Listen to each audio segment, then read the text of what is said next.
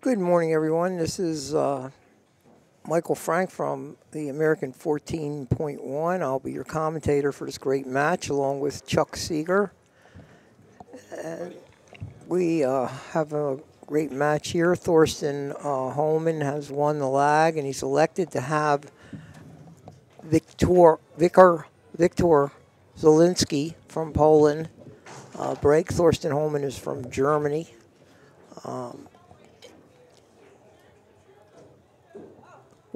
Victor is only 21 years old, and he has a number of competed in and won a number of titles in Poland, including the World Junior Championships. He is sponsored by Predator Cues and Martin Sawicki Design and Management. Thorsten Holman is really a legend in pool at this stage of his career, even though he's a relatively young man. He was inducted into the Hall of Fame last year, the Billiard Congress of America Hall of Fame. He has a number of world titles. He has a world 9-ball title. He has 5 or 6 world straight pool titles. So he's certainly acknowledged as one of the great players of all time, and he's from Germany.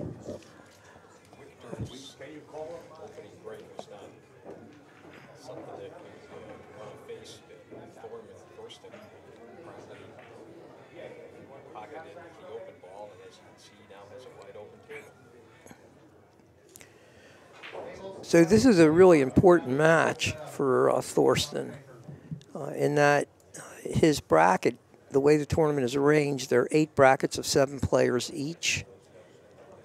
And there are several people in his bracket with 4 wins. So Thorsten needs, in all likelihood, he has 4 wins now. In all likelihood, is going to need a 5th win to be ensured of progressing into the round robin play, which begins tonight, which is single elimination, which leads to the semifinals and finals. The winner of this match will potentially, and winning your group will ensure you a first round bye when we get into the single elimination round of 24. Yes. But both players in this match are 4-1, and they're playing for first in their bracket. And if you get a bye by winning your bracket, the top 24 players, 3 from each bracket, will be taken into the final semifinals. And the point of, if you win your bracket, you get a bye, which automatically puts you in the money. So that's A higher pay grade. Higher pay grade, yeah. So they're playing for quite a substantial reward here. The other players in the bracket are Ralph Sorkay, certainly a well-known name in the billiard world, in the pool world. Another great German player with numerous titles and a BCA Hall of Fame member. His Dennis Grabe and Januski, yes, from Finland.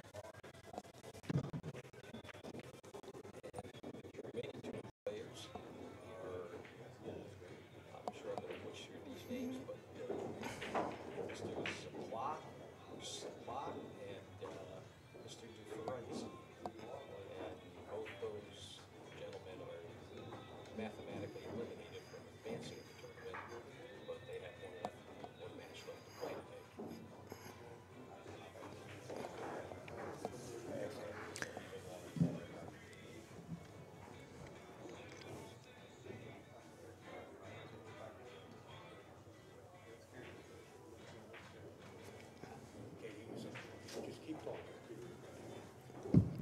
So Thorsten is looking over his options here.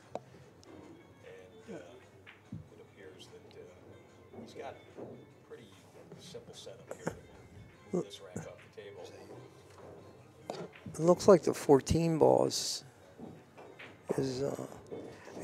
he's either going to play the 14 in the corner, or he's going to play the 10 in the corner and come around the 9 and 14 and play them in the opposite corner.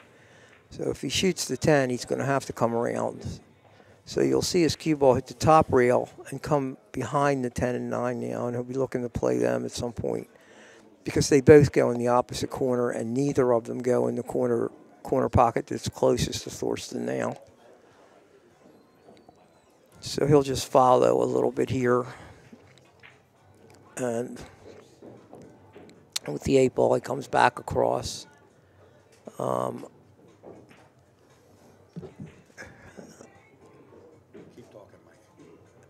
Oh, he comes back across. He got a little bit straighter in line with both the 9 and the 10. He probably wanted a little bit of an angle in the 9 so he could just pocket it and either roll forward and play the 10 in the other corner or not. So he's now going to take another, what's called a key ball. I think he was trying to leave the ball he just shot as a key ball. And so now he'll shoot the 13, 9, and 10, and the 10 will have to be his key ball, which means he'll have to go from the 10 ball to a position on the 6 ball, which he is leaving for the break shot in order to be able to get an angle that he wants. So I see. He's going to do the 10, make the 9 the break shot, and use the 6 as a key. He's way ahead of me there, way ahead of me. I would say that Thorsten is a player that's somewhat difficult to predict. One reason is he's just a great shot maker. And number 2, in my opinion, he has to be given a lot of credit for the way that modern straight pull is played. Some of that has to do with the faster cloth, the great Simonis cloth, which we have on all the tables, newly covered. Simonis is a sponsor. But Thorsten is a player who will often take a break shot and draw the cue ball all the way back to the back rail and open all the balls. So Thorsten hits with enormous power.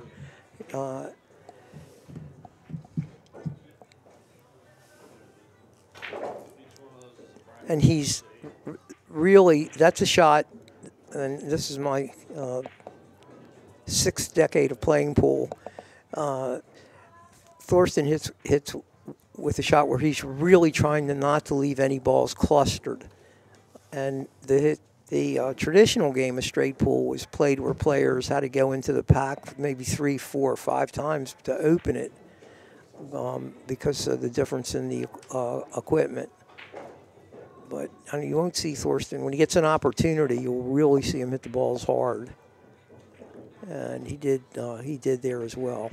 So now he's just going to pick them off. He still has a cluster in the center here. He's going to have to reopen that cluster. Thorsten has had an interesting trip through the bracket. He lost his opening match to Dennis Grab, 125 to 48. But since now's the pile of 4 straight wins, his last win last night was somewhat interesting. He got to the table and ran 111 balls before I believe he missed a break shot. He missed a shot. And then Yanni Ushki from Finland got up and ran 101 and missed by these guys still pitch a relatively simple shot down the rail, and Thorsten was able to get out from that. So it was basically a two-inning game, and just highlighted how good these guys can be. Any miss can potentially be devastating.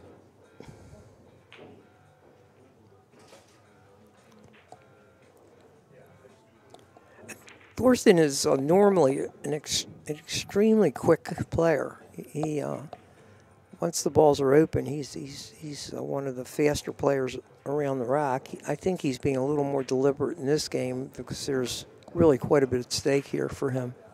There's multiple scenarios where the winner of this match definitely moves on. The loser has to compete with potentially two other players that will also be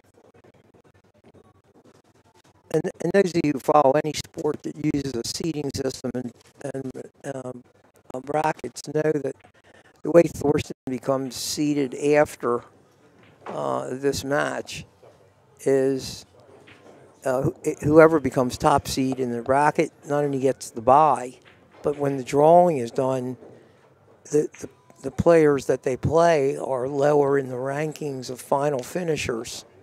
So it's just a really big advantage to finish first in your bracket. absolutely, and then you go in.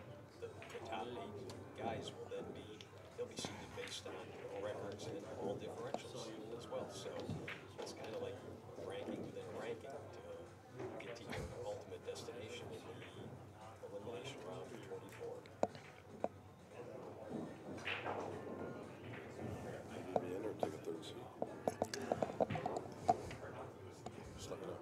Yeah.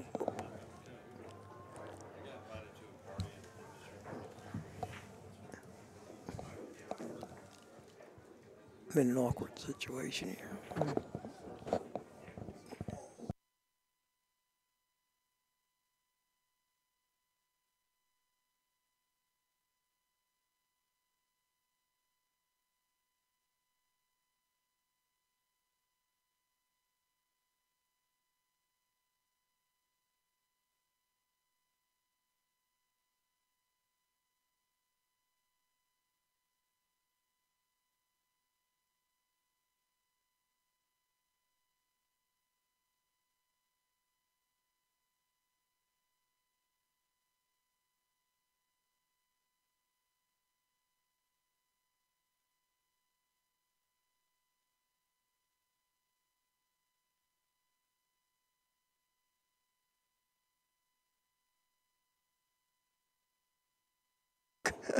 I don't want to do this anymore. Okay, so we're back watching Thorsten continue his run. He's got a nice key ball and the 2 ball in the side pocket, and he's going to pocket the 1 ball for his break shot. Wicker is racking, and I always like to watch the young players because they have to remain so composed throughout the tournament.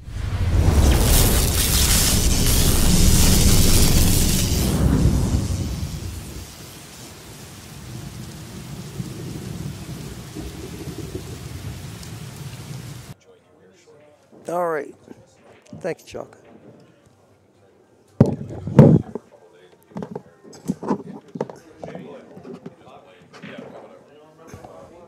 Thanks.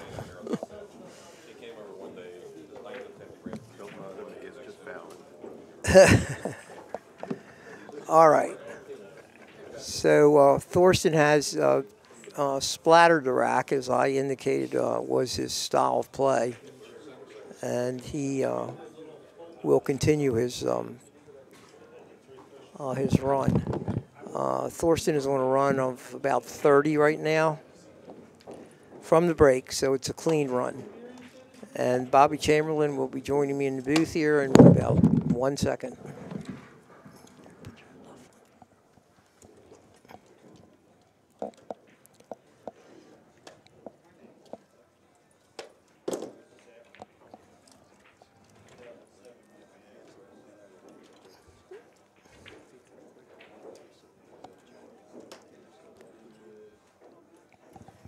So Oh, no, no. No, Mike, don't worry about it. Keep it going. Yeah. We trade off someday, okay? Okay. You don't care which game.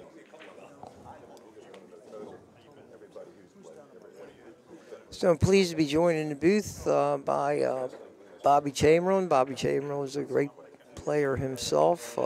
Testing, 1, 2, 1, 2. Everybody hear me out there?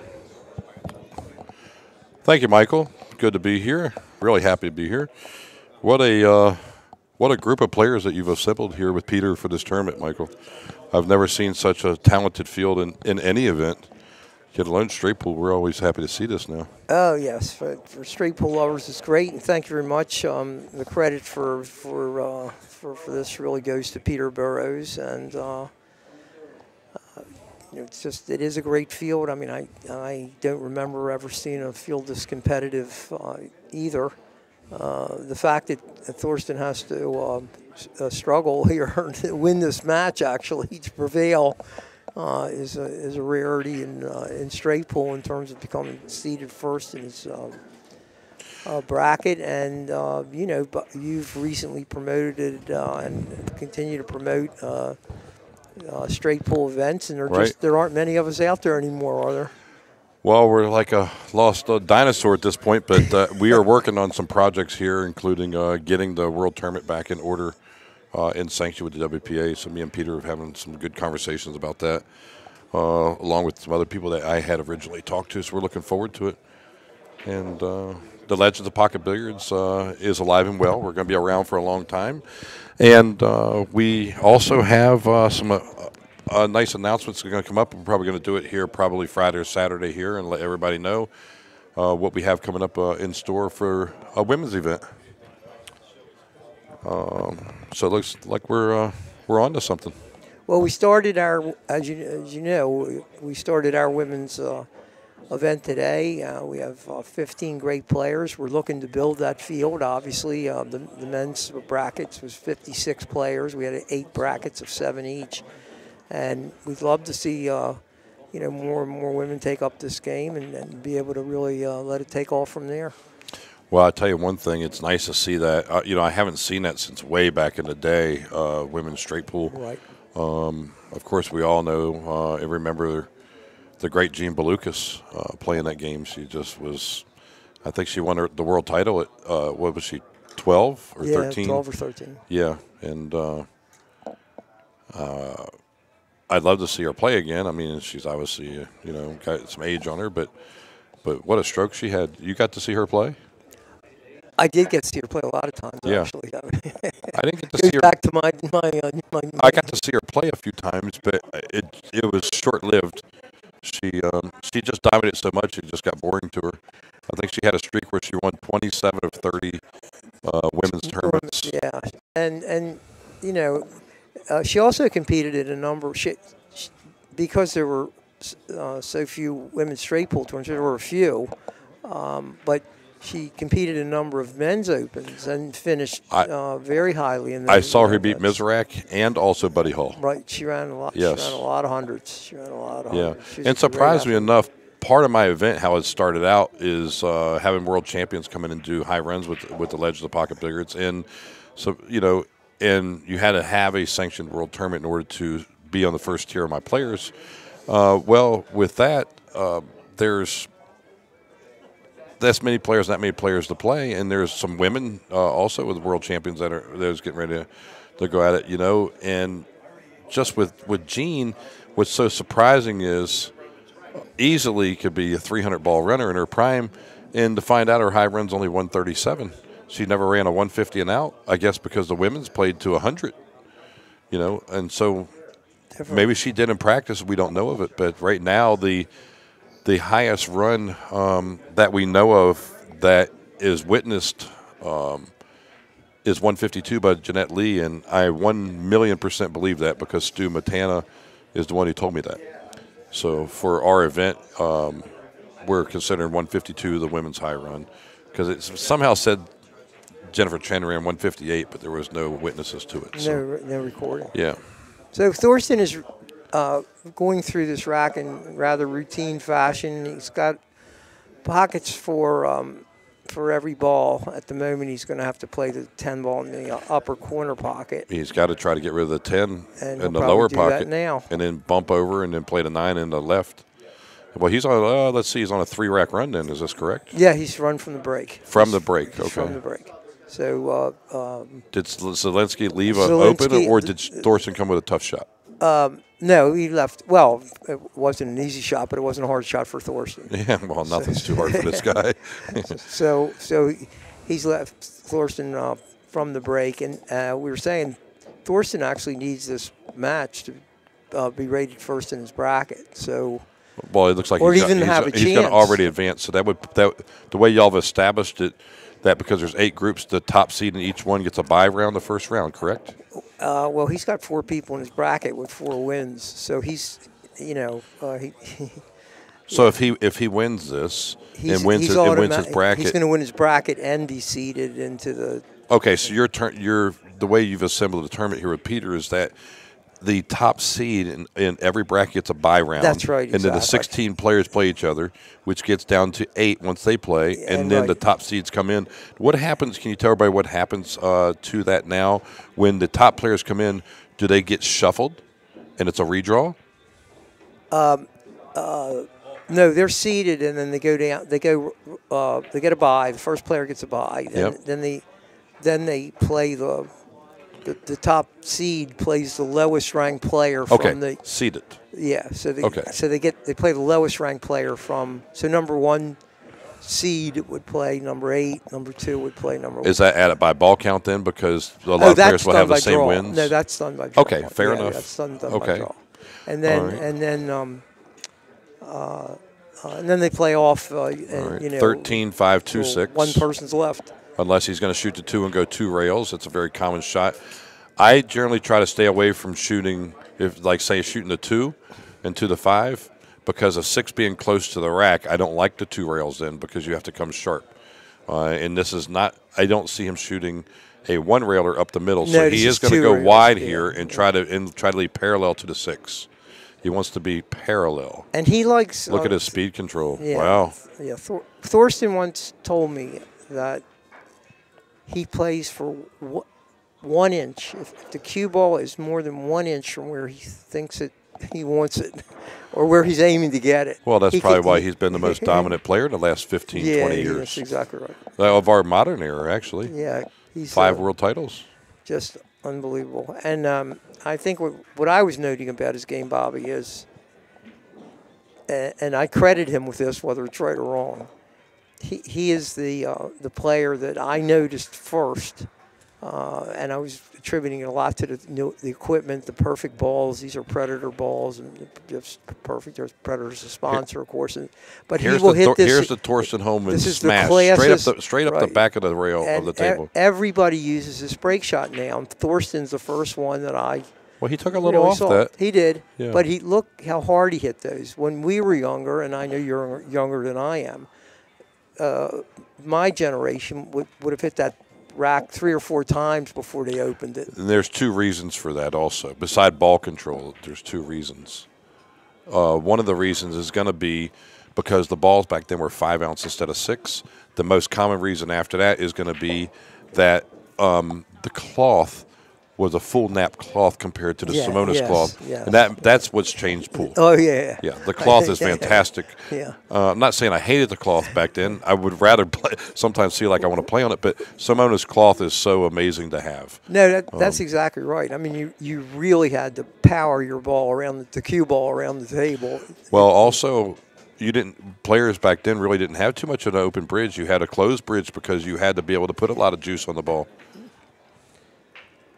So Thorsten is really continuing just so far a flawless run. He really hasn't done found himself in any trouble here. He has now. He's got to turn around and shoot the 9 because he fell funny on the 3. I don't think he wants to shoot the 3, elevate it. He's got to find a way to get another angle. I feel he should shoot the 9, but it's what he's comfortable with. He's got a 210 problem over here on the rail too.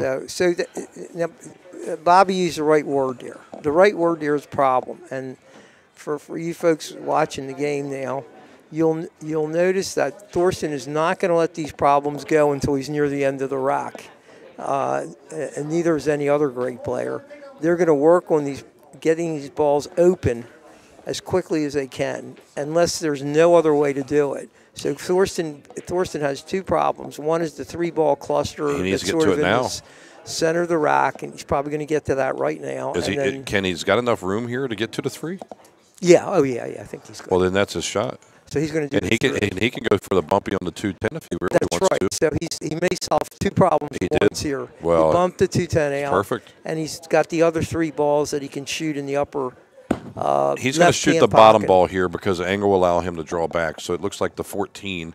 I think he will shoot first unless he repositions it to shoot to 12. I always like to get the center ball when you have 3 balls in line like that. The problem with shooting this to 10, he may fall funny on the 2. I think he should take out the 14 now. I would not shoot the 12. Shoot the 14 and draw back. Then apply your angle if you have a good angle for the 12 next. Exactly.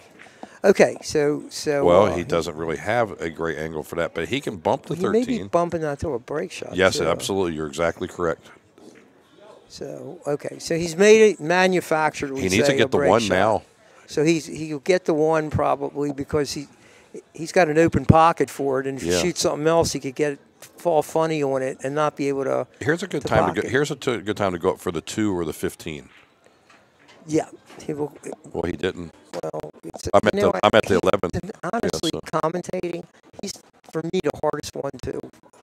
Well, even like right here, does he just hit it slow, or does he come all the way back to the center of the table? He has a plan, believe me. Oh, there it is. He's turning around. Okay, he's going 15, 2, 10, or 11, 2, 10, 15 13. That's it. Yeah. Yes, so right. we can get his end pattern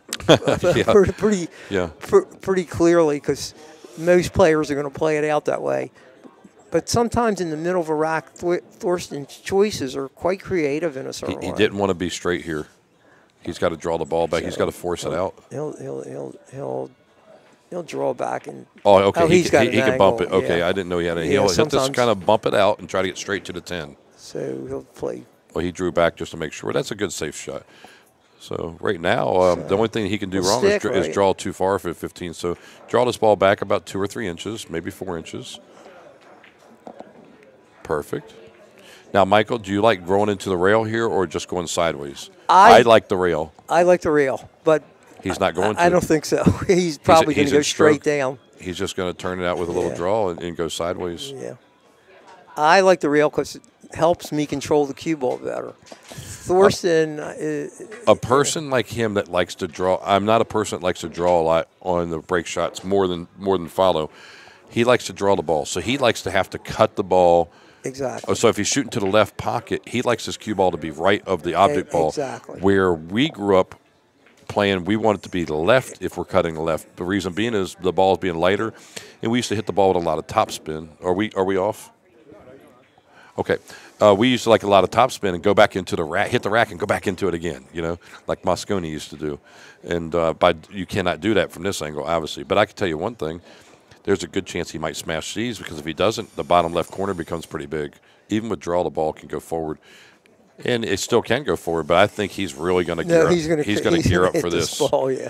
A million miles an hour. The cue ball's going to the back rail and coming straight Watch the side. Up, yeah. He's fine. What popped out here?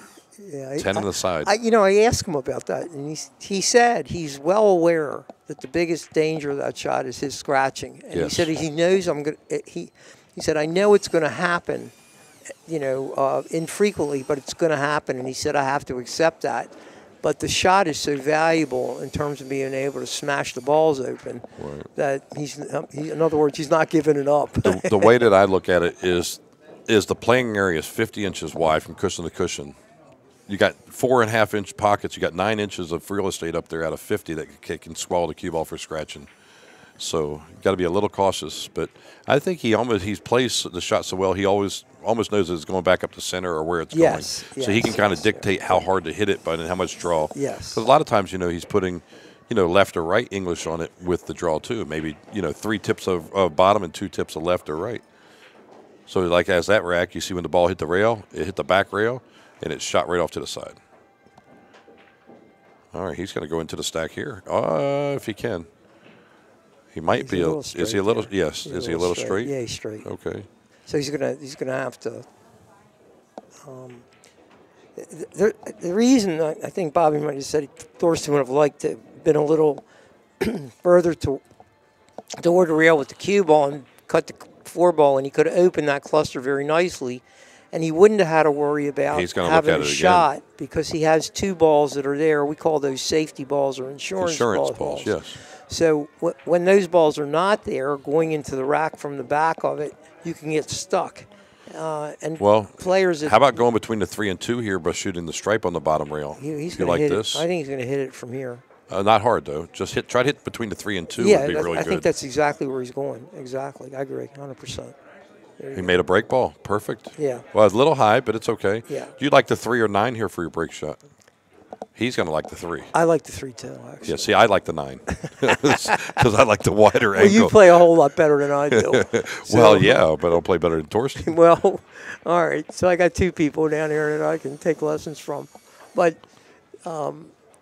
yeah, I Okay, guys, real quick, y'all are here on a free live stream. If you don't mind, hit the share button. The ones that are out here that are not on the pay-per-view, hit the share button. You're getting a free stream. This is about helping pool. Simply just click the share button. Share with all your friends. You got 1,000, 2,000, 5,000 friends. Let's try to build this audience up a little bit. Please hit the share button. For those of you that want the pay-per-view pass, just follow the link that just got posted here. You can click that, pay the fee. You will be able to see all the matches for 30 days. You get to see matches that weren't on there that you didn't get to see, like Federer's 177-ball run. You'll get to go back and see Francisco Sanchez-Ruiz's 163. And, of course, Joshua Filler's Monster 216 for 30 days. Simply go to the link that it was just posted, and it will be back and forth posted too.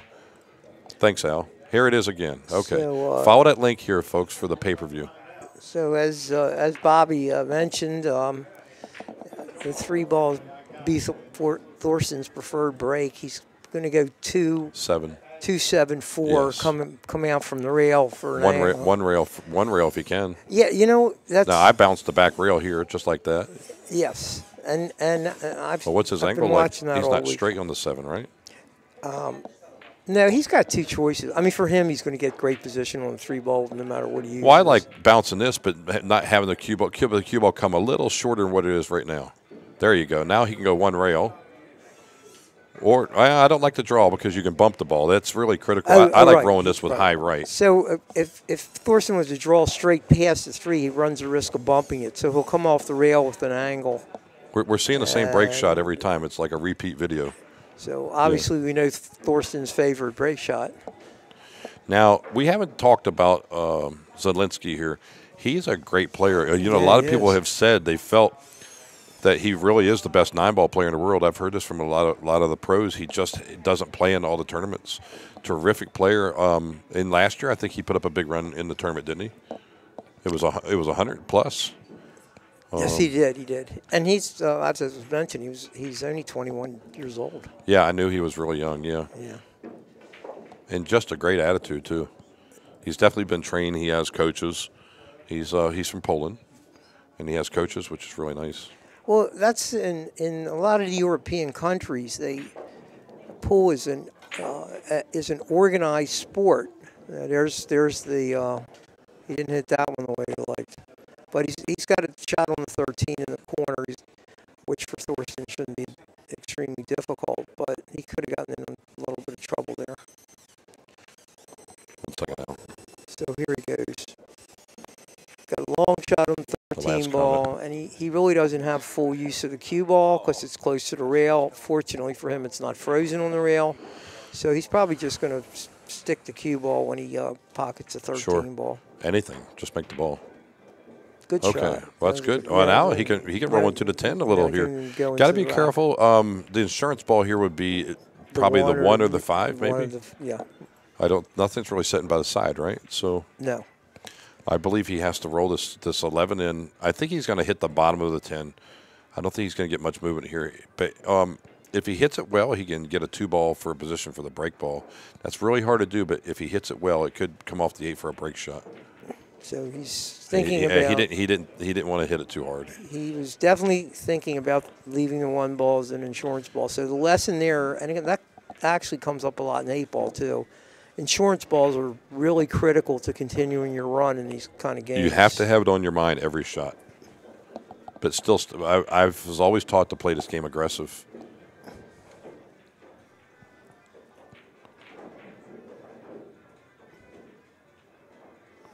Michael, didn't we play a match one time in Philly? Was that me and you played a match at Drexel Line? You won that. I didn't. Did I win? Did I win by forfeit? I didn't have to. No, you were locked for first place. Yeah. So I ended up playing off for. I ended up in second place in that tournament. Well, congratulations. I do remember that. I just wanted to see what you remembered. Yeah. You just turned 60, didn't you? Just turned 78. Well, congratulations. So that was a great pool room. Boy, what a great player Bob Madoff was. You know, I mean, still is. Yeah. Drexel Line Billiards. I was hoping he'd reopen. He won this tournament, actually, back when it maybe first 2 or 3 years. He won. He actually beat Danny Baruti in the final. Another good player. Yeah. So that was all fun. All right, next match coming up. It can't be 12. Next match, 2:30 p.m. match is Alex Pegline, certainly a well-known name in the pool world, winner of many titles, and Levan Corteza also. Boy, he's a monster. He's really playing. He's really playing good right now. Yeah, they're both great players. Yeah, he had a high run contest at Derby City. He ran 225 one year. Oh, I remember reading that. Yeah, I do. I wasn't there that year, but I do remember reading it. Okay, so Thorsten is really on his way out if things continue as they are. He's got a little bit of with the 14-13. Is it the 14-13 tied up together? He'll get those opened up as soon as he can, and then I'm not sure that the score got updated from the last rack. Oh no, I think that's right.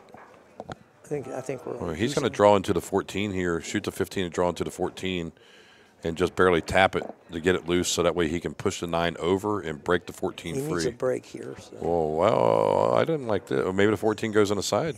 Yeah, that's. I didn't like that shot. I think that's probably right.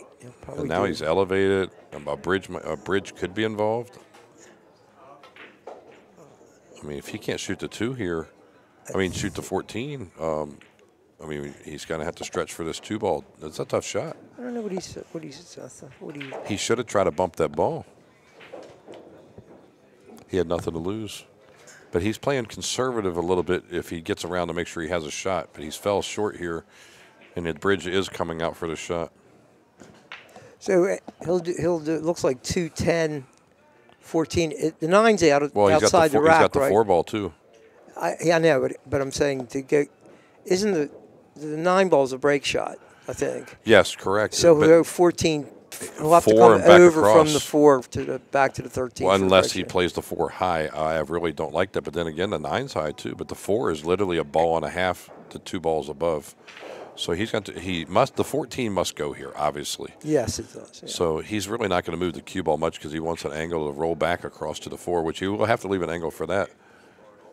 So he'll go 10, 14. Well, no. Well, there he goes. Surprised us again. No. By him hitting this ball, it makes me think that the 14 does not go, and he's got to come to the bottom of the table to the back rail. So he's going to come in here 2 rails and leave the cue ball at the center diamond on the back rail and shoot the 14 up table. Because otherwise he would have drew back for the 12 ball. He did what we originally thought. So the ball didn't go. How about the 14 in the long pocket and just roll? Yeah, down? that's what he's going to do. What you're. Yeah, okay. He's got to come across here and play the 14 all the way up where he's at now. 2 rails so he's gone too far. He's overran this really bad. Now what he should do is make the 9 and put the cue ball in the rack. That may be what he was thinking anyway. Well, he's experienced enough to notice. So watch this here as he pockets the 9 and just leaves a cue ball inside that white triangle, if y'all could see the mark on the screen. The rule is if the cue ball is in the rack when the balls are racked, put back on the table, the cue ball comes anywhere behind the... He's still got to hit the stiff that he doesn't move it out of the rack. I think he's fine, though. Oh, I think he's going to draw back just slightly. This cue ball won't move more than 4 or 5 inches. Yeah, it's an easy shot. Okay, and He's good. Okay, now watch what happens here. This is called in the rack. The referee acknowledged that. He's cleaning the ball, which Thorsten did not ask for, but Carl voluntarily did it. But so now he will have ball in hand here behind the line from the center or the second diamond across. Okay, in the kitchen, sort of people say. How do you say it, Michael? That's I say anywhere below the line of where the okay, it's the foot spot, right? Yeah, right. So now he will be able to move the ball. He has ball in hand behind the line and create his own angle. I think he will put it more toward the center here of the table. Oh, he's going to move it over a whole diamond. So he's going after the 2-ball. So he has a very specific, right, in mind. He has a very specific way he's going to hit this, and he's not going to smash him. He's not going to smash him. He's too far away, and he doesn't want to risk. You never want to risk missing the shot. Well, a lot of times you tend to hit harder for accuracy. You know, you don't want the ball to roll off, and if you use the bottom left, that ball could be turning while he's moving. So he's going to focus on this ball. Half hit. He's not going to splatter the rack. Half hit. They come apart great. Yeah, well, I got to tell you, he hit him pretty good. Well, he's got an issue here. The 10-ball will go. He can do a secondary break shot now or shoot the 3. They'll probably shoot the 3. He's going to hit it easy. He's got what appears to be the 14 on the back rail. So he just wants to pocket a 3. You want to get, when you have a cluster of balls, you look for the balls that are closest to the holes. That's what I was taught. So obviously the outer frame here has a 3. You want to open up a path for Yeah, that's why you play right. Outer frame, inner frame. That's what Lasser taught me when I was a kid. So he wants to shoot the outer frame of the balls. So that means the widest part, the balls are on the widest part away from the center of the table. Oh, he went all the way over. Wow, it's risky. He got there. Yeah, great shot. So let me explain something while we're at this point in the game. When Thorsten makes the next shot, that will put him at 100 balls. Yes. Which enables him, even if he runs the next 25 balls, to continue his run. And that's the rule in the high run contest here. He has to have run at least 100 balls to continue. Yes. So, there's a high run prize for the day, there's a high run prize for the tournament, and there's a high run prize if somebody breaks 330 balls, which is the tournament high run record established by Petey Margot in 1977 in Arlington, Virginia. I'd love to see it. So we would love to see it. That's the town I was born in. Oh, there you go. You're born in pool country. And you want to know something else most people don't know? That's the city that ball in hand was invented. Back in the 60s, where they did that to speed up pool and TV at Weenie Beanie's pool room. Yeah, I knew. Jack and Jill's. I was there quite a lot. You know, yeah, that's where they invented ball in hand. And the next city over, Alexandria, holds the world record for the high run. Mr. Jason Shaw runs 7:14. The 7:14. And we're going to establish the women's record, hopefully. All right, back to Thorsten. Up table, side pocket. He's good. He got out of it. All right, that is a 100-ball run, as Michael said. 100 balls are down, and he's very familiar with the century mark. He's probably done it 4,000 or 5,000 times. Yeah, he's amazing. Yeah. He told me his high run his high run is 424. And he's never really. Oh, I thought it was like 404. Okay, but it might be 404. When I talked to him, he just said like the other players. Almost nobody has ever tried for high runs. One reason why I put together the first part of my event for that. Yeah, Mike Sigel used to practice in the area where I played quite a bit, and many times he'd be in runs over 200 and just take his skill apart. He didn't finish the run. Exactly. You know. Well, when we did the math, he said, "I'm ready." When we did the math, realized Moscone ran 100 balls 2 times a day for 15 years. So we were doing the math. We had no way to know, but we think that there's 50,000 plus runs out of 100 balls or more that stopped. Figure Moscone owns 12 to 15,000 of those himself. Yeah. Varner thinks he's run 7,000 or 8,000. I'm around 1,100. So I mean, it's easy to get to that 50,000 number when you put in Hopkins and everybody else. Nobody's ever tried for high runs, until just a few years ago. So we're excited to see people running these balls. Yeah, that adds a dimension to the sport. It's like really captivates the public when you think about. I've been playing pool I started when I was probably around 16, and playing for 60 years. Whoa. He needs a roll. Did he get it? I've had one run over 100. Well, that's because you were stalling trying to reel your opponent in. Yeah. Yeah. He's got problems here. Does this 10 ball go or not? Al, can you blow this up maybe? I think if Thorsten's going to take a second, Al's going to give us another. Okay, thanks, Al. he might be able to. Can he get to the 7? Go I back think and he forth. can shoot it. Yeah. And if he does, he's got to have the 1 and 4 next. Well, he doesn't. This is a very tough shot. Yeah, he's on a run of like 10. How many balls are on the table? 6, 8, 7. Yeah, and he doesn't want to let. He's on 105 right now. Oh no, he could lose. He doesn't want to let his opponent to the table because Victor can run 125 balls. So Thorsten's worry here is these diamond tables are pretty tight in the pockets, and if that ball hits the rail, it may not roll in. If he's looking at somewhere else, he's not shooting the 7. Yeah, he doesn't want to shoot the 7. There's no safe here. So he's no. He's gonna. I don't know what he's trying to pop this 10 in there, and I'm not sure there's a hole. Even with Al, thanks for the blow up there. It's just so close. I think he's playing a 6-8 combo. That's what I see. 6-8 combo. Definitely, that's what I see. Wow, under the pressure. Are you kidding me? What a shot! That was a great shot. Now he's got a decision here to play the 6 and run the cue ball into the 2. And those balls, the 10 ball. He didn't want to shoot the 10 because of break shot. He maybe could have made a 10, and he said, "Let me not move that because of the break shot." He needs to stay away. He might go up to the 7 ball here too. Oh, good shot. Okay, well, so he's all right. What do you shoot now? Do you shoot the 7 then the 1? He's got a 4-11 problem maybe. No, he doesn't either. The 11 goes. Yeah, the 11 goes. He needs to get straight into this 4 ball. He needs to come for the 4. I agree with you. Do you roll this and tuck it and roll into the 2 here? Bobby, I roll everything. You don't draw the ball? You don't draw the ball? I absolutely roll everything. Everything I can. The older I get, the more I roll. Okay. I think he tried to bump that, but if he didn't, it's a great shot. Now he's fine. He really needs to stiff this and get kind of straight or just a ball under the straight on the 4 ball. He's going to leave the 1 ball alone. And that 2's a little. He can get to 11 now. Okay, 11 good, now, good. So I didn't like that. That's his first little bleep that he's had. Yeah, I don't know what happened there. And he can't shoot the 1. He may not have thought he was going to nick the 3 ball going by, and that slowed the cue ball. He kind of like one stroke that he kind of, I guess he was feeling a rhythm there.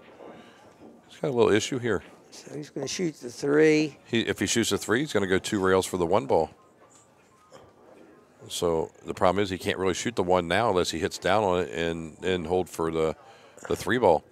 So he's going to shoot this 3 ball and just go 2 rails up and try to get to the center of the table and get a shot on the 1, and then have to play the 3 or the 4 leading to the 10. Yeah, this actually for me this is a very difficult shot. I'm sure for Thorsten and you, this is not a hard shot. Well, when you're on a big run, and you have to slow down your rhythm, you start to think about it a lot. So 2 rails with a cue ball here. Whoa. Oh, that's the danger. I knew he had to let that cue ball run, and that's all right, let's get a count here. So, wow, what a sad situation. Yeah, so for Thorsten.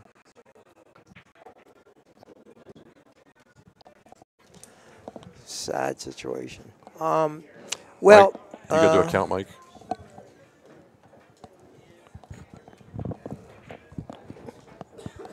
So the referee is checking there's 5 balls left on the table. Thorsten started with 98, so 98 and 10 would be 108 minus 1 is 107 if my calculation is correct.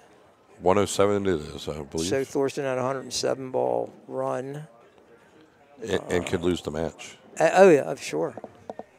This kid is dynamite. What's the old saying? The person with the stick in his hand is the favorite. That's not always the case when I got one of the sticks in my hand, but, in as strong as Mr. Solinsky plays, he's very capable of running 125 balls. So we're going to have a little bit longer match for you folks and a little bit more chatter from me and Bobby Chamberlain. There's 2 things I want to tell you right now as this guy's taking a break. The first thing I want to tell you is that when years ago Siegel told me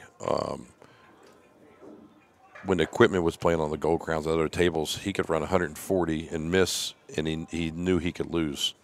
So I asked that in return. I asked that same situation to Nick, and I said, Nick, if you get to the table and the guy runs 140 on you going to 150 and it's your shot, he misses, how do you like it? He says, do I have an open shot? And he says, yeah. He says, well, I'm stealing. I'm stealing. Well, I had the pleasure of probably watching Sigel and Varner play, I don't know, 100 times maybe. I would travel anywhere that they were in tournaments, and there were a lot of tournaments in the back in those, those days. In Arlington, we had tournaments all the time, and up around Philadelphia, all the Philadelphia players, Mike LeBron and the Fusco, cousins and so forth. And, even in Maryland, we had a fair share of tournaments. That was Petey and Jimmy. Yes, Jimmy. Great Jimmy. Boy, he played all games good. Oh, yeah, he was a great player. The Philadelphia Flash, that's what they called him. Great player. And Mike LeBron, nobody knew him, came out of the blue and won the U.S. Everybody knew him in Philadelphia. Yeah. He kept himself pretty close, under wraps for a while. Since the 2 doesn't pass the 12, Mike, when he come up here, do you like him going to get to the 1 ball, which is probably his break ball, or do you like him playing a 2-3 combo? I don't think he's going to play his break ball unless he made a great shot there. That was just a great shot. That was good. He felt good for this combo if he's going to play it. So I think he's he's going to shoot the 12 and go. And in the side pocket. Yes. And then leave the 2 as a key in the other side, I think. Well, sitting at 107 balls down against a great player like Torsten in a must-win situation for him, this player also, he came with a great shot his first shot after his opponent just ran 107. Oh, absolutely. He's been setting for a long time. So he's he hasn't hit a ball in 50 minutes. And he can leave it in the rack, maybe. He immediately saw. Oh no, he's got it. He immediately saw the pattern he was going to play. I mean, it took him seconds to figure out exactly. Well, over in Europe, pretty much all countries, the players have to really be groomed in order into straight pool. It's part of their upcoming. So I imagine that this youngster here has had a straight pool background, a little bit of some sort. I agree with you. Yeah. I agree. And actually, when I started, it was you played 8 ball until you were good enough to play 8 ball a little bit. Then you went right to straight pool, and I played probably nothing but straight pool for 15 years. When you've been playing a long time, how old were you to play your first straight pool? I think I got into the pool room. We were a little bit underage at the time, but I think 15. Okay. That's when I ran my first 100. There you go. But that's when I ran my first 2. Good break shot. My first time ever seeing straight pool was in August of 1980 when I was 11 at Colonial Billiards in Elizabeth City. I got to see Lassiter, and that's when I first met him. And I had no clue about straight pool. I just knew the stripes and solids. He was a great player. Well, I had the pleasure of seeing him play a lot. Well, you grew up around him, but I had the pleasure of seeing him play a lot of. Unfortunately, I only got to see him for about 7 years of my life. He died early. Yeah, he did. Yeah. He played in the early U.S. Opens. He played in all of them. Yeah, very dominant player. And he and Barry Berman, the founder of the U.S. Open, were pretty close. I mean, they were very, very friendly.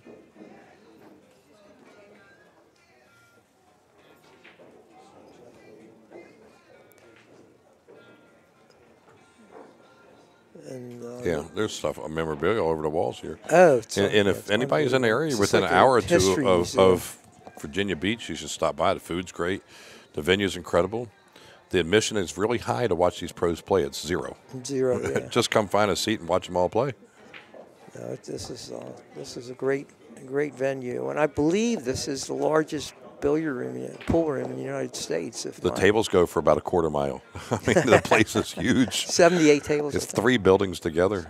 78 tables. Largest on the East Coast. I think Griff's has this beat out on the West Coast. Oh, okay. Largest on the East Coast. I know it was the biggest in the country. Griff's has 80 tables? Griff's is in Vegas, right? Actually, I say right, and I was there. That's what happens when you're 78. You momentarily forgot where you went. I didn't like that. He's kind of felt kind of funny here, unless the 4 goes. If the center ball goes, take it. If not, he's got to come back up between the 4 and 8 here or 2 rails. Well, oh, great shot. One thing Bobby and I can both tell you is this young gentleman that has played straight pool before. You can look at his rhythm, how he's leaned over the table. And you can see the balls he's left for his key balls and break shots. He don't want to be straight here. He's got to get that 8 at some point. If he has straight, he's got to draw back 1 rail and get to the 7, which may not be a bad thing anyway. So he's going to go down. Okay, he wasn't straight. Yeah, he's going to get the 8 out of here. Boy, he is smooth, isn't he? Yes, he is. Yes, he is. All right, he wants to get the cue ball now. He's trying to get an angle to where he can. He won't be able to hold for the 15, so he might have to bring the cue ball down by the table spot here. I like going to the second rail to play the 7 in the side if he's going to shoot the 7 next. So side rail, then come back down. So go 2 rails with the cue ball to try to get straight in the 7. Here's the first one. Here's the second rail. Well, he's got a rhythm. Now, here's the tough part. Do you play the 15? That way you don't have to go around the table? Or do you play the... okay. We're going to know in 1 minute there. So he's going to use the 8 as his break ball. He needs to bring the cue ball back where he's at now, right? Yeah, exactly. So he'll... Mr. Zielinski will shoot the 15 and draw back a little bit, and he's got a very good angle there. Well, 1 rack is down for him, basically, almost. 107 to 14. How smooth was that, Mike? That was very smooth. He's you can just see he's an outstanding player. And he's also 4-1 in his bracket. So anytime you're tied with Thorsten Holman in your bracket after 3 days of play, you've got a pretty good gauge of how good your game is. So if he runs 125 or wins this here, he can win his bracket too, right? Wow, look at the stroke he's going after this rack with. Yeah, he's going to clobber this. There we go. Going to the side, back rail, side rail. He has. The 1 goes, he's got the 2. Okay. He's emulated Thorsten's break, that power break, and then no balls are touching. No, you're right.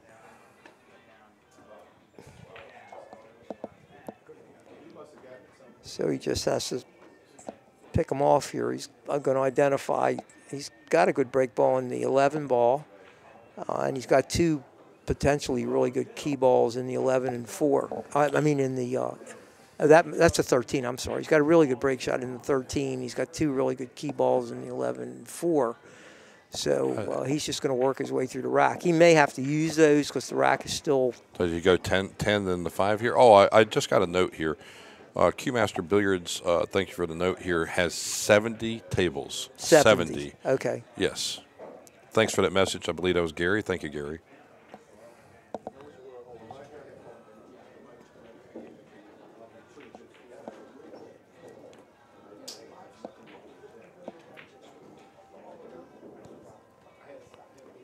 All right.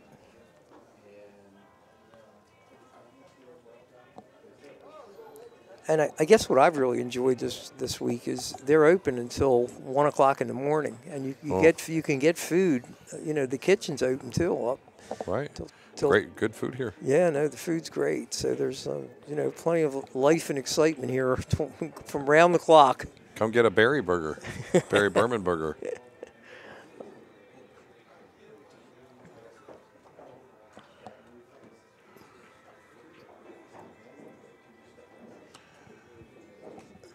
Oh, what do you see here? Do you see him rolling into the back rail, coming up between the 9 and 5 here, or drawing it back? Oh, he's got the 9. He's got the 9. He's got a break ball. He's got a break ball. He's got key balls. I like 9, 5, 3, 6 here. Yes, he's going to. I agree. I agree. He's going to try and get the 3-6 out of there. I think pretty quickly, don't you think? He's got to find a way to get to that 7 in the side. Yep. So when he gets an angle, then he's got the 6-15. The rack's over again. I like 5, 15, or because he has an insurance ball. Yeah. But he's not doing. Maybe he's going for the tap. Way. Maybe he's going to tap into these balls, and then he has to. Oh, I don't. Now what is he doing here? Maybe the 15 goes in that pocket. Maybe he's trying to get to the 7. He hit it too hard. He knows it. That was a little bit of an error. Well, yeah, I'm not I sure like the 5 ball just rolling forward and clearing out the 7 at that point. He may take this 12 off since he's there. Well, he shoots so good. If he has an error, he can get back in line. I think he has to shoot the 7 here. There's no choice. Then come back and play one of those balls in the sides and come back to the 6. I think that ball actually goes, and we can't. Our angle is. Can we get a straight angle, Al? I think he's. Thank you, Al. There you go. So the 6 is open too. He's in good shape here, except he's going to have to go up for the 12. Yes, let's not forget about the ball up table. Yeah, he's going to have to go up for the 12 at some point. But I think he's going to pick these off first. I can't see going up and down. He's going to pick these 2 off. He may go now for it and leave the 4 as his key ball. It's also possible, given the alignment of the 4 with the I think he's going to go 13 ball, he could just he could play the 4 next with the stick, and he's on the perfect angle for him. Or but, not. No, he felt bad here. He's got to go back. Yeah. Well, no, he's going to draw. He went too far. I think he's still going to shoot the 12. Maybe not. But he made this a little tricky. Yeah. Because if he falls short, he's going to be shooting the 4 and going into the left rail here next. So, all right, he's shooting the right shot. I think he went too far though. No, I agree with you. I think he's shooting the right shot, and he'll come out of this. Wow, this guy's got some good cue ball here. he's going to be fine. So he'll just drift down and get in the alignment that he likes for the break, and obviously he likes this.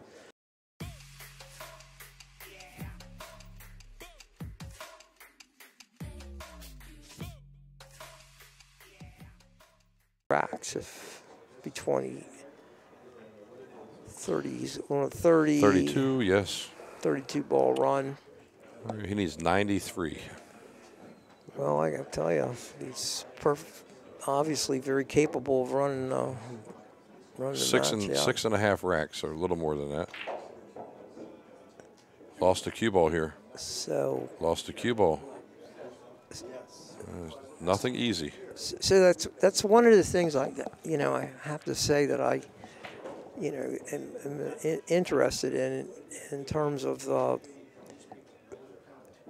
playing that break shot that hard from that vantage point, because there was the potential for that to happen, the cue ball to spin up the table and ball all the way on the back rail that he now has to worry about. Whereas, does he play this in the corner or the side? He's going to play that in the corner, I think. Yeah. Wow. I mean, just get up straight there and 3-stroke it and roll down to the back rail. He's a straight hitter. Yeah. Well, he's so far. He knows this is his last chance. Yeah, he's a straight hitter. If Thorson gets back to the table, he's going to close it out. Yeah, he only needs, he does need a rack and a few balls. 14 and 7's 21. He needs 6.5, a little more than 6.5 racks. Torsten needs, what is that? 14. 18? 18. He needs 18 balls, yeah. Yeah, rack and a piece. Yeah, rack and 4. So we are great, watching really greatness here for the past. Like I said, these players both play at a pretty fast clip, so the match has only been on a little over an hour, isn't it? So they're knocking them in right and left. And let's remember, I did hear somebody say yesterday, and I can't remember who, that the chances of a player at this level's run being stopped by a scratch are just as high or higher than a miss. In other words, so Thorsten scratched, because he had to let the cue ball run there when he had that 3-ball back cut, and he ended up in the side pocket. So rolling to the 6 here. Good bump. So he's made the 12 ball's already there. Right. He's got a little bit of issue here. He's gonna shoot this 11 and maybe just barely bump the 14. And he's gonna get back over for this, or he'll roll forward in for the 9 or 10. Okay, he's got to go to the 6 then. I think he's going to leave the 5 because as his break ball, even though he's got potential break balls in the 14 and the 12. And I'm only guessing that, Bobby, because it seems to me if he doesn't bump the 5 now, the 5's going to leave the table. So he's going to shoot the 5. He might be. He's got to come down here. How about shooting a 12 and then the 9 and the 10? or the 12, 7, 9, 10. Yeah, the reason I think he's going to There we leave go. the 5, because I've noticed that he likes to have the break shot on that side of the table. He's taking all his break shots from that side. And if you're looking from the back of the rack, right-handers go to the right and left-handers go to the left, and that's because it's easier to reach. You come from the side of the table to shoot. So he's got a pretty smooth run out here. There's a good chance. It's not a favorite, but there's a good chance that he runs this set out. I've been putting 4-to-1 odds on guys when they get to the table here that they run the sets out. So he's going to spin down. He's got a very fast pace. He's smooth. So he's going to shoot the 5 here. Leave the. He's got to come with a shot here. He went up too far. Yeah, I think he's going to shoot the 5 now. I don't. He wanted to leave that, but I think he's got to draw back and be careful here, and he's got to look at the 3 ball on the side. He can't play a lazy corner shot. He's got to go to the side. Yeah, I agree. That way, if he falls short, he can go to the back, just like that. He can go to the back rail. Now, this is not always easy to get close to your break ball and have a right angle. Now, it's nice that the 14 is high in the rack here. All right, he didn't use the back rail. So he's good. Are we going to see the smash break here? I think we'll see the smash break here. Okay. I don't think the modern day players can resist it. And given the result you get out of it, I don't blame them. I mean, if I could shoot that pure and smash into the rack, I'd do it, do it as much as I could. Now, I think he's got an ideal spot for it. All right, watch the cue ball going into the 6, about right 832 miles an hour. All right, this one's going to fly. Oh, he went to the side rail. All right, and no shot again. Look at this. The cue ball hit the side and come out, and he's got to go up table unless he can cut the 13. Yeah, I think he's got the 13, actually. I think he's good there. Doesn't look frozen. He could end up going shooting a 2 now, too. Not likely, but maybe. No, he's not going to definitely not shoot the 2. Yeah, he's got a pretty. What do you like here, Mike? 13. You mean the shooting? Yeah. He's going to shoot 13. So, I didn't like that. Wow. He actually got a little bit lucky there. He got really, fortunate. Yes. Yeah, he did. I agree. What happened was the English hit the ball that was next to the rail, which was the 4 ball, and it took off. So it pushed him all the way down table. He's kind of fortunate he had the 3 ball there, and fortunate he landed it straight in on it. I think the key ball to this rack really is a 6 or the 2, because those are the balls that are going to reposition anything. How does he get down there? He's got to get to the 6 or a 2 early. He's coming up now. He could shoot the 6 now if he wanted. Yeah, I think you're right.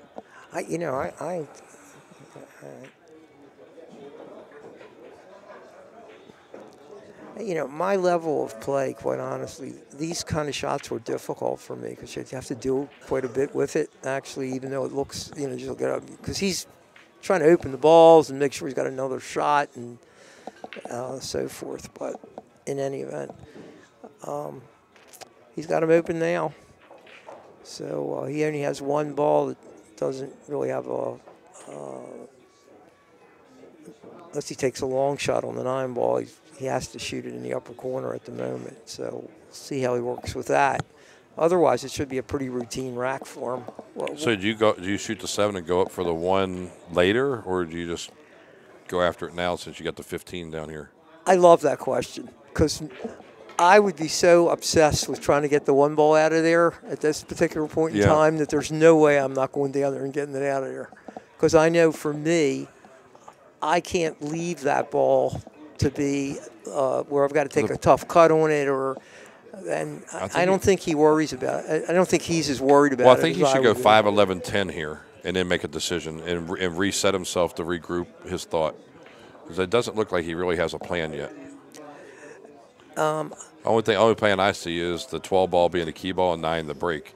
So I like him to shoot the 5, 11, and then go to the side rail for the 10. Okay, there's the 5. There's the 11. He's got to get the 10 ball out of here next. Yeah, he's He hit it too hard, did he? No, Does he? Can he get to a it? little bit. Actually, you're right. I didn't expect to see that. Like He has it. Okay. he's so, got it, but All right, 10-2, you know, so you go 10-2, and 1, 15-12. then yeah. Or 1, 15. Well, he 8-12. could take that 15 now, and then go for the 1 and just draw back, and he's Well, what you got to look at here is that is he going to draw back here for the 1 now, and then so he leaves the 8. I don't see eight, where he's got any eight is- option.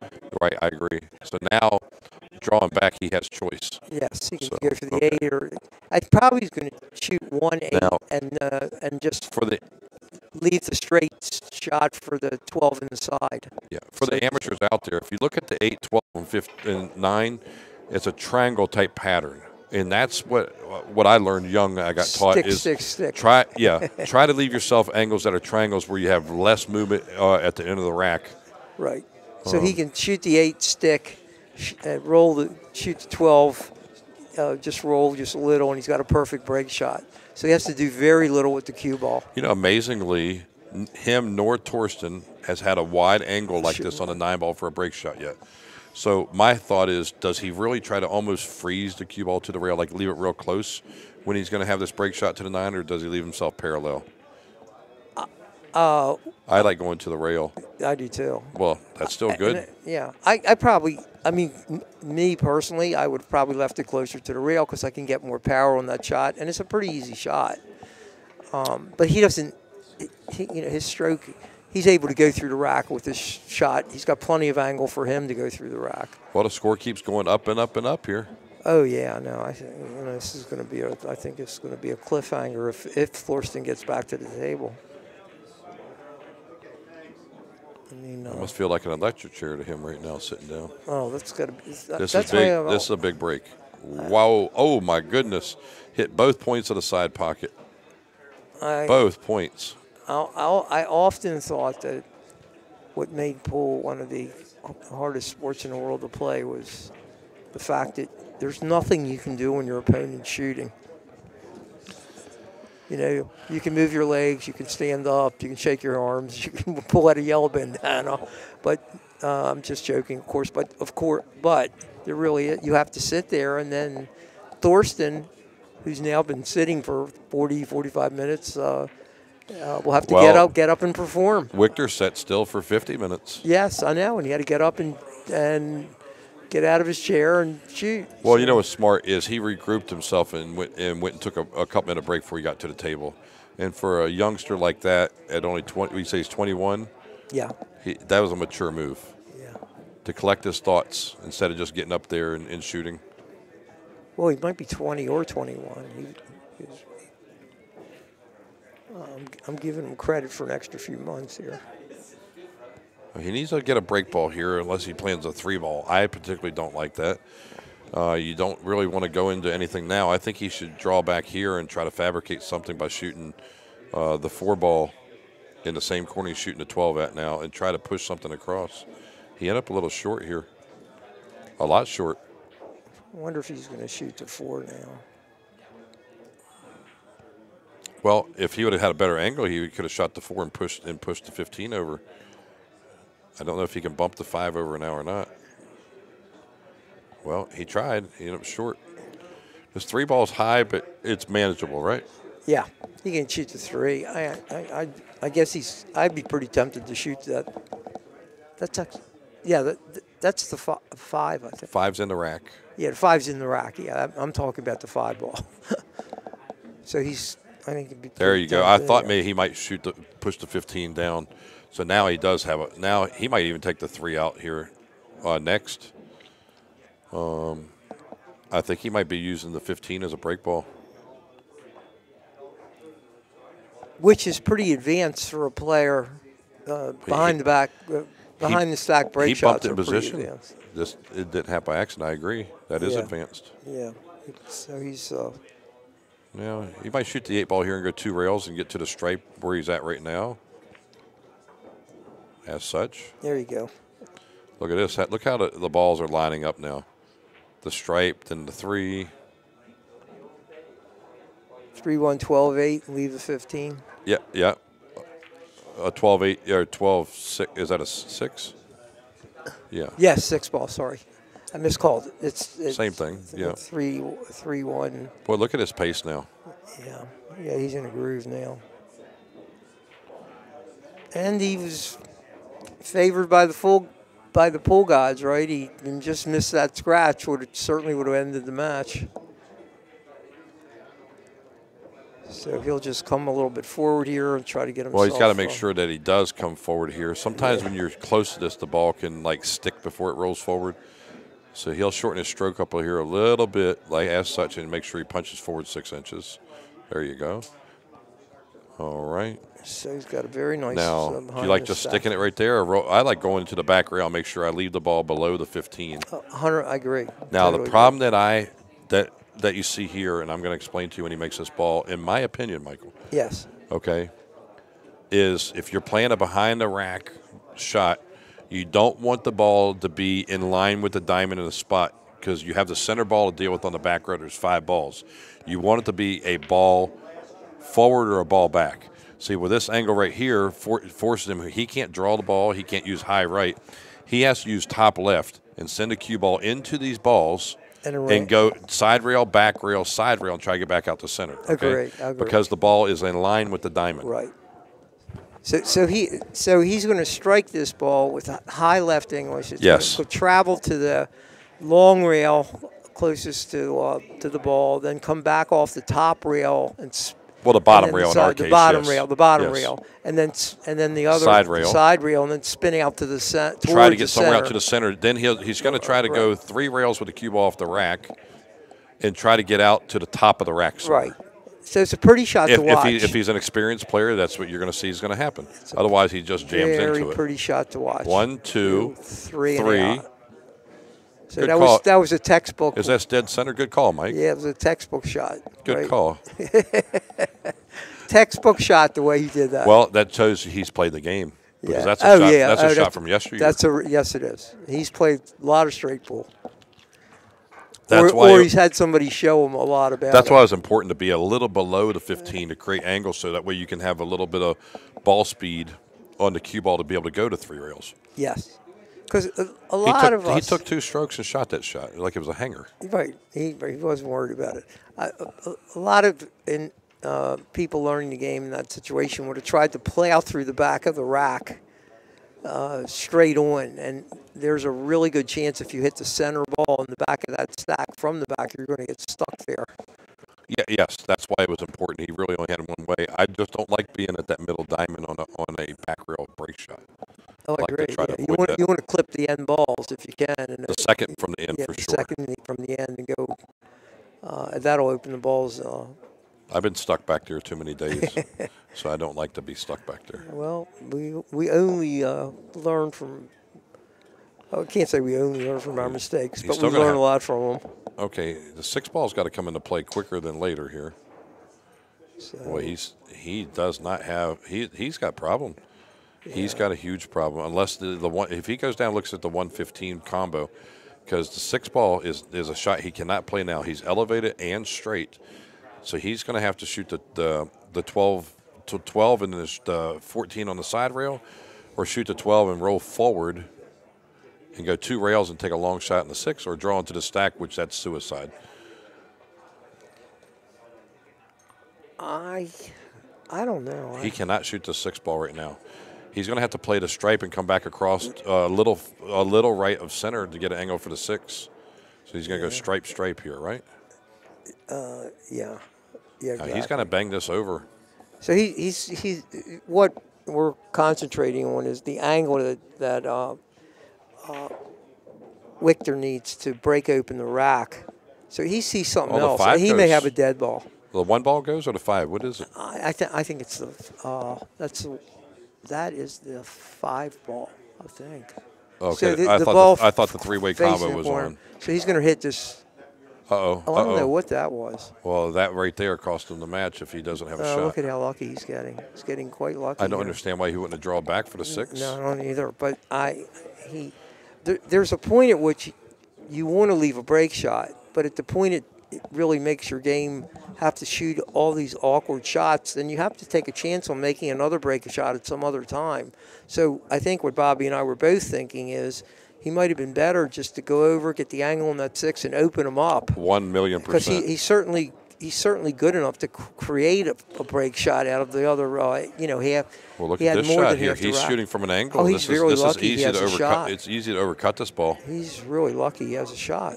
I mean, Wow, what a shot! I mean, what a shot! He's very fortunate he came out of that with a shot. That was great. So he's going to roll this ball to the side rail and come back out or center and get to the 4. I think he's committed to leaving the 6 ball. That's why maybe he didn't shoot it. Oh, it looks that way. It looks like he's like. Sometimes you set your mind to something, you stay with it. The problem he has now is he's got to make this, miss the 6, and get up above the rack so he can play the 4.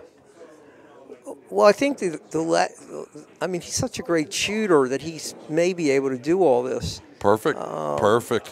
But, maintaining that, he's going to use the 4 ball now. I think the 4 ball does. See, I like to shoot the 4 and draw into the 8, the top of the 8 a little bit, push the 8 out of the way, and then you got all 3 of those balls lined up where he's shooting the 4. If you go into these balls, you can roll through. But the one good thing about it, the 9 and 13 being kind of touching, is you're going to end up with a shot because the 13 is going to push toward the hole, the bottom right hole. But I like just tapping into the 8 and pushing it out of the way. He had them all. Yeah, all open up. He's good. Shape, yeah. He's real good. Do you like shooting the 13 here and going up to the 8, or just like go ahead and shoot the 13 and go 7, 9, and then come back 8? Because the 8's in a bad spot. Which way do you go here?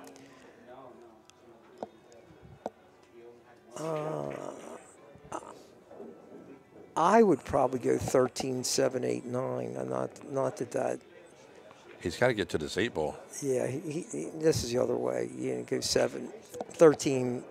He fell a little short, but he's going to be okay. I mean, you can go 7, 8, 13, 9, or I think he's going to 7, 8, 9, 13 and come off the 8, 9, 13, 2 rails to the 6. Yeah, that's what I think too. Yeah, 8, 9, 13, 2 rails to the 6. Okay, that's really good. Right, that was the right pattern actually. You don't want to go just straight 1 rail if you're going to avoid it because obviously if you tap the ball, you're dead. So he's not going to do much with the cue ball here. I mean, I think it's just going to. Well, he doesn't like the angle. Maybe he's going to go 1 rail out to shoot the 13, go 1 rail out to the 6. That's what I would think he's going to do. So he's got to roll his cue ball forward about an inch or 2.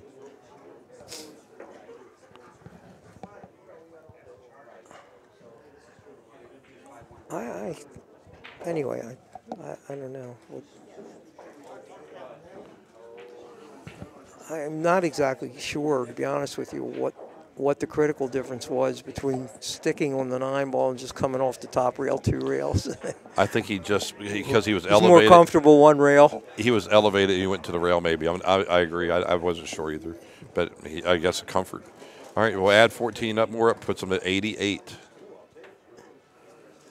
All right, so we have a 107.88 match here. And this is a run of 88, correct?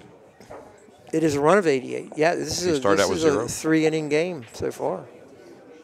Thorsten ran 107 off of the break, and since the break counts as a shot, that counts as an inning. 1, 2, yes, I got it. So it's a 3-inning game. All right, you got to be careful here smashing it. You bring the side and corner pocket into play because he's going into the 8 ball with the cue ball here. He liked to hit between 8 and 13, but this cue ball could end up either just sticking or going crazy. And crazy it is. Okay. All right, so he slaughtered the balls. And wow, and he has no He's got a pretty easy shot. He's got a combo on the 2 ball, which is yes. or the ball long shot up the cutting it up the corner. I think he's going to take the combo. I don't think this is a really difficult shot for him.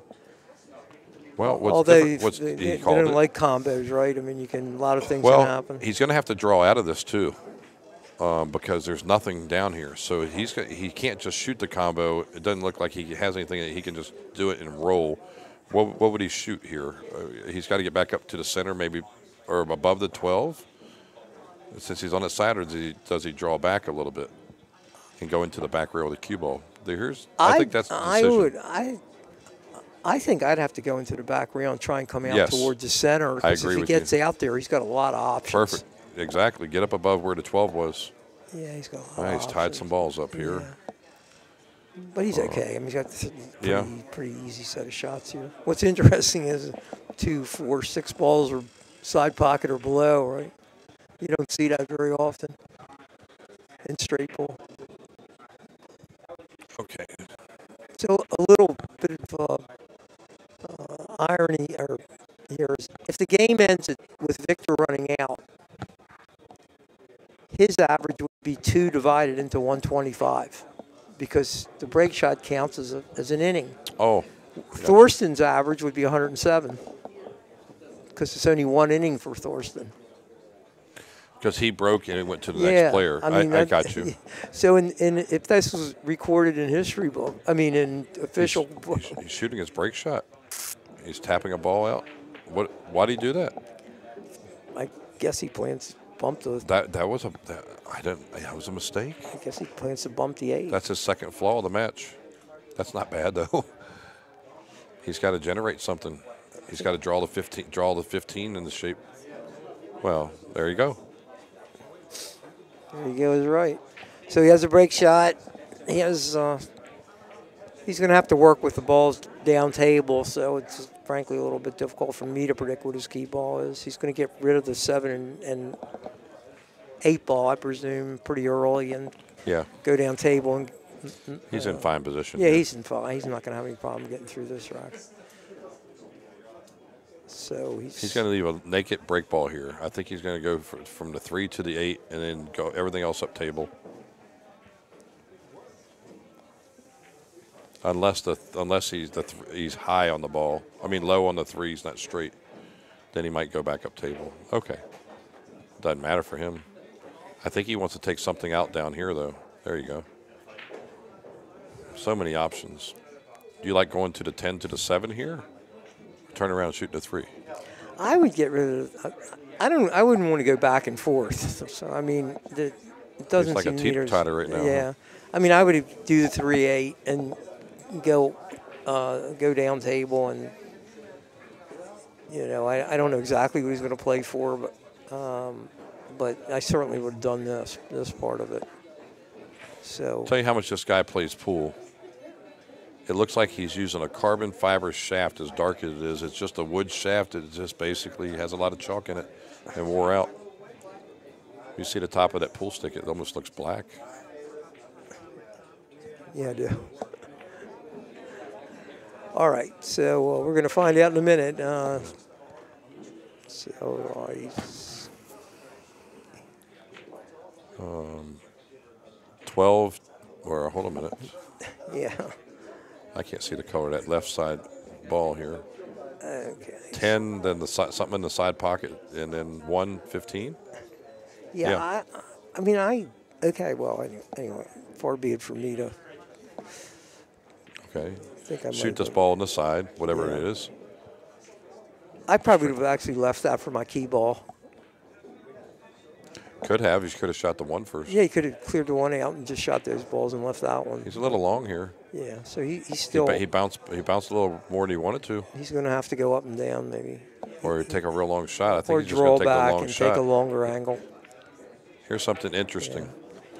When I was younger, in my early 20s, Steve Mizrak told me if I wanted to put high runs together that I should have my cue ball past the side pocket or right across from it, because he believed that a farther break shot created more ball speed to spread the rack out more. Yeah. I believe that's true with the 5-ounce balls, but if today's the 6-ounce balls and the way the equipment is, the balls roll so much, I don't really think that it really matters as much. But back in the day, they did use the lighter balls. No, I think that's right. I mean, I think that's right. More area, more speed, and more. And I mean, the other point I guess I would notice here is so many of these players are well over 6 feet tall. He's 6'4". Yeah, right. I mean, they can reach shots that are above the side pocket, whereas some of the shorter players, Moscone and Mizrak was fairly tall, but not. Yeah, they didn't have extensions for cues. Yeah. So, but I mean on break shots, they would position where they're comfortable so they could power into it. It's nice to see these people wearing jerseys or uniforms like that have their sponsors in them. You know, back in the day, you know, the players wore sports coats and stuff. I do remember. All right, well, Victor's on a run, which in a minute is less than a minute. It's going to surpass Thorsten's 107. For those of you who recently tuned in, Thorsten ran 107 from Mr. Zielinski's break and scratched in the side pocket. So nice shot. As we come closer and closer to the end, once a player of this caliber is within a rack of getting out, you've got to bet he's going to get out. All right. Well, let's see. He started the rack with 102, right? Yeah. All right. So Well, he'll be at 116. he don't need a break ball the next rack. He'll be at 116. He's only going to need nine balls. 16. He needs 9. This rack at 9. He needs 102 and would be 106. So he actually needs, 20, 105 would be 20, so 19.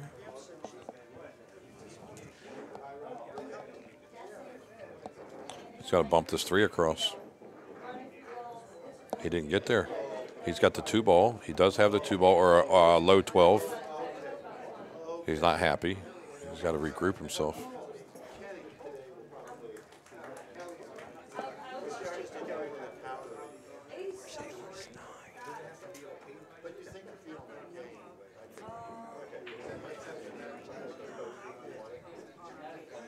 So he's at 108. Actually, he's at 108 now.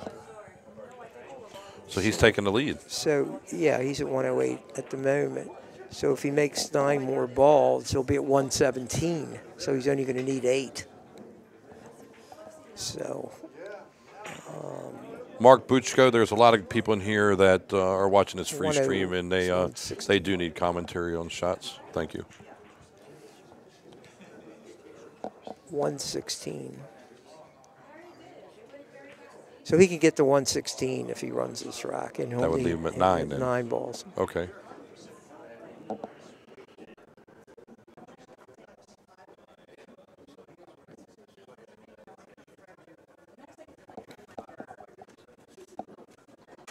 Yeah, I agree, Brian. Just hit the mute button.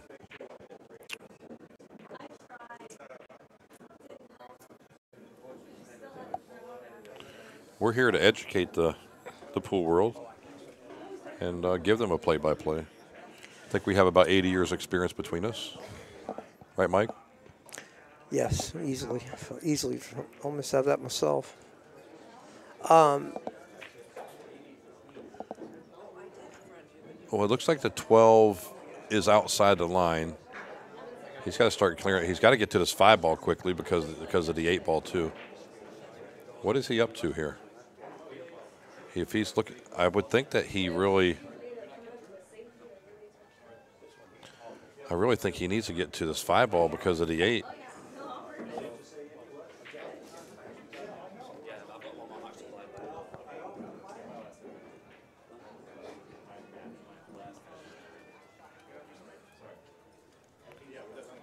I think he should shoot the 9. I think he should shoot the 9 and the 5. I mean, I personally don't like getting angled to the 5 and shooting the 8 all the way back down table. So I think he's going to go orange ball here, right? 5-13. 5-13.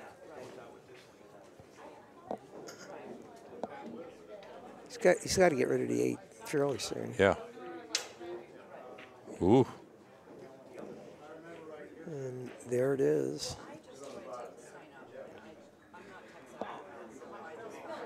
Thank you, Zen.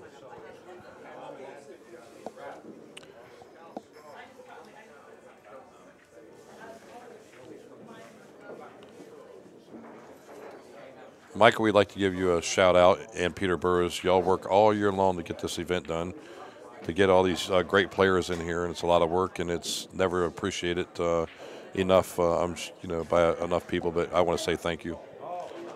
Well, we, have to also thank Andy Lincoln, who's a tournament director. Yes. I mean, he puts together all the charts, just a couple hundred games here, keeps all the scores, and he has, I think, the most pressure when we get here. So, you know, that kind of support is great. And now you've put together a number of tournaments, and you know what it takes to do it. Oh, yeah. I ran the U.S. Open one year. It was really tough. Well, Peter starts as soon as this tournament ends. Careful, careful. Look at this. Does he fall straight on this ball? He missed the 2. What? That might be, it was not a shot you'd ever want to shoot, but it might be his best shot of the match. That was terrific. He's got to punch this ball out a little, though. He's good. He's good. Okay, so he's in a real striking position to win the game at this point. He's at 116. Okay, let's wait till he racks up. Let's look at the angle and see what you think. Now realize you don't need to kill him. He's a young guy, but he should be aware of his score. He doesn't need to hit a grand slam here and try to get every ball loose. He doesn't need any break balls. He's playing this rack to win. So this is a case here. I hit this ball with high right, and I try to hit between the 1 and 14 and send a cue ball to the side rail and level with the rack or maybe slightly above. So maybe he had I miscounted a ball somewhere along the line. There it is. I was wondering why. What happened there? I kept looking at it. I think it takes him a while to update Carl the came score. over and told him they had the wrong score. Yeah. Watch the 1 and 4. Oh, he hit straight 14. Wow, look at this shot. Yeah, he's in pretty good shape to get So he's out. playing for 8 then, right? Playing for 8. Playing for How many- 7. Playing and for 7 now. And he's got no. He was playing for 117. he was playing for 9. Yeah, he's playing for Yeah. 9. So he made 1 ball right. Oh, I don't like shooting this 13 right now, but you know what? He's thinking about it. Does he shoot the 13?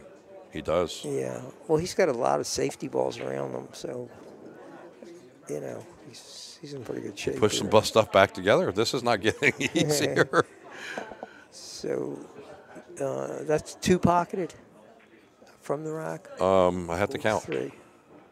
Oh, you want to count? All right.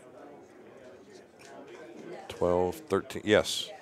118. He's So playing he's at for 118. 7. He's playing for 7 balls.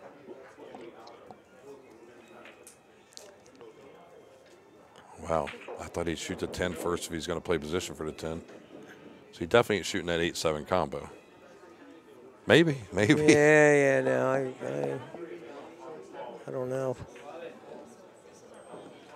So he'll just probably come over and shoot the. 6. Is that the 11 ball there? He should just take the 7 out now instead of shooting the 11. Yeah, he can leave he can. Do you go up into the pack here or come back out and just barely hit it for the stripe right You here? know, with the shots. How about that? Yeah, I would probably go in. I just. He doesn't like it. Look No, at it. he's trying to get out with picking them off, and I mean that. He needs to There's leave pluses six and balls. minuses Yeah. to that, and the way when the balls are that spread, I probably would have opened them one more time. I mean, he had a pretty good break ball. He a lot needs of safety 4. balls. That's right. Yeah, he needs 4. He's not going to have any problem from here. This is all going to work out for him. 4 ball popped out. Okay. Yeah. Of course, he's got like the angle you don't want to have, leading to nothing. He needs to get this cue ball back up to the center of the table somehow. I would not play position for the 6 here. But he is elevated. He's got to be. It's all ball fouls, right? Yeah, and he does have enough angle, I think, on our right side of the cue ball to just draw it around. I don't think he's going to have any problem here. I really don't. Can't see it. With the next shot is what I'm talking about. He's certainly not going to have trouble making this shot, but going around. He's going to get the cue ball way out of there. Oh, good shot. Okay, I didn't know he could. Well, 6'4". I'm thinking bridge all the time myself. I'm a midget compared to that. Yeah. All right, so. All right, he's got to leave 6 balls on the table to win. He needs 1. Yeah, he needs a ball. So I imagine it's going to be the 12 on the side. And Thorsten, who played an indisputably great match. That's the way pool goes, right? Yeah. Yeah, well, I mean, what can you do? That scratch is what got him. He ran 100. Imagine running 107 balls and you lose the match. Now he can continue. He's going to, Yeah. but he has no break shot. He wasn't thinking about that. He was playing to win. He wasn't playing for the bonus. We discussed that earlier. Like playing for the bonus could get you in trouble. Right. Okay. So Carl, the referee is now reminding Victor that he can continue his run for the high run prize of the day, perhaps the tournament, and perhaps breaking the 330. I'm going to step off for just a minute. I do have to take a break. I'll be right back, guys. No, thank you, Bob. Michael's still here for y'all. Yeah, I'll stay tuned. Well, he's got a break. Okay, I'll be right back.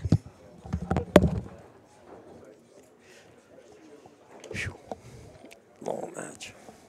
All right. So that was a great match. I mean, you were really treated to two classical, beautiful games of opponent displays. I mean, it really doesn't get much closer than that. You had 2 runs in the same game over 100 balls.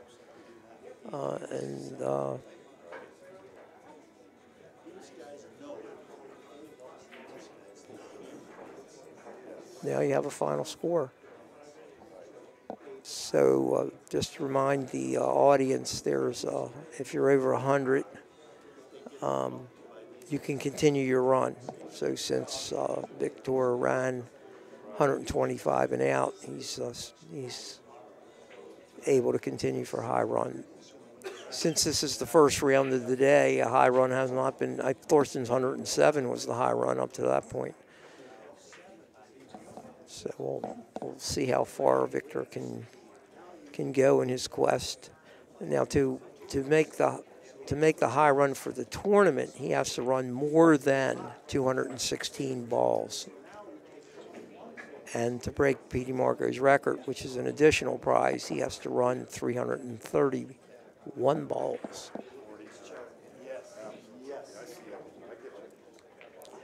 So Thorsten, ever the gentleman, is remaining. Thorsten's under no obligation once the official match is over to stay, but he, as a courtesy, is staying and racking the balls for his opponent. So known around the world as a consummate sportsman, Thorsten is staying to help his opponent with his high run.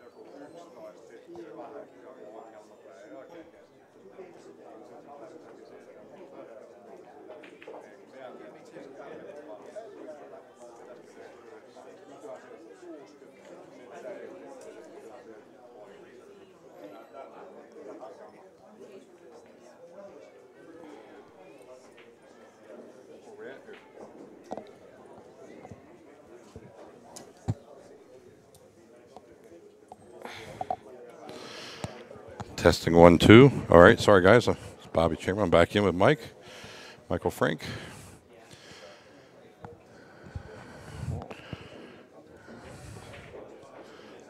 What is it 132 and counting then?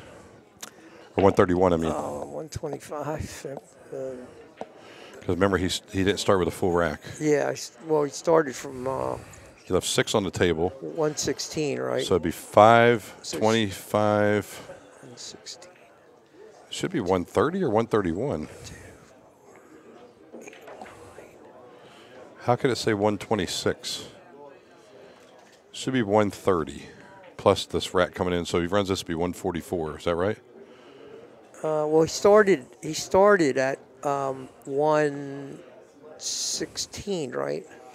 Yeah, he put 9 So on the if board he- to finish, left 6. So if he finishes 116 and 4 is 20 and 10, so he can finish at 140, 130. Now, Okay, what am I so it's talking about? 130 or 131 plus 14. 16. He started at 116, and 14. He shouldn't be able to. Yeah, 130. So if he runs this rack out, it'd be So somebody. 144. Yes, that's right. You're right. Yeah, 144. Yeah, you're right. 130. Yeah, so this would be 144. So right now this is the 140th ball he's pocketing.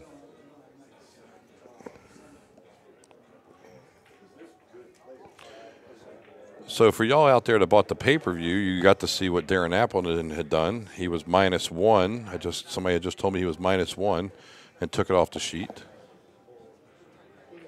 Or came back and won the match. 80 to -1 he was. I don't know if he ran out or not, but he did win the match. He was 80 to -1.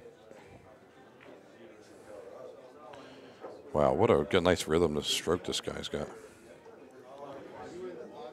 You said he's 21 years old, right?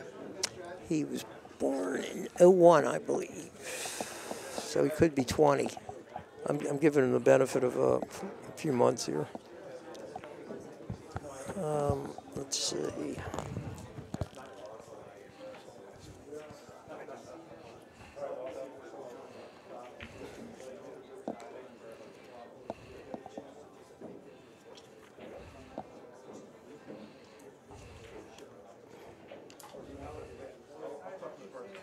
$2001. So it's 22 now. So it's 21.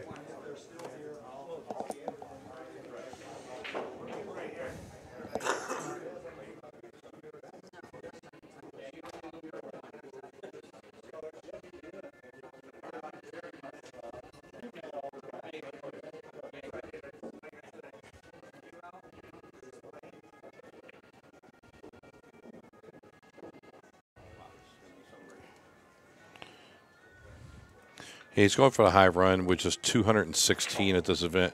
It's the high run of the event, okay? Ooh, he's fine. He's fine. So, guys, what he's doing now is 216, correct? Yeah, I commentated that match. Well, Filler? There's a high run prize for the day, which he's on that now. I mean, Okay. he has the high run for the day. So and he's far. continuing. Then there's a high run for the event, which is established so far by Joshua Filler, who's run 216. Yes. So he has to run more than 216 to win the Yes. event prize. And then there's the Petey Margot record, which is tournament play of 330. So he has to run 331 if he's going to pass that. So anything that he does between now and 217 that doesn't pass it is simply for your viewing pleasure. Let's get this corrected, though. When Petey Margot ran his 330 in the 70s, that was a 150 and out, and they let him continue? Yes. That was Okay. a refereed match. Okay. Actually, Carl Kanowitz was refereeing that match. Okay. And I was in the pool room. That was at Weenie Beanie's. Oh, okay. In Arlington. Okay. Irving What Crane year was that? 70 what? 7. Irving Crane was in that tournament. 78, Mizrak 79, was in there. 77, somewhere in there. Yeah, 77.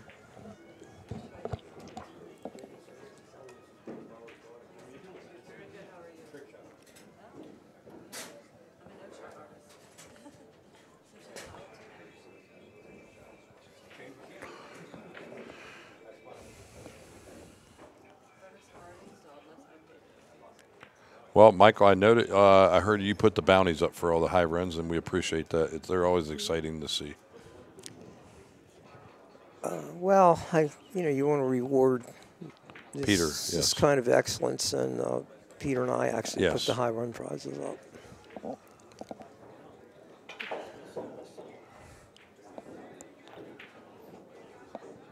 I noticed his pace has gotten a little slower, and I think it's only because he's had some tough layouts. But This kid doesn't have any fear. He could be on 5,000 balls or 5 balls. He's going to shoot the same pace, it looks like. Yeah, he's shooting. But he is taking his time a little more right now. It's very important to get this up there as far. Now,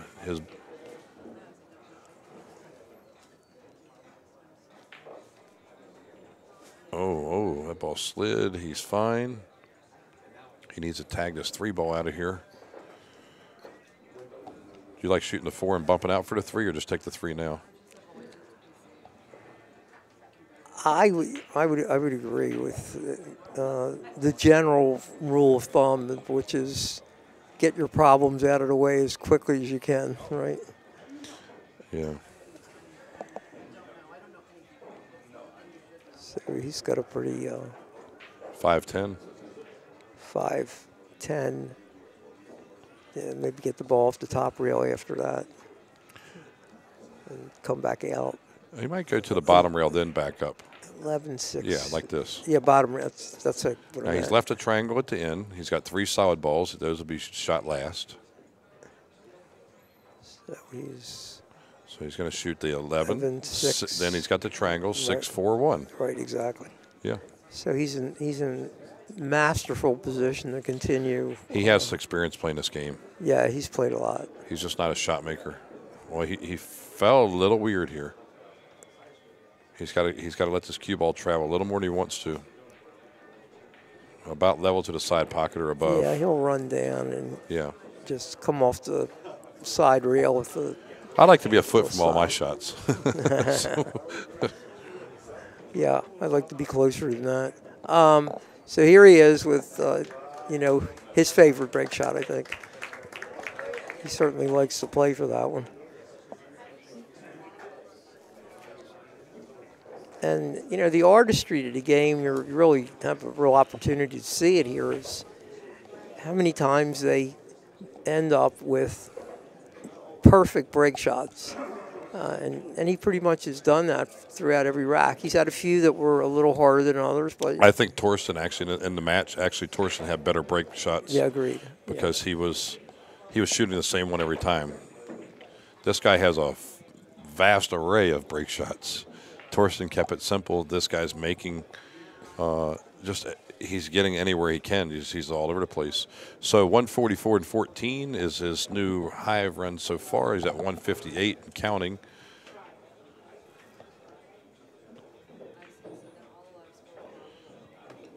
Technically he's at 159, but we're going to count him as at the end of the rack.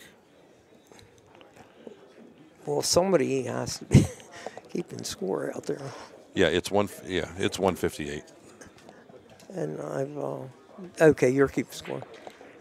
Well, we have a great group of people that are on the live stream chat. We got 3 comments in a row. 158. They're all keeping score. All right, thank you for staying alert out there. Nobody went for popcorn, I guess. I don't think. Only person that left was me, but I'm back. This is exciting.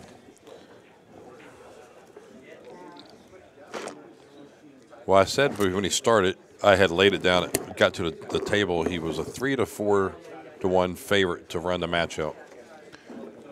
I don't know what the odds are at him breaking the 200 mark is the next mark, and then filler, but I'm going to put it at the same odds again. But 158 is not far from 200. It's only 3 racks. Right. So he needs 4 racks, and he's got to get into some extra balls here to go over top of it. So he needs 4 racks plus a couple extra. Let's see if he has a high run in the program. I don't know the answer to that. If he does, I'm willing to bet it's over 300.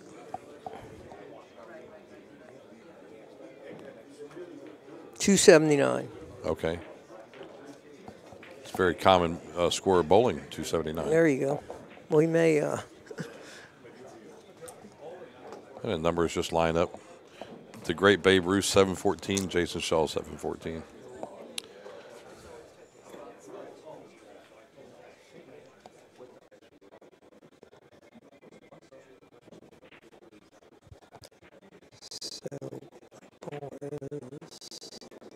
He's in perfect shape there. So he comes out to the center, he's in the center of the table. that's a good lesson for everybody. If you know you really have doubts about exactly what's next, get in the center of the table. Yeah, get above the rack. Get out of trouble. So here he can just pick any number of shots that look comfortable to him. Well, he's got a couple key balls. It looks to me like the 15 ball is perfect.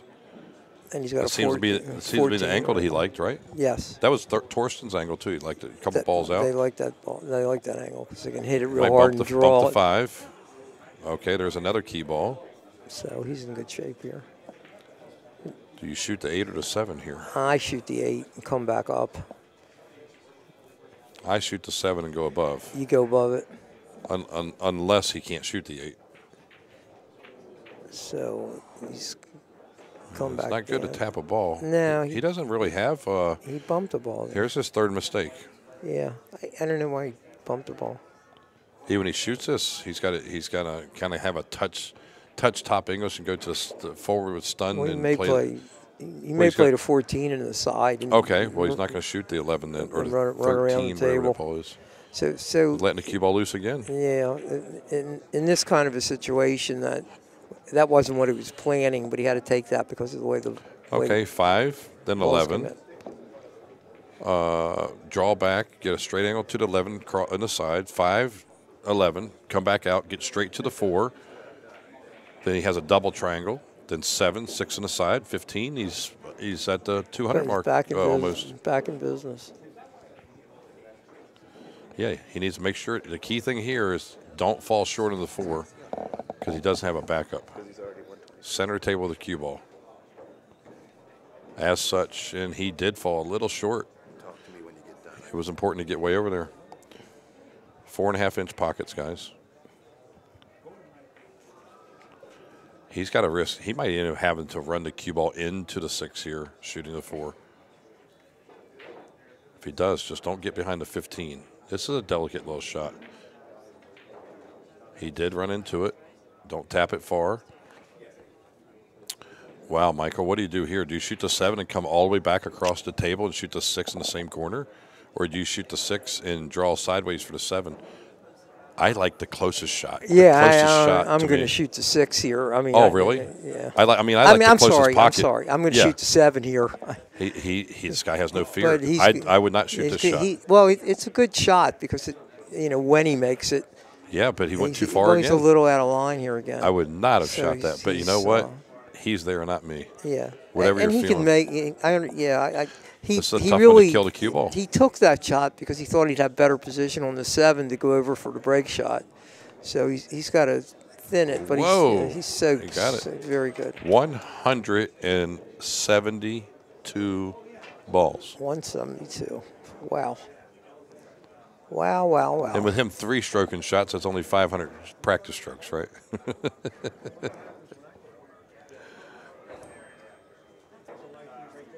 Yes, Bud, thank you. 172. Steve Kurtz, thank you. 172. All right. So we got our we don't have to keep we got our scoring assistant scorekeepers out there.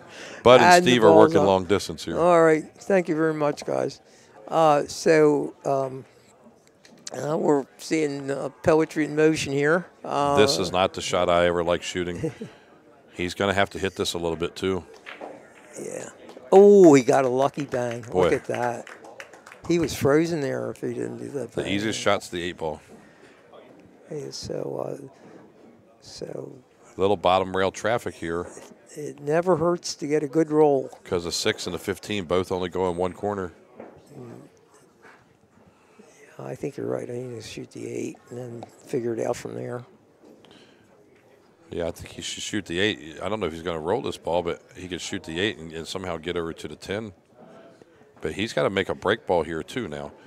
The 13 off the 2, if he's able to get that angle somehow, can fabricate the 3 ball as a break ball.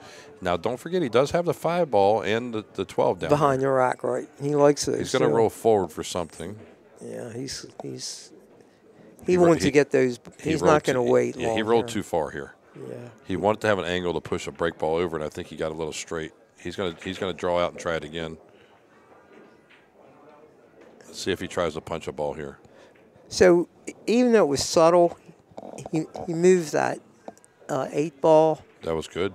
So then he has open pockets for everything, without any real finesse position involved. So that was really good. That was a subtle shot, but a very good one. He doesn't want to shoot the 5 because right now, for sure, that's the only break shot that he has. The 10 looks like it's so close to the rack.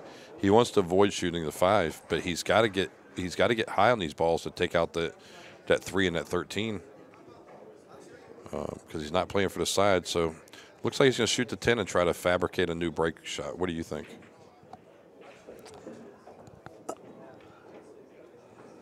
I agree. I mean, I'm trying to think out what he's after, and I think he should shoot the 10 and try to push the 2 myself. But that's just me. I agree. And I agree. But he's got something else. He can push on the his 3 off the mind, 13 for another shot too. I've been watching him long enough that I can sort of, I guess I can surmise that he's got some other plan in his mind, and it may be to leave the 5 because he loves those back of the rack break shots. 100%, you're right. I think you're 100% right, unless something else happens. Right. The 13 looks like it's on the line. It's on the rack.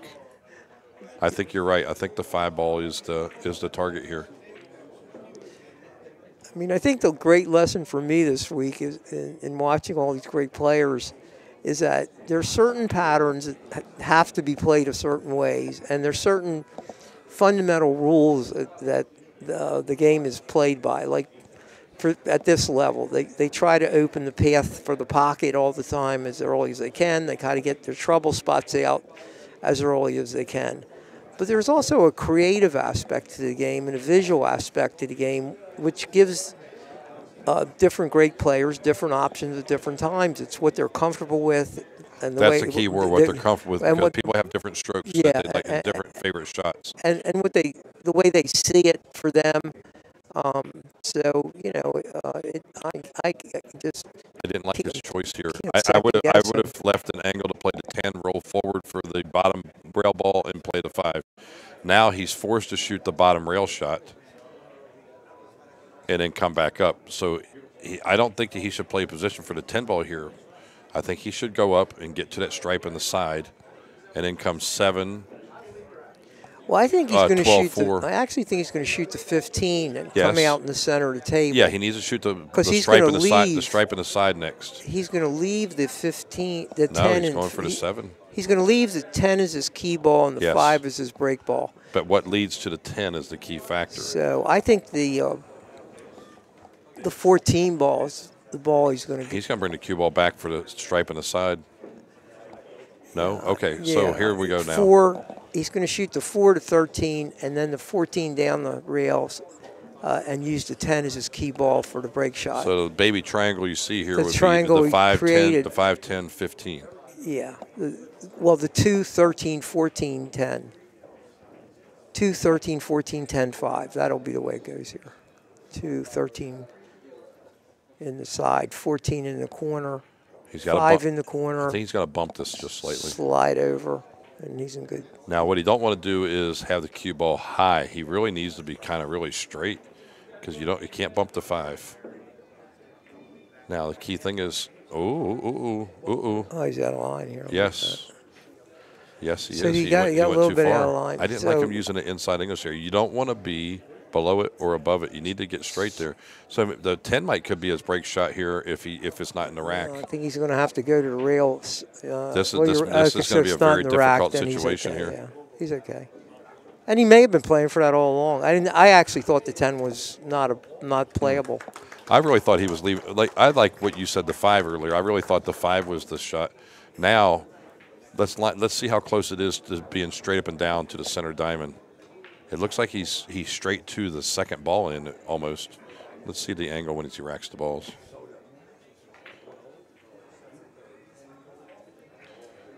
Now, isn't this nice that Torsten's racking the balls for his opponent after losing the match? Oh, That's very gentleman. He's just a real sportsman. Yeah. Thorsten is. What a nice thing to do here.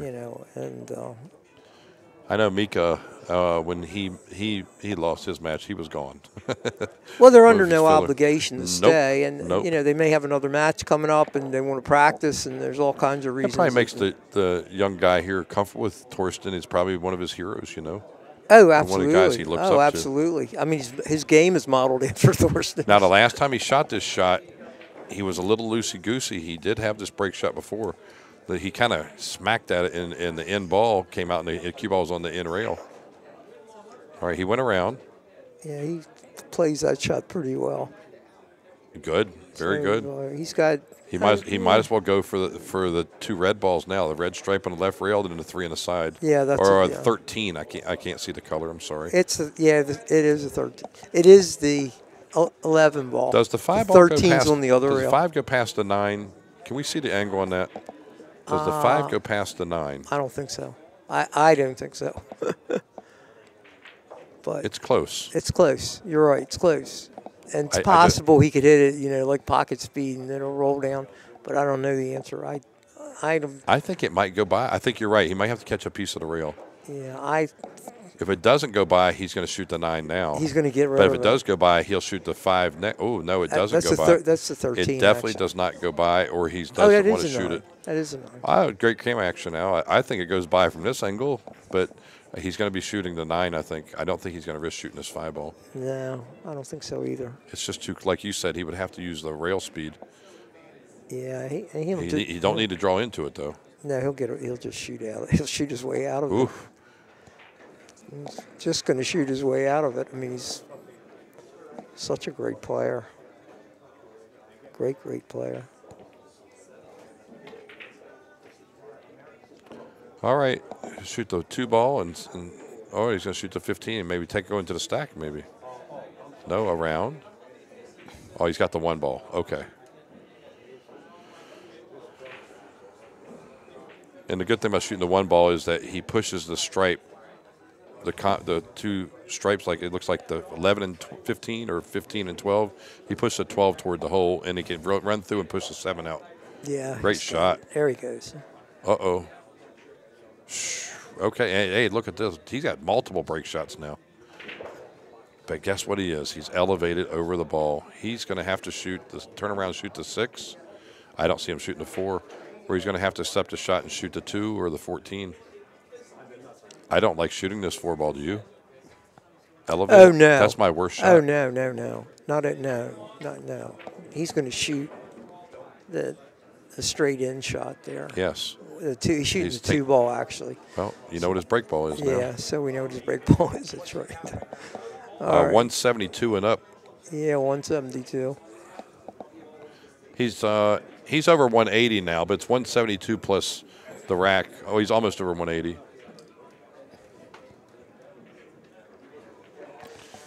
There you go. If you really wanted a total ball count, it's 179 as we sit. Do you think Filler's sitting on the sideline sweating this? Maybe not, because he could probably do it again. Yeah, I don't think he's given this any thought. Oh yeah, he's like, okay, I got a challenge now. I don't think he's given it much thought at all.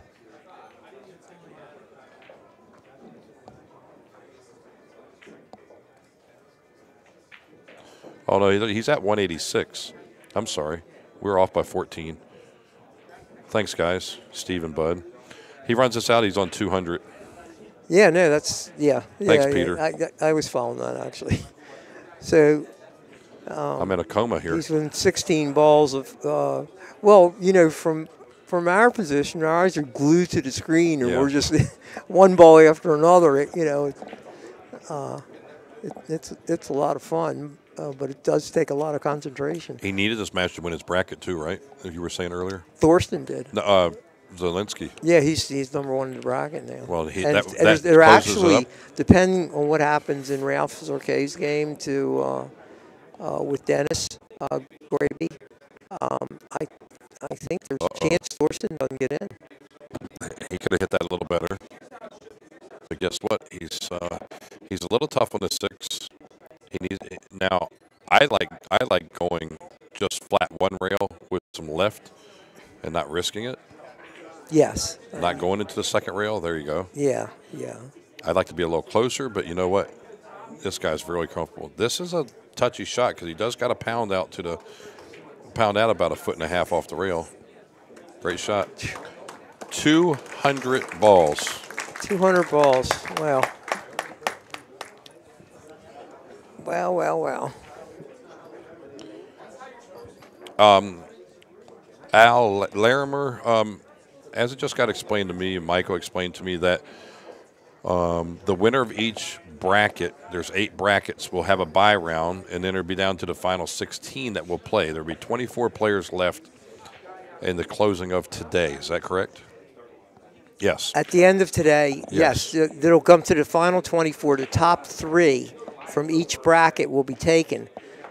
Thorsten's bracket was particularly competitive, and there's going to be a number of people with 4 combo wins. Yes. And in that case, they go to ball difference. So that's the total balls that all of your opponents scored against you, and with the lowest number of balls. So if somebody wins a game 125 to 3, that opponent's only scored 3 balls against them. If somebody wins a game 125 to 120, then obviously the opponents scored 120 balls against them.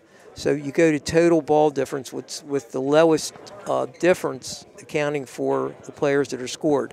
The first consideration is how the 2 players did head-to-head. So that comes up before ball differential. So if you and I are tied with 4 wins, we would look at how I did against you. If I won, I would immediately go ahead of you. If you won, you would immediately go ahead of me. If we didn't have that situation, then it goes to ball difference. Okay. So, and that has to be calculated, so I can't tell you now who's in the bracket and who. I will tell you this much. One of the hottest players on earth right now is Fedor Gorst. And if he doesn't win his next match, he's out of the tournament. Yes. And he has to play John Moore, who's undefeated. Yes. Now, is that a tough field or what? No, I mean, this is an incredible straight pull field. Now, this is the hardest rack I think that I've seen him having to go after. Is a 915 on? The 915's on to me. I don't know if it's, I can't. Yeah, it looks awfully good to me. There's a little bit of space between the 9 and the 15, which means if he plays it, he's got to be on the right angle. He's got to be relatively straight. See, if he rolls forward here and decides to shoot the 3 ball, which he really needs to do anyway, he can go into these balls. He's still got to fabricate a break shot. Right. Otherwise, he's just picking the rack and he's running out of balls. I think he needs to shoot this stripe and roll forward in the bottom right corner, get an angle on the 3, and he's got to take a chance. Unless the 915 is on, then he can shoot that and roll forward and try to bump the 8 over or 8 off the 12 and get up a little bit on the left side of the rack. Well, it's interesting. If you watch his hand, his right hand there, that's the first sign of him being sort of annoyed at what he did. Yeah, you can see his tap his hand on his finger. So, all right, he tried to make sure he got a better angle because he didn't like the angle of playing the stripe to go down for the 3. He's going to have to play the combination, I take it. If the combo doesn't go, I'm not sure. Wow, this is the first time I've seen him clear the upper table early in the rack. Yeah, he has some. All right, now I think he's going to shoot this and go into some balls. I don't like that at all. Well, he may be trying to leave the 13 ball. Is that the 13 ball down or 11? Hold on a minute. Is that the 11 or 13? 13. So evidently the stripe below the 8 goes in the corner. No, he's going from here. All right, watch the 8 ball. Watch the 8 ball. Somewhat of a break shot. It's really close to the rail. He doesn't really have anything great here. And guess what he doesn't have? An easy shot except for the 5. He should not. If he shoots this combo here, it'd only be because, and he doesn't have much of a shot unless it's except the 5 ball. Well, he's trying to generate a break shot. He's trying to bounce something around. Well, he may be thinking about the 15 ball, which is not optimum, but if he leaves the 15-3, he does have a break shot. I mean, it's not your ideal situation, but at the moment, I don't see anything else. So you like him shooting the 8 ball into the combo here to the 10 and just trying to mix him up a little bit? I like him shooting the 5 and just stall till he gets a better shot. But he's running out of balls. He's running out of balls. I think he's going to have to.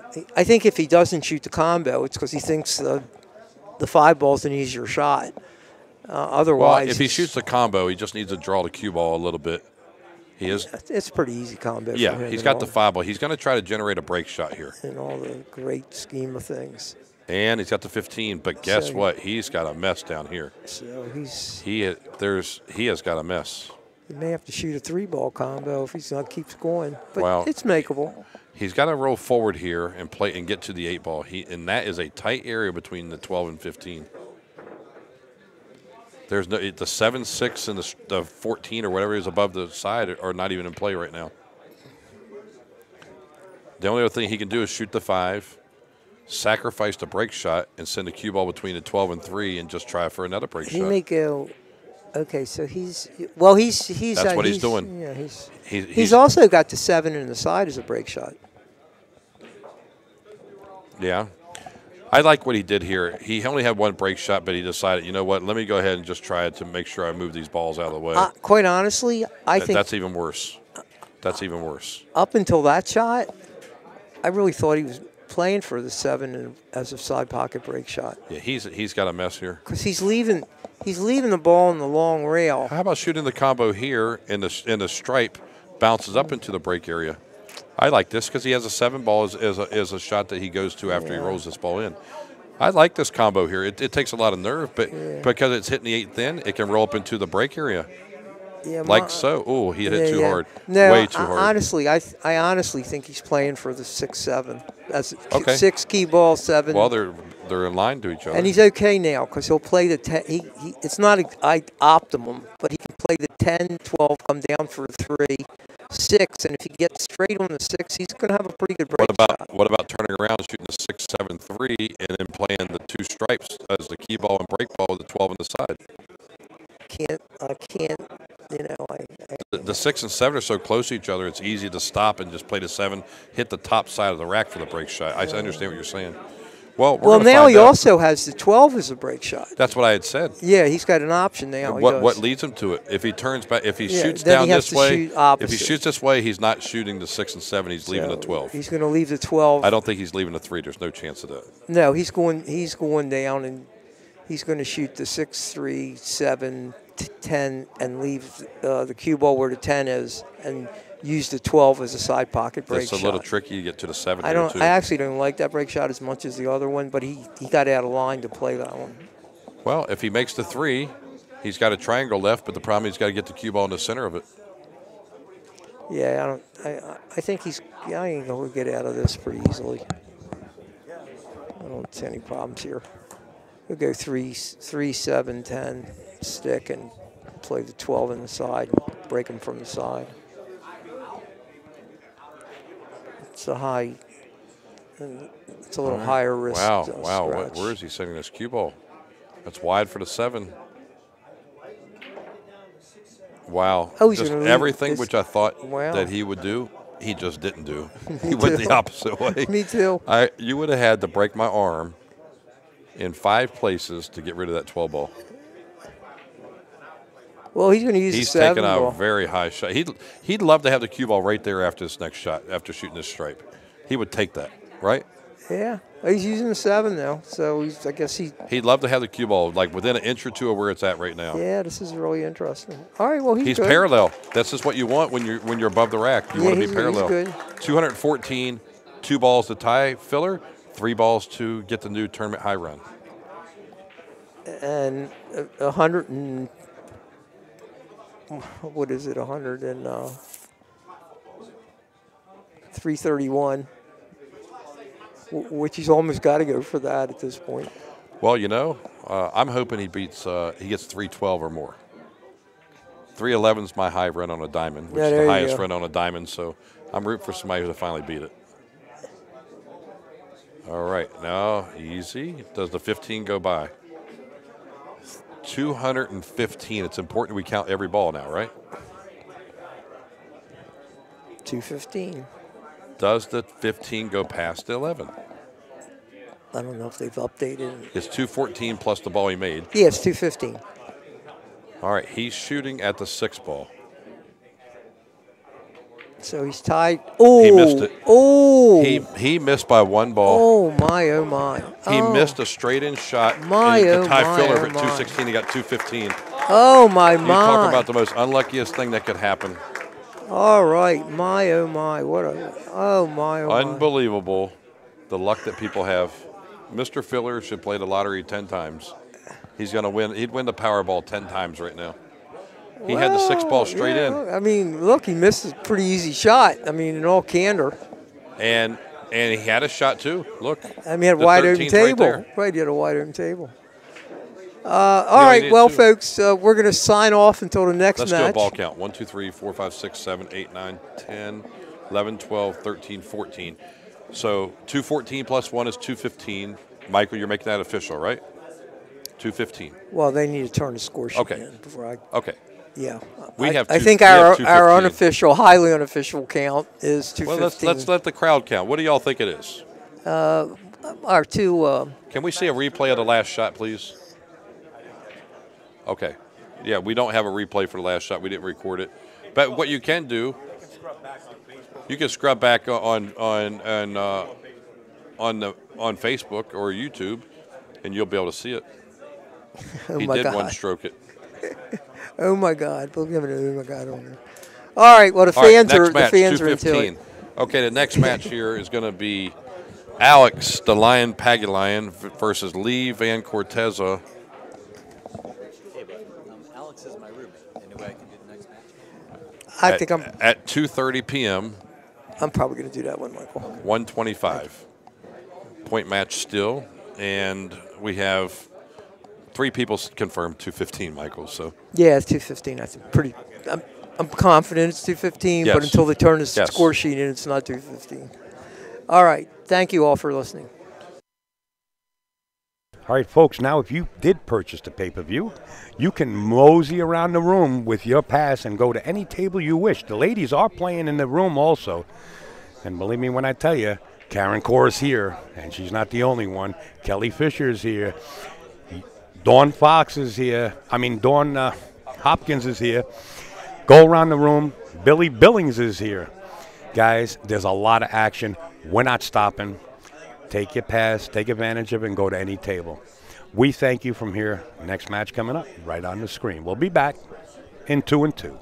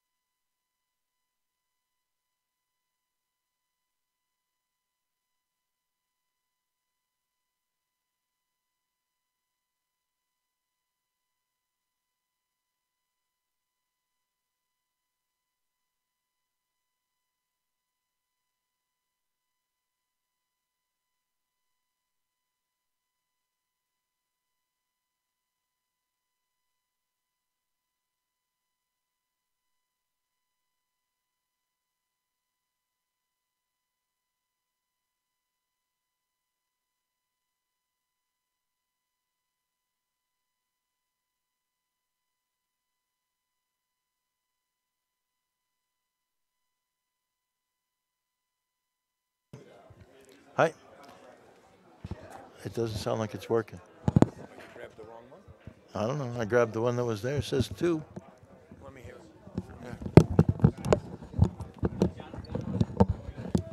Check 1, 2. Check. Grab that one. Grab that one.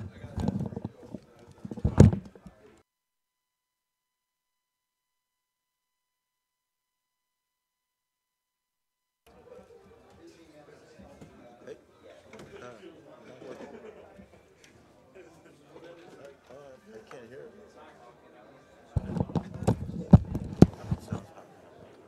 No? Hey, check everybody. Check, check. Hello? Is it working? Keep Hello? that close. I can't. Well, maybe it is working. 1 second. Check. 1. Yeah, mine's working. How about mine? Oh, no? you did just a little low, maybe. Check 1, 2. Check, check. Check 1, 2. Check 1, 2. Check, check. You hear me good now, Bobby? Bob, say something. Bob, say something. Yeah, I'm here. I think. Is that too loud or too low? Now it's a little loud. Well, that's a little low. That sounds okay. Okay, so now you're good. Okay. All right. Great. Well, they actually started the match. Yeah. Because we've been trying to get our mics to work. Well, it's not my fault that the top of the mic has a number and you picked up the wrong one. I picked up the wrong one. That figures. See, that's number 2. I haven't done anything right this week. Hi, Joanne. Oh my God, my one ball. So, yeah, they've started. I didn't even see who won the lag, who broke, but looks like Lee Van is at the table right now, and I don't think this combination goes. So he's playing. He's gonna return a safe here. Looks like he's gonna thin rail, then hit it and go to the end rail. I like staying down there. He chose to come back up, but see this allows Alex closer yard of those balls. It allows him to have a return safe that's pretty easy. I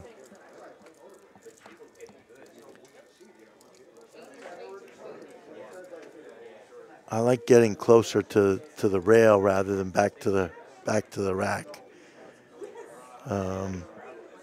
He may be shooting this shot here if he likes it, but I can't imagine. I'd probably be spinning it back down to the bottom rail. Yeah, that's what he chose to do.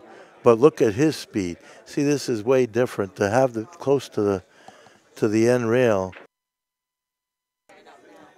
I'm lost. Is a lot better, I think. I don't know. It's all right. I don't know. We had troubles with it before. Anyway, I like this better. Now it makes it a lot tougher to play a safe back. Lee Van, this is a lot trickier. I mean, he could go off the one and the side rail, maybe back to the stack, but a lot tougher to be totally safe. I almost think that you might be just as well off to play off the right side of the 13 and leave him on the end rail. But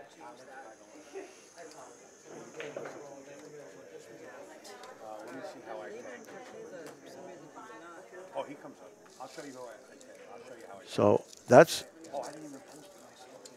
what I would be thinking. Yeah, you leave a bank, but it'd be a tough bank. Hey guys, I'm happy to join you here, Bob. This is Michael Yednak. I'll be signing on for Michael Frank. He's going to take a little break, a little breather after that awesome run in the last match. Yeah, that was a great run. Too bad that to miss within one ball. That's kind of a tough one. You were talking about the shot. I think he had to twist a little, like you said, and it was a little bit of a tighter pocket than a full pocket. Yeah, I think it was. It was a tough shot, and I think he also shot it a little bit fast. It didn't look like his regular rhythm, because he had a ball on the right side of the rack. That was an opportunity too. If he thought that was going to be really tough. Anyway. What do you think Cortez is trying here? This looks a little bit precarious. I think he's playing safe, but this is a tough safe. I mean, like I said, I would think about playing off the right side of the 13 and going all the way up, but he's playing back to the end rail. But this is, these guys leaving these long, tough shots. Alex probably make this. Yeah, this day and age, this 15 ball is, or the 12 ball, probably the 12. Yeah, either one. I think he's a favorite to make either one. Yeah, I like the 12 too. He's closer to the ball, so you can see the aim point a little easier. Yep. And the long rail's a little forgiving, Yeah, but he didn't need it. That's what I'm saying. They're so accurate, and Alex is especially accurate. I think. He's right up there with. I mean, they're all accurate, but Alex is really, really accurate. Yeah, he's a phenomenal player all around. One of the best cue balls on the planet for sure. Yeah. He happens to pocket exceptionally well on top of it. That's a dangerous combination. Yeah. If I were to be critical of the way he plays straight pool, it would be for his rhythm. He's just a little bit slower than I think the really great straight pool players. But, Yeah, I think in complete honesty, which a lot of the players won't be, Alex really plays this once a year. Yeah, he doesn't play it. He'll be the first to say, yeah. This is not a game that he really plays. He enjoys the game, but he doesn't get to play it much. Right. So this is more of a. Yeah, it's fun for him. Yeah. This is like fun, except he also has a good chance to win. Yeah, he's so good. Fun and winning goes together pretty nicely. It's a great combination.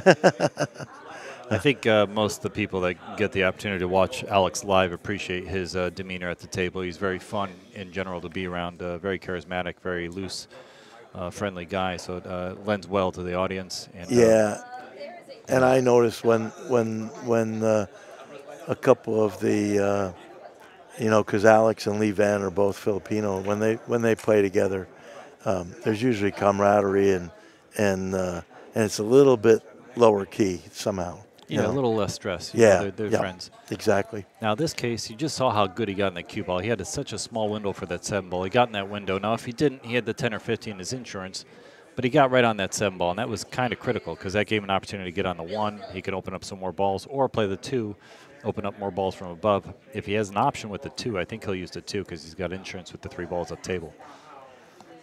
That's the way I see it. What do you think? I don't like the 2. That looks like it's a pretty small angle. If he draws on the 1 with right-hand English, he can still go ahead and spin back up. I like that better. I think Alex does too. I think that we'll see what Alex likes. I mean, that's what really is important. Yeah, as long as he can get the 8. He doesn't need to open up a bunch. If he gets the 3 out, that'll help out a lot. No, but you still want to hit it with some speed, and he did. Yeah. And he's fine. He's got the 3 and the 5 as potentially good break balls. I was going to say, just created six break balls. Yeah, you could even play the 13, but it's a little low, and you could play the 6, but it's a little bit high. But I think the 3 and the 13 are just right, Or 3 and 5, you're saying? Yeah, 3 and 5. Is that what I meant to 13, say? But he's going to take one of those orange balls. The 3, probably the 4 next, and then the 13, or come back up. He's got a lot of options here. Basically, as a rule of thumb, I tend to like to get all the balls underneath the break shot and then attack the rest of the stack and try to make it a half table game as quickly as possible. We'll see what Alex's approach is here. I think he's probably going to open up that 13 last. He could use that as a key ball, so he doesn't need to get rid of it. Could use the 8 to the 2 to the 5 last if he wanted. Yeah, I think the 8 will clear the 4 and the 6. Yeah, Because he he bumped that 4 earlier and just a shot ago, and he didn't want to do that. Right. And so now he has to play position on that side. Now, I'll say this. I do like the 8 to the 4 as my last 2 balls for the 6. If you wanted to use the 6 ball as a break shot, that'd be a nice little key ball, the 8 to the 4 to the 6. Nothing wrong with doing that. He has, like you say, he has plenty of options. He still has balls around the rack that he can use as break balls. Now, Bobby, you're an avid straight bull player. Do you like using the 6 ball because you got 3 key balls with the 11, 15, and 10, or do you still like playing the 5 ball? Because I would rather play the 5. It's on the right side of the table. It's also in a better position. Like I said, the 6 is a little bit high. It's not quite as perfect if you're getting perfect. But if you looked at the difference, that 5 is like perfect. It's going to hit the last 2 balls on that bottom of the rack, and the 6, it's good, but it's not perfect. Talk to me about the difference between the 6 and the 5. Now, you're saying the 6 because it's going into the center of the rack, which has the most ball weight. Doesn't open up as many balls. You have to hit it harder or get the right angle, whereas the 5 you can be a little thicker on, and you can still generate enough energy because you're chipping at the rack instead of hitting it direct. Yeah, you're not gonna. Yeah, but besides that, the 6 is gonna hit the top 2 balls. It's not gonna hit the middle of the rack. I don't think. I think it's too high up, and so it'll be a little bit. You're going through more balls. You can do it, and there's no question. It's good, but if you have the choice of good or great, which do you like? I like great, but more importantly, I want to know which great is. Because I would have played the 6 myself. Great is the 5. Great's the 5. I like the 6 because if I'm hitting the top 2 balls, I feel like I can control the cue and just have it go back and forth along between the 3rd diamond. Well, you're going to have to hit it harder. So harder is always a little bit more danger. You don't have to hit it as hard on that 5. You're still going to hit it hard, but I think the danger is less. Anyway. No, I appreciate that, Bob. That's a little insight for the straight bull fans out there. I'm definitely a fan and a good player, but I can always get better. So I always want to get a little more info when I got someone else in the booth that really understands the game. Not going to be a big factor with these great players. Alex is so good; he'll be able to handle whatever. Yeah, so he's going to go 15, 10, 13, 5. He is going to use the 13 as his key ball, which just means he'll want to be on the left side of the 13 when he finishes out here, or straight, so he can just draw straight back. Yeah, that would be the place to be. Now, he left this a little thinner than I would have. Oh, he's going to go to the side rail. He'll be okay. Yeah, I think that he's going to go 2 rails on this, which actually plays a little bit easier speed and everything. Yeah, I would have hit this with inside English left and tried to check it straight up. But you're probably right since he's got this angle.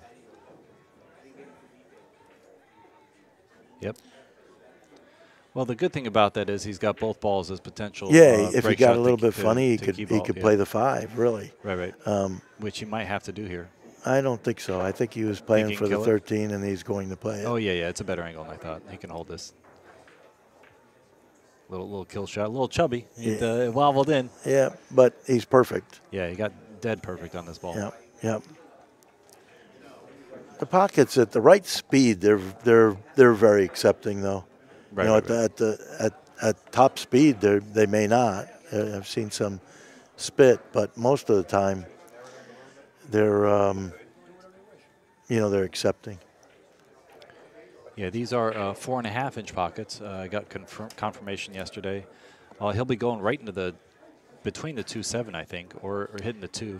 Yeah, right in that area. I think that right in between them is right. And I would hit this with top outside and just hit it with a medium soft. He doesn't have to hit this too hard because he's got a half ball hit. He's going to hit it firm, but he's not going. He doesn't need to really slam it. Yeah, he's not going to Mach 10 it. Yeah, exactly. Because one thing you don't want to do is go to the other end. You could go off the bottom rail and to the end rail on the other end of the table. Yeah, that's why he used the inside English. Which, yeah. Hopefully he has the 9 ball. He does. If not, he's got the 10. Yeah.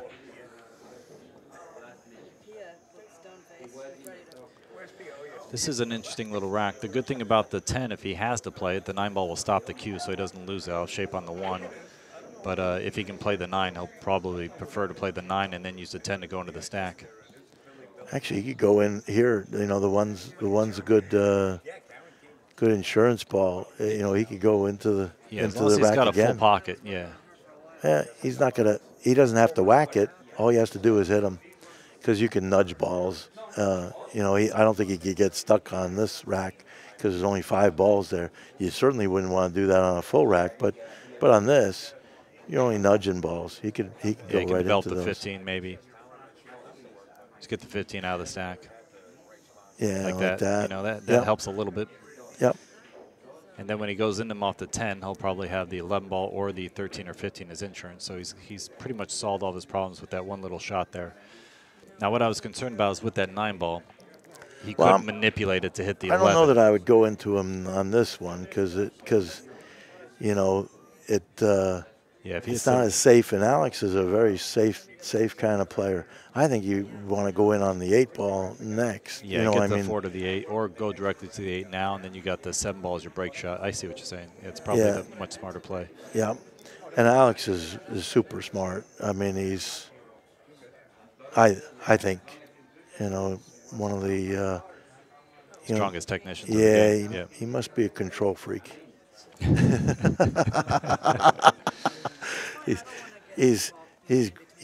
He's really great, and he has the 7 anyway. Break shot, yeah. So he doesn't lose anything by playing that 8. But I like this.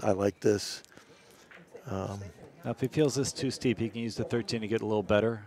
But I think he should go into it now if he can. He's perfect. He's gonna shoot it. He got where he wanted. Yeah, this is a soft hit. He's not hitting this hard at all. He just wants a little separation. Just a little bit of draw. I mean, you know, he wants to back up a little bit on this, and he'll spread balls. Yeah, he'll he doesn't have to move much. The 10, 13, or 15 if all else fails. Yeah, I was going to just say, if he only moved 1 ball, it would be enough, because these other balls you can pick. Yeah, the 2 leads to the 3 and the 6 nicely. Yep. Or he could play the 6 on the side, you know, on this. Yeah, if he's got the right angle, that's definitely the play. I like that. So he's got a lot of choices. And the reason Bob's saying that is because then you still have the 2 as a key ball. So if he removes the 2 to get to the 3 and 6, he loses one of the nicer key balls for the 7.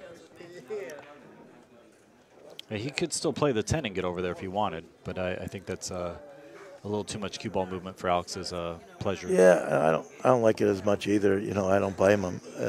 You know. Yeah, it looks like 13, 15, 2, 6, 3. Oh, he did this, which is nice too. This was a little bit easier to control. Yeah, he only had to draw it straight back to the rail. I like that. You know, like I said, Alex is a good tactician. You know. Yeah, we always get to learn something when we see Alex play, right? Yeah, exactly. So I personally would like to get rid of this 10 as soon as possible. It doesn't lead to anything, and it's sort of, while you have a lot of balls on the table, I'll play the 3 and then probably the 10, and then use the 15, 6, and 2 to get on my break shot. Well, I think the 10 will be easy with the 6. So the 6 and the 10 kind of flow together. Right, I think that he'll probably shoot those, but I'm not sure. What, you know, you can do this 100 different ways. But I like this. He underhit that a bit. He's a little annoyed by his cue ball. He's good. Yeah, but Alex is upset by a 1/4 inch. So. Right.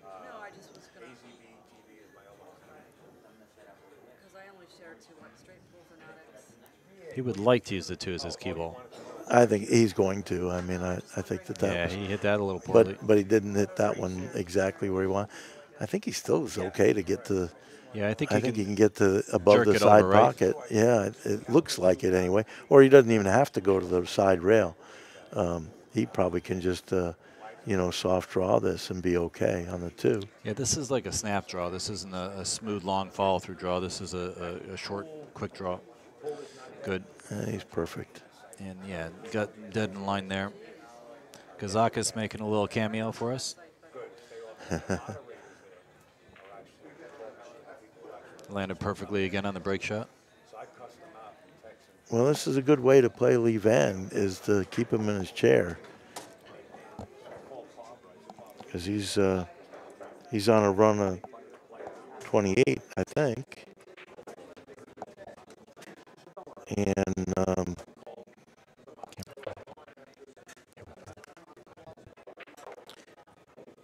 it's just perfect. You know how much this one looks like the previous one? I mean, it's just a little bit higher, but Yeah, I think it's very, very quick. in between similar. the 2 and 3, though, right? This is a little different. Yeah, it looks like the 3, I think. Yeah, he went right into the 2. Yeah, yeah. And he hit that a little harder, probably because he knew he was hitting the 2 instead. And he's going to have to play a little bit of a difficult shot unless the 9 clears. If the 9 clears, has to play. If not, he might have to take off his break shot on the 2 right out the gate, you know. Yeah. We would love to leave the 2 for our break shot. But if it's the easiest shot, yeah, as long as the 2 goes by the 5, I mean, it's a little bit close. But I think he can. But he has the 15, and he can nudge balls yet. There's plenty of balls on the table. Yeah, Alex is one of those guys that can maneuver balls for sure. Yeah. Probably take the 3 out now. Maybe the 13 if it clears the 11. Could also play the 8 and try to develop the 9 into the 3. Maybe get a little maybe get the 9 in play for a break shot, right? Yeah, he might be able to nudge something, but you know. Okay, that was a little bit loose there, but ended up okay. Well, not much that could go wrong on that one. You'd be really unlucky to get stuck on that one, I think. Yeah, not stuck, but he didn't tie up the 14-4. He got a little close to tying those up, but they came out, so he's okay. I do question what he's going to use. I think he's going to have to bump the 3 at some point, the 3 or the 9. Yeah, that last shot seemed like a good place to do it, right? No, not on the 8 anyway, because it was too thin. I didn't think you could get in that window, get into the 9? Get through into the 9, unless he hit the 14 like he did and then bounce up like that. But that would be a lot to ask for. So if he plays the 5, he's going to have to. I mean, if he plays the 5, it might be valuable to pull into the 3 now and develop the 3 if he's got the right angle, right? He can't go wrong. Out the 4 or the 5 in the side. You mean the 15? Yeah, pull the 15 and play the 15 now, the 3. and then you know, try to get. You know, he'd like to do it with this 9 or 13 at some point. So I think that you know, to bump the 3. Right, if he's bumping. Oh, he's got. But I think he's going to save the 15 yet, and I think that that's the right thing. Sorry, guys, I didn't know he could get into that ball in between. That was a ball that was a little bit of a nuisance. Yeah, it was on it's the hard rail. to see from here. It's really hard to see exactly what choices he has. I mean, where it stands, the 6-15 isn't bad. It's not your perfect break shot key ball scenario, but the 6-15 is a decent play out. He will likely try to develop the 3. But if he doesn't, he still has that as a possibility. Now, if he gets the right angle on the 9, which I don't think he did, but if he was slightly underneath, he could draw into the 3 to have the 13 and the 4 as insurance, but I don't think he got there. Well, he may be able to shoot the 13 and nudge the 15 too. You know, make that better. What's his insurance? The 10 ball at table? Because he might be doubled up on the 9-4, right? Oh yeah, but that's not going to be. You know, he's. I guess he'd have the 5 in the side. Yeah, I like that. I like that. Got all sorts of choices. He could do that. He could also spin down a little bit, maybe get on the 4. Yeah, he could come down for these 2. You know, the 4 and the 14. But like you said, Alex, does take a little more time to make his decisions here. But he could play the 9, stop there, and have perfect shape on the 13, and to bump the 15, like you said, make it a little better. He's went trying to bump the 3, which is great. Bump the 3, and he's got potential to bump the 15. Yeah, There's a double little play there. Yep. And all the 4 after, get rid of that last problem. I bet that he'll like the 15 better than the 3. But who knows? Yeah, I think you're right, mainly because he's got 2 key balls over there. He's got the 5 to the 6 lend naturally to each other. That's a good triangle there. Well, the 15 is going to hit a little bit lower on the rack. I think that'll be a little bit better. But see, now it's funny that you say that you like to hit lower on the rack, because my close friend is Steve Lipsky, and Steve Lipsky always liked the top of the rack break shot. And he's also, you know, he's a 200-plus ball runner. Yeah. You have to play that perfect, though. You know, I mean, I'd rather hit the side of the rack than the top of the rack. But some of these get to be individual preferences, too. Right. So There's this nothing definitely wrong goes with that. underneath the 4, so he's in really good shape here. And I suspect he's going to go up to the 10 now, right? I would think so. Yeah. Get rid of that lonesome ball up there. Now, if he can get the 5 in the corner, he'd have a stop shot in the 6, or he might go try to get straight on the 6. Yeah, and he can do stop either, and draw either the one. 5. Yeah, he's got a couple stop outs. You know, Mike Siegel is right next to us. Yeah, you can ask him which he liked better. Yeah, Mike, you like top of the rack break shots or bottom of the rack? I like whatever comes up. I don't know. I like. He doesn't play straight pool. You like all break shots. Mike says he doesn't know about straight. It's the best key ball, right? Whatever you have the best key ball for. Or? Well, it depends how they lay. Put this on for a minute. Come on. 5 minutes. 5 minutes. Come on. All right, we're going to have the legend, Mike Zuglin. Mike Zuglin. Sorry, Mike Siegel. Mike Siegel in the house. Mike Zuglin's another legend, but we got Mike Siegel here. The hook. But Bowman, I haven't been in there in years. All right, let me see. Where are we? You're on. All right. All right. What am I looking at? You're looking at Alex Pagulayan and Levan Corteza. All right. He's on a run of 42. Oh, big chair, right. Yeah, I don't know much about straight pool. We got a legend of the game in here, guys. It's a pleasure to be here. I'm not even familiar with how they score this now. They got a new, like we used to have the beads or a referee, right? Now they have electronic digital thing. We're in the digital age. Yeah, they're going to be using digital cues soon. Uh-oh. Oh, look at the 12 just snuck out there. Yeah, yep. That's a nice little bonus. It's funny because this is a different animal compared to the way that I grew up playing straight pool, and I'm watching Shaw on the other table, and he hits the break shot like 300 miles an hour. But in my opinion, the way that Pegline hit it, Alex, is the correct way to hit it. He's more controlled. Yeah, there's no question. Yeah, I mean, because you can't lose the cue ball. Of course. But this is not easy. I No. mean, with a bridge. He's even hit this with a little inside English. Trying to hit the 4, right? Yeah. Yeah, He but made a heck of a shot there. These guys' technique is just so good.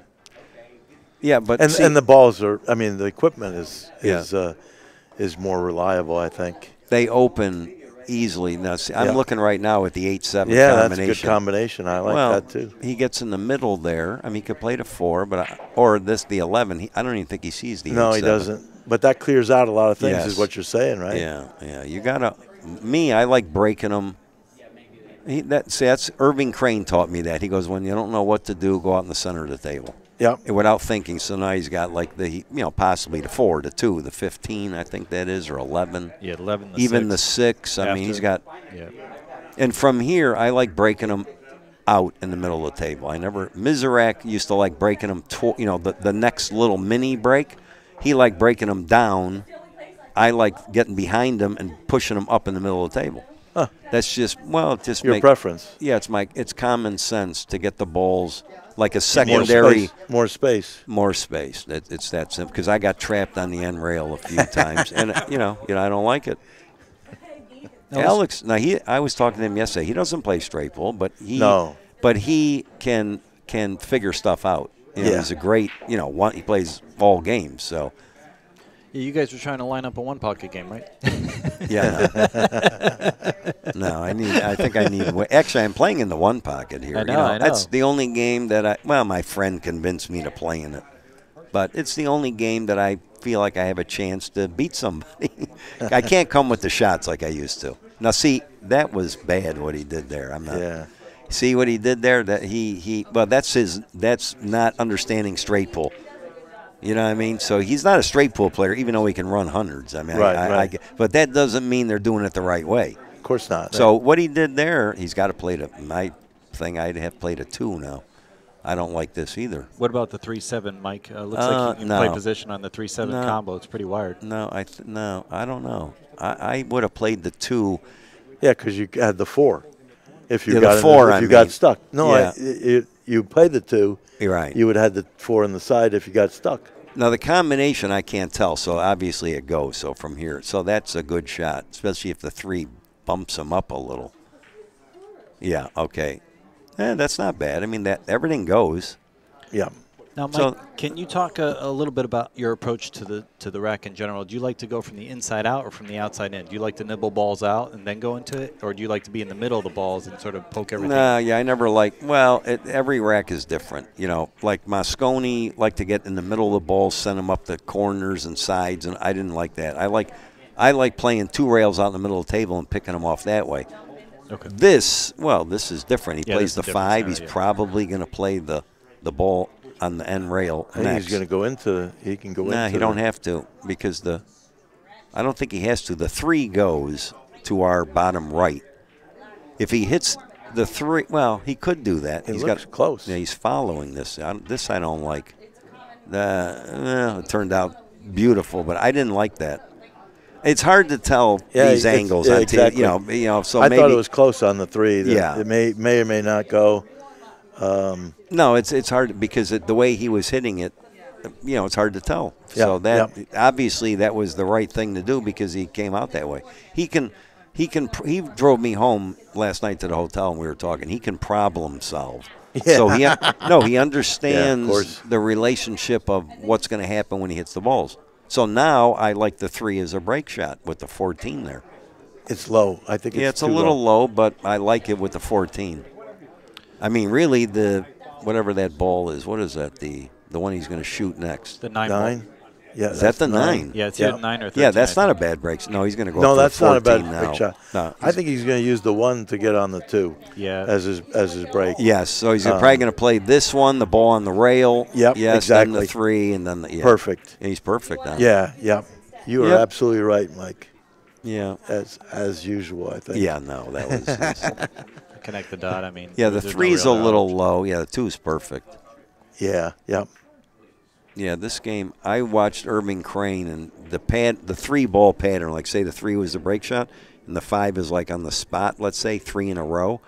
You get out in the middle of the table, then you either play the 2, stop, play the ball in the spot, drift over, or the 3, Right, you have great choices. That was a pattern that Crane played a lot. But straight pull is very tough to commentate. It's not like 9-ball. 9-ball, you see, look at this. You have to go somewhere. Wow, Yeah. boy, that looks like a lot more No, angle. he's perfect. It looks funny up here. Is that my but eyes? He's perfect. Yeah, you can't see. Yeah, since No. it's a, Yeah, but that looks like a lot. You have to look at It must be relationship perfect. because the rack is. You can see the line of the rack. It's even with it. Yeah. So it's perfect. No, I guess he was perfect. yeah. And he's perfect on the break shot. He's absolutely dead nuts perfect. Yeah, so you want to be, if you draw a line, see where the 2 is, parallel to the rail to our left, right, the long rail. Yep. So if you picture a line going through the 2, parallel to the rail, you want the cue ball just an inch or so inside, which is exactly where he is. Exactly where he is, yeah. Yeah, Yep. so then you can use a follow break. follow, shot break shot, nothing can really go wrong. If he's over to our right, maybe even 3-4 inches, then it's a an lot issue. tougher. Yeah, That's it's a lot tougher. Let's see. He'll just follow this like a firm, Yeah. hard, perfect. Now, Mike, do you ever use English on the break shot, Yeah. like inside English, outside English? No, I used the running English, so that time I'd use a hair left. Yeah. Right. But see, that to me is the way to shoot the break shot. I watch these other guys; they hit a dead ball, course. 100 miles an hour. I like that. He follow it. See now the way this is. Now you got a cluster. Maybe I did it wrong all those years. I mean, I watched Shaw. I watched Shaw, and It's they're amazing all over that the you table. were a world champion. I know, it's hard to believe. Well, I learned that way. Now, see, here's what I'm saying. You see the 3? I would play the 3 and go right into him underneath. Yeah. Yep. See, that's what I would do. I mean, if he clears the 7, I like guess that. But, I would have played the 6 to the bottom rail and used the 7 to do the same thing. Go into those I balls. think the 7's too far to our left. Yeah, he's I gonna like. put the 10. What I'm saying is that the secondary break, how those are all racked up. I like pushing them up. Towards the 1 and the There Yeah, you that's go. what I'm. But, And that's exactly what he's but going if to you're do. below that 7, you'd be pushing those same No, balls he's up. not hitting this that way, or is no? Well, see. he's getting position. Oh, on the he's going to 7, play yeah. the 3 now, the same Yeah, way. yeah. He still has the 10 as insurance, so He's that's got to just hit as the. good. If he hits the 12 here firm, he's golden. Watch. Right. Let's see. Oh he my missed it. God. Oh, my gosh. Whoops. Yeah, that was a And big froze on him. Right? Yeah, hopefully he has the 1 on the side. He can't believe he. Because but- you could have hit the 4 12 or ball. the 15 and been yeah, okay. Yeah, but he. But you can't hit the 1. Yeah, no, Miss it. can't wave the rack, yeah. he hit it. He just didn't hit it right. Yeah, That's all. yep. I mean, I saw what he was trying to do. Yeah. He had the 10 and 11. There's no way he could have got stuck there. Right. Now that he cleared the balls, he can 4 go ahead ball. and hit the 5 and push him down, and he's still okay. No, you know what I mean? Since he cleared the balls underneath. Well, he's He got can to use make the the 5 now. 4 first. Yeah, he's got to shoot a shot here. I'm just saying, well, Yeah, the 4. And the only reason why he's going to play that is he's frozen. Even though the 11's an easier shot, the 4 is froze, which makes this a little easier to make it. It's not easy, but it's easy. Oh, look, you hit it bad. Oh, boy. Oh, boy. Well, that's what happens. Yeah. Yeah. well, we get to see Lee Van play a little bit. Yeah, We've who's been he watching playing? Alex. Lee Van, and he's He's Well, winning the bracket. he's a good straight pool player. Pretty Really? good, Lee Van. Yeah. Lee Van's solid. Yep. Solid all-around player. Yeah. Exactly. So I would go right after the 5, play the 8, 5, tickle him. You got the 4 on the side. You got the other 2 balls over there. I would leave the 9. I like the 5. You get kind of straight on it. You can power those 4 balls. Right. That's all. I mean, I think that would be logical here. If he doesn't have a lot of angle, he's perfect. Yep. Whoa. Yep. No, he's good. No, he's good. He can force it. Yep. And he's got all kind of safety shots, so that's what I Right. like. Yeah, he's golden here. But again, straight pool is there's a lot of looks at it. Yeah, I've actually studied your game quite a bit, Michael. You're a lefty player, so you got me a little tied up here and there with my thoughts. But overall, you've been an amazing influence on a lot of us straight pool players of today. What light? What's this? The shining See, light. now I didn't notice because we were doing stuff here in the booth. I didn't notice how he hit the 5. Instead of following it, he must have hit it low and popped it over. That's why it wound up like this. It barely bunted off the Yeah. 11 and came over there, I think. Where? Hey What's guys, that? Here we are. Oh, you're on the. Well, oh.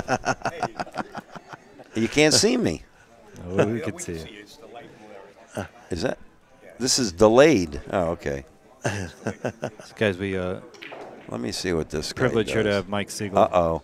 Whoa, I didn't. Oh, my no. God. Yeah. He's no. dead. Oh no. Hey, he's dead. Hey, he's dead. Yeah. All right, thank you. Goodbye. As soon as Okay. he hit it. Yeah, yeah.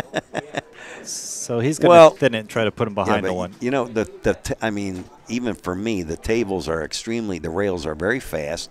If you get a little careless, meaning he might have cut the ball a hair more than he thought, Right. and he lost the cue ball, and that's how that wound up. Yeah, yeah, I mean, yeah. I'm sure that was not even remotely in his mind when he played a 4 on the side, right? I Yeah, believe? exactly. Yep. Well, he probably cut it a hair thinner, and you have to be very cautious when the table is really quick like this. Now, he's got an easy safe, Yeah. but Yeah, talking about table conditions, Michael. Do you like fast bed, slower rails for straight pull? I like all slow. Slow rail, slow cloth. I got you. I got That's you. the way I grew up. You know, yeah, the nappy cloth you were Yes, talking about. yeah. Yeah, like you did for the 8-ball challenge. right.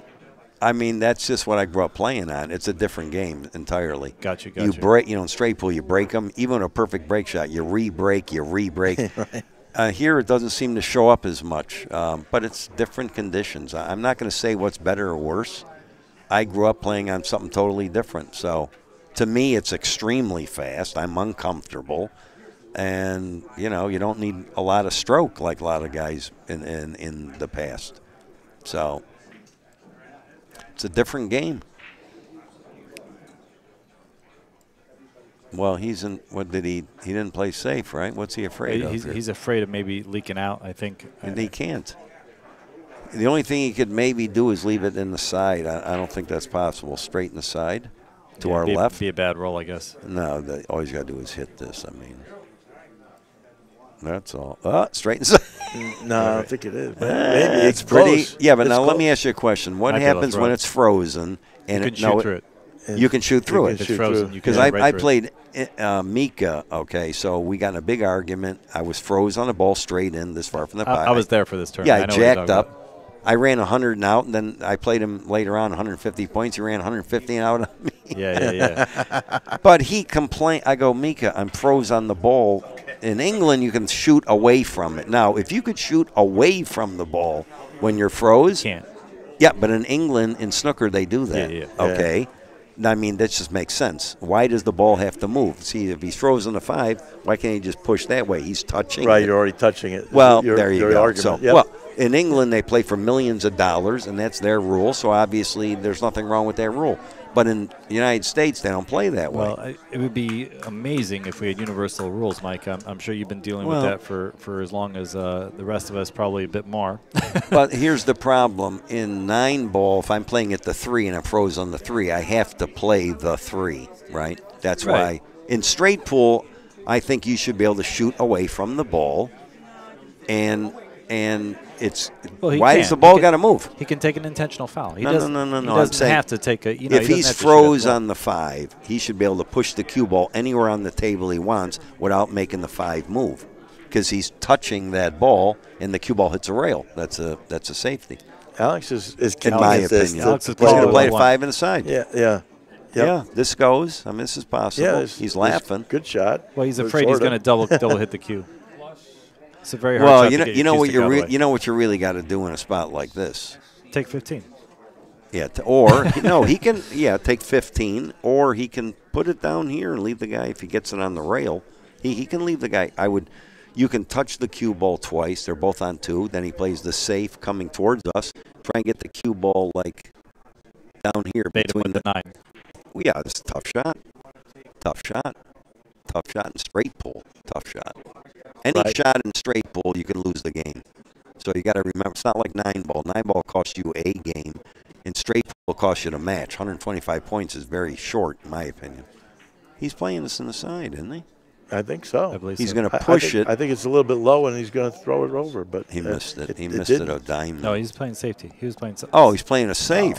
Yeah, he was trying to leave the cue against the rail. He pointed there earlier. Well, he had. I would have played it the other way, unless the point was in the way. That's possible. Doesn't the that 15 doesn't 15 go by the 10? goes? Yeah, It looks no, like he it goes sold by. out. Oh, the 15 goes in. How's He- that? Yeah, to be he wasn't safe. playing safety. I think he might have been trying to play position for there, Probably, but yeah. I don't. Well, no, this he wasn't playing guy's. safe there. Just had Well, it Christmas. depends on your opponent. If the guy can't run 20 balls, then that's a good shot. Yeah. Well, this is not the case. Yep. Yeah. Yeah, straight pool is very tough to there's so many things. I think Lee Van has won one of these, hasn't Yes. Yes. he? Yeah, he has. he's won one of these, so he's not. Oh, really? Yeah, he's he's won not. one of these events. He's very capable of winning this Yeah. whole event. A fine player. Fine all-around player. He's a beast. Yeah, World 9-ball champion too, right? Yeah. World 9-ball. Nice shot. I didn't understand that shot, but it was a nice one. Yeah. I don't understand why he. I don't know what he. That was. I don't know. What's he doing now? He's he's gonna gotta have play to the shoot 11. the ball on the side. The side. That's not a hanger. No. The 13-10 is wired, though, after, so he has lots of options. He just has to keep his cue ball in the middle of the table. I would play for the 1 here. Well, he just made that shot in the side pocket that he screwed up and got stuck on the 1. So Yeah. No, he's got a dead combo here. He's gonna have to play. Huh? He's got the Oh, dead is it the combo. combination? Yeah, 13-10, 1, 14, 13, 9-ball would be his last 4 balls. He's going to play the 13-10 combo, then the 1, then the 14. He'll use the 13 to pivot to the 9, I think. Oh, good. Okay. He'll play the 1 in the corner instead of the side. But then 14, 13, 9. Or 9-13 if he gets funny, but I don't think he'll be that out of line. Well, he's No, got to make sure he gets a little angle here on the one. Looks like the cue ball's going a little to our left. Yeah, you don't want to get too straight on that. I mean, these tables, they, you know, at the speed that he's going to hit it, they slide. Oh, down the rail. Easy. I'm talking about the next ball. No, I know, but he'll be able to keep it for the angle. He's going on the side. See, he's playing on the side, right? Or no, corner. Yeah, you're right. Maybe he's trying to freeze on the rail. Yeah, see, it slides. Wow. Yeah, he used the rail. Jesus. Well, the thing is, the pockets are cut more square, so down the rail with the right speed, the pockets look big. Out in the middle of the table, they look smaller. You're right, exactly. Yeah, he played that with that intent completely. Right, you know. right. And this is not automatic either, judging, the bounce. He's got to get good on if he gets too straight, that's no good. Too much angle, that's tricky. Right. He's got to get pretty good on that. On the 11 ball. Yeah, on the 11, yeah. But he's got a lot of room. He's got a fair space.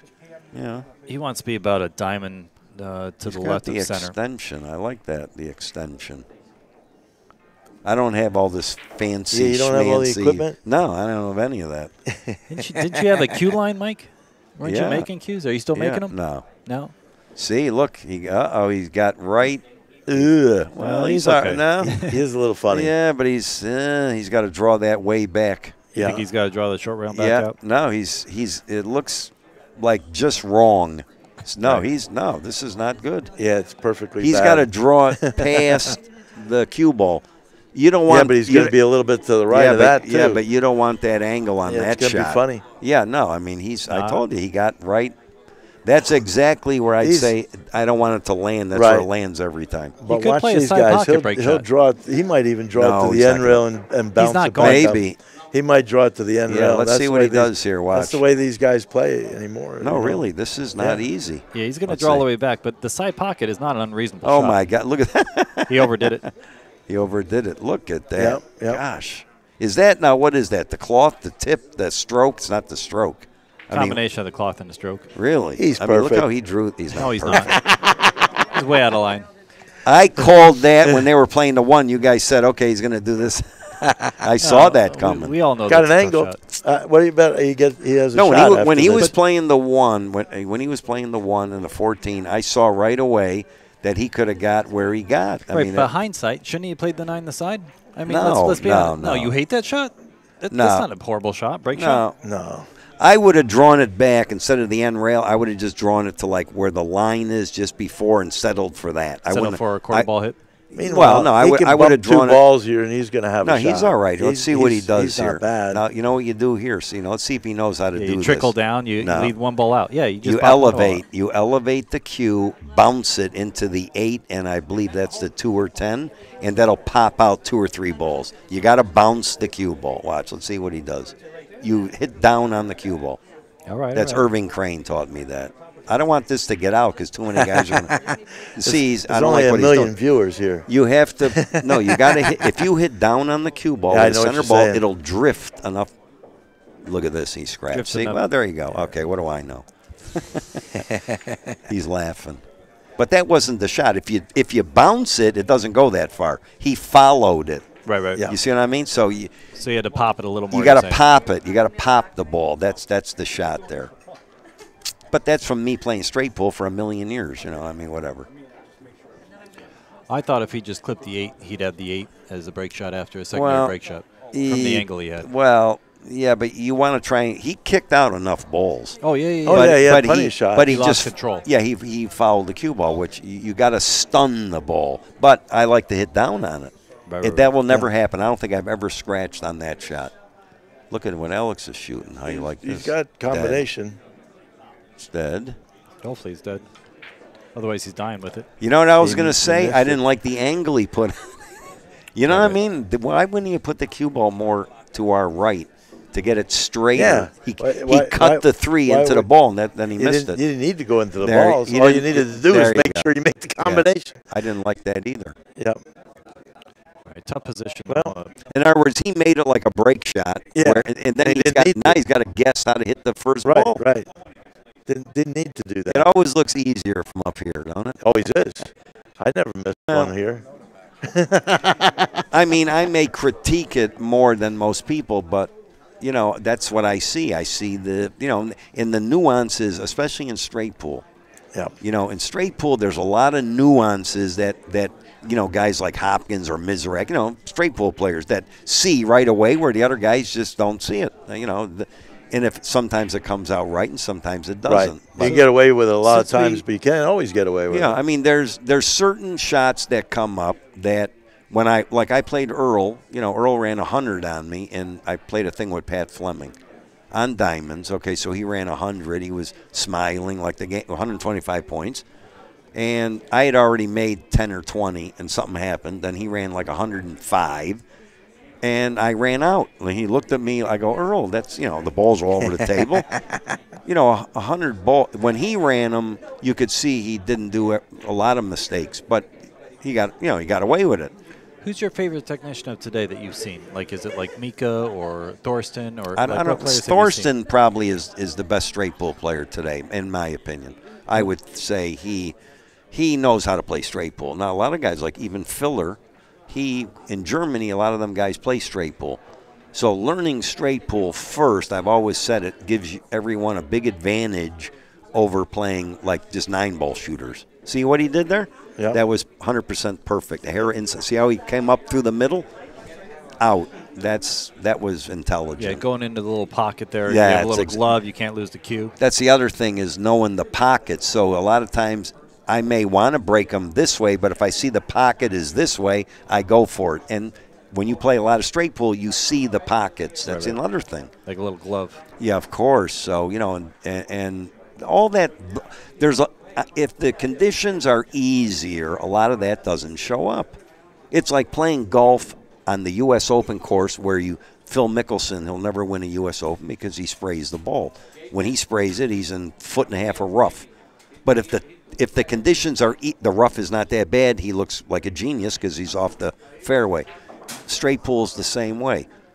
If they open up easier, then Right. you don't have to have, you know, as long The as you finesse, you know, the fine cue I mean, ball and everything. Yeah, but these guys are not idiots. I mean, they play. They're gonna accommodate. They play great pool. You know, I mean, they're you know, they look at the rack. They're it's not like a beginner. I mean, they see stuff. Okay. Right now, he's got the 1 and 2 here. Do you have a preference between one of those two balls, Mike? Or do you just make sure you get one of them out of the way? Yeah. Well, yeah. I mean, actually, to me, the 11 looks like better. I 11 don't looks like better. it as close to the rack as away, but the 11 don't have a good pivot ball. Because You you know what I mean? can't use follow. Is that what you're saying? You like the 11 Well, more? 'Cause I you mean, can if give I it was a- near the rail where the cue ball went around, I like the ball away from the rack. When the ball is near the rack, you might stick, you might overdraw it, and Right. you can't get that kind of back angle when it's closer to the rack. You really don't want see where the 7 is or whatever that reddish ball picture, the 1 not there, and the 2 the break shot. You want the cue ball right where that reddish ball is. Yeah, the 7 ball. Yeah. There you go. That's the perfect angle. Right. Now you want it to the left of the 2. Yeah, you want a little chubby. If the 11 is there where the cue ball is, you want the cue ball to the right of that ball. Right, When right. the closer it is to the rack, the more Straight you want. straighter. There you thicker. go. Yeah. Yeah. So, I mean, but that doesn't necessarily. Work out that way. Or Well, I mean, you know, Shaw, you see I can't tell what that ball is, the stripe ball there next to the cue ball. Yes. Yeah, Shaw had a break shot like that. Normally, you're out in the middle of the table, you follow it with inside English, you hit the end rail, side rail, and come out in the middle of the table. He just hit it 100 miles an hour, low ball, and they went over. So what do I know? Now, he could have bumped the 1 over. I like the 1 high, but I like the cue ball about in the middle of the table. Now, why do you like the 1 high? Let's talk about that. Because you can hit it high and go into the, like say when you rack them, the head ball is missing, the dot, right? So you got the 2 balls next. You can go right into the right side of the 2 balls Yeah. with a firm stroke and try and bounce right into that ball, and that just explodes them. Right. You see what I mean? Yeah, that's my friend Steve Lipsky's favorite break shot, too. Yeah. No, because you use the break shots, too, with speed. The harder you hit it, the more the cue ball is going to deflect off the angle, so it's going to hit the head ball a little higher, Then if you hit it easier, you're going to hit the head ball a little lower. So the speed of the shot manipulates the angle. Of course, that I'm assuming most guys know that, but people listening to this may not know that. Right, that's great for the viewers for sure. Yeah, but that's that's like the feel. I mean, good players, especially in straight pull, when you billiard the cue ball into a cluster of balls, the speed, sometimes you kind of roll the cue ball to catch the ball the right way, what you think, or sometimes you hit it a little more firm to bounce the cue ball into what you believe is the pocket or the head ball to hit. Right. That kind of stuff. So in straight pull, that comes up a lot. Or the force follow like a Mizrak would do at times, when you want to bite through the whole rack because you don't have a dead cue ball. This, I don't know what he was doing there. Does that? I don't understand. The 7 ball must clear, but yeah, that's but still why not wouldn't good. he play just come down and play the 7 into our lower right pocket, and try and get the angle to play the 15 in the other pocket? Right. Yeah, that's definitely the play I'd play. But I don't know what he's looking at here. Oh, the 7 goes, but I don't like still this not either. the right angle yet. Now he's got to go back and forth and play the 15 in the same pocket. Yeah, I didn't like. Yeah, I didn't like that. This is not easy. Look, he's hit dead. it right. Oh, he hit it perfect. Nah, he's all right. But he's got to do a trick shot. You don't want to be close, so he's going to have to pound draw the ball. See where he is? That's no good. He's got to draw it to the side rail and out again. That's no good. Where you see the reaching. Yeah. He's going to stop right. See, I don't like. Yeah, I don't like because this. going to the side rail. Let me see. Is a lot trickier. So.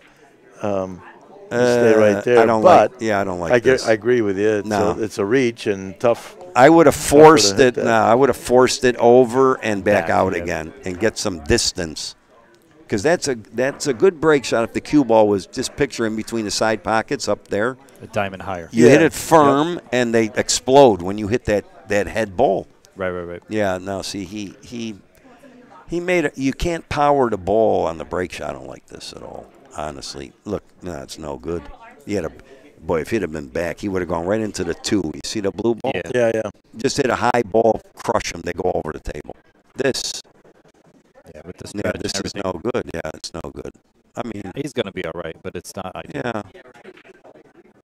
There you go. Draw. He's lucky he didn't scratch. He's on the end rail. You see what I'm saying? In other words, right.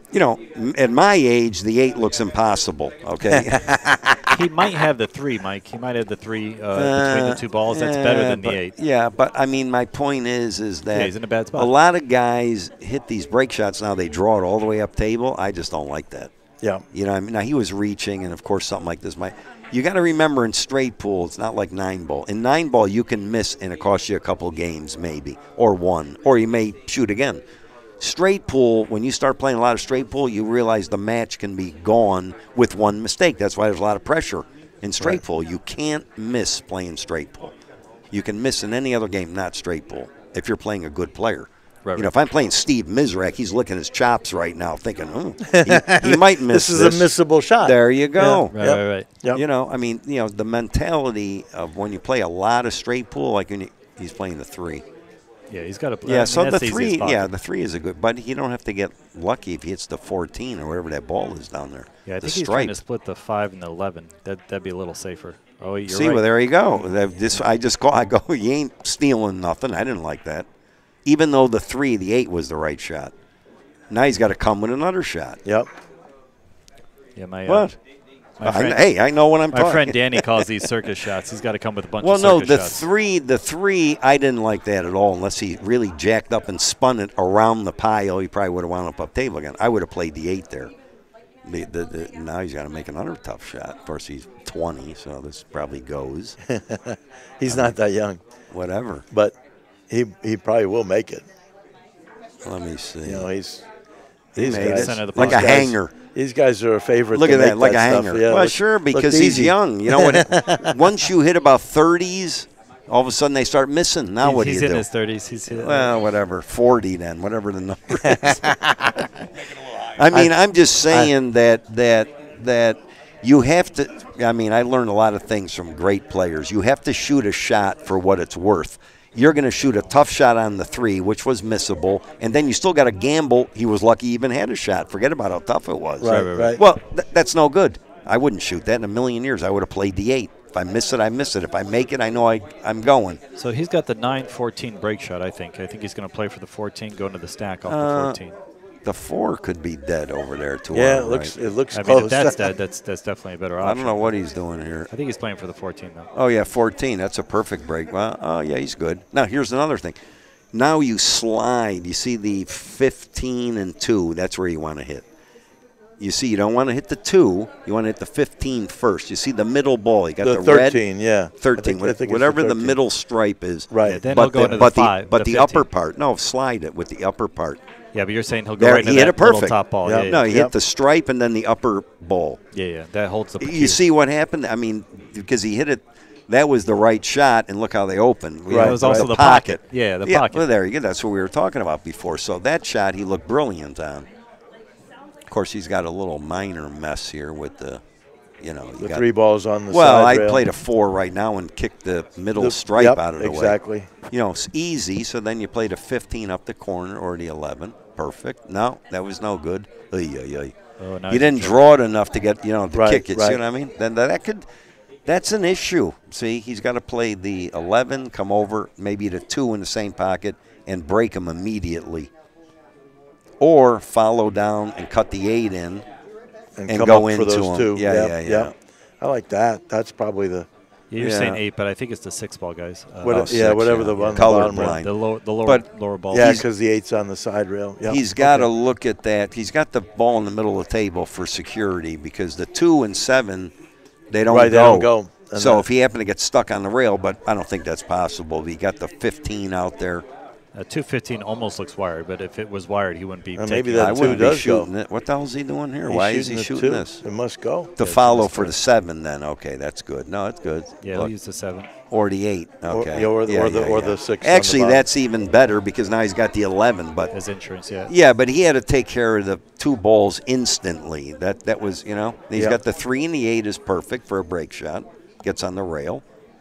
I don't know why he's following. I would just slide up. What's he doing? He's stunning into it. He's sliding up. Yeah, stun.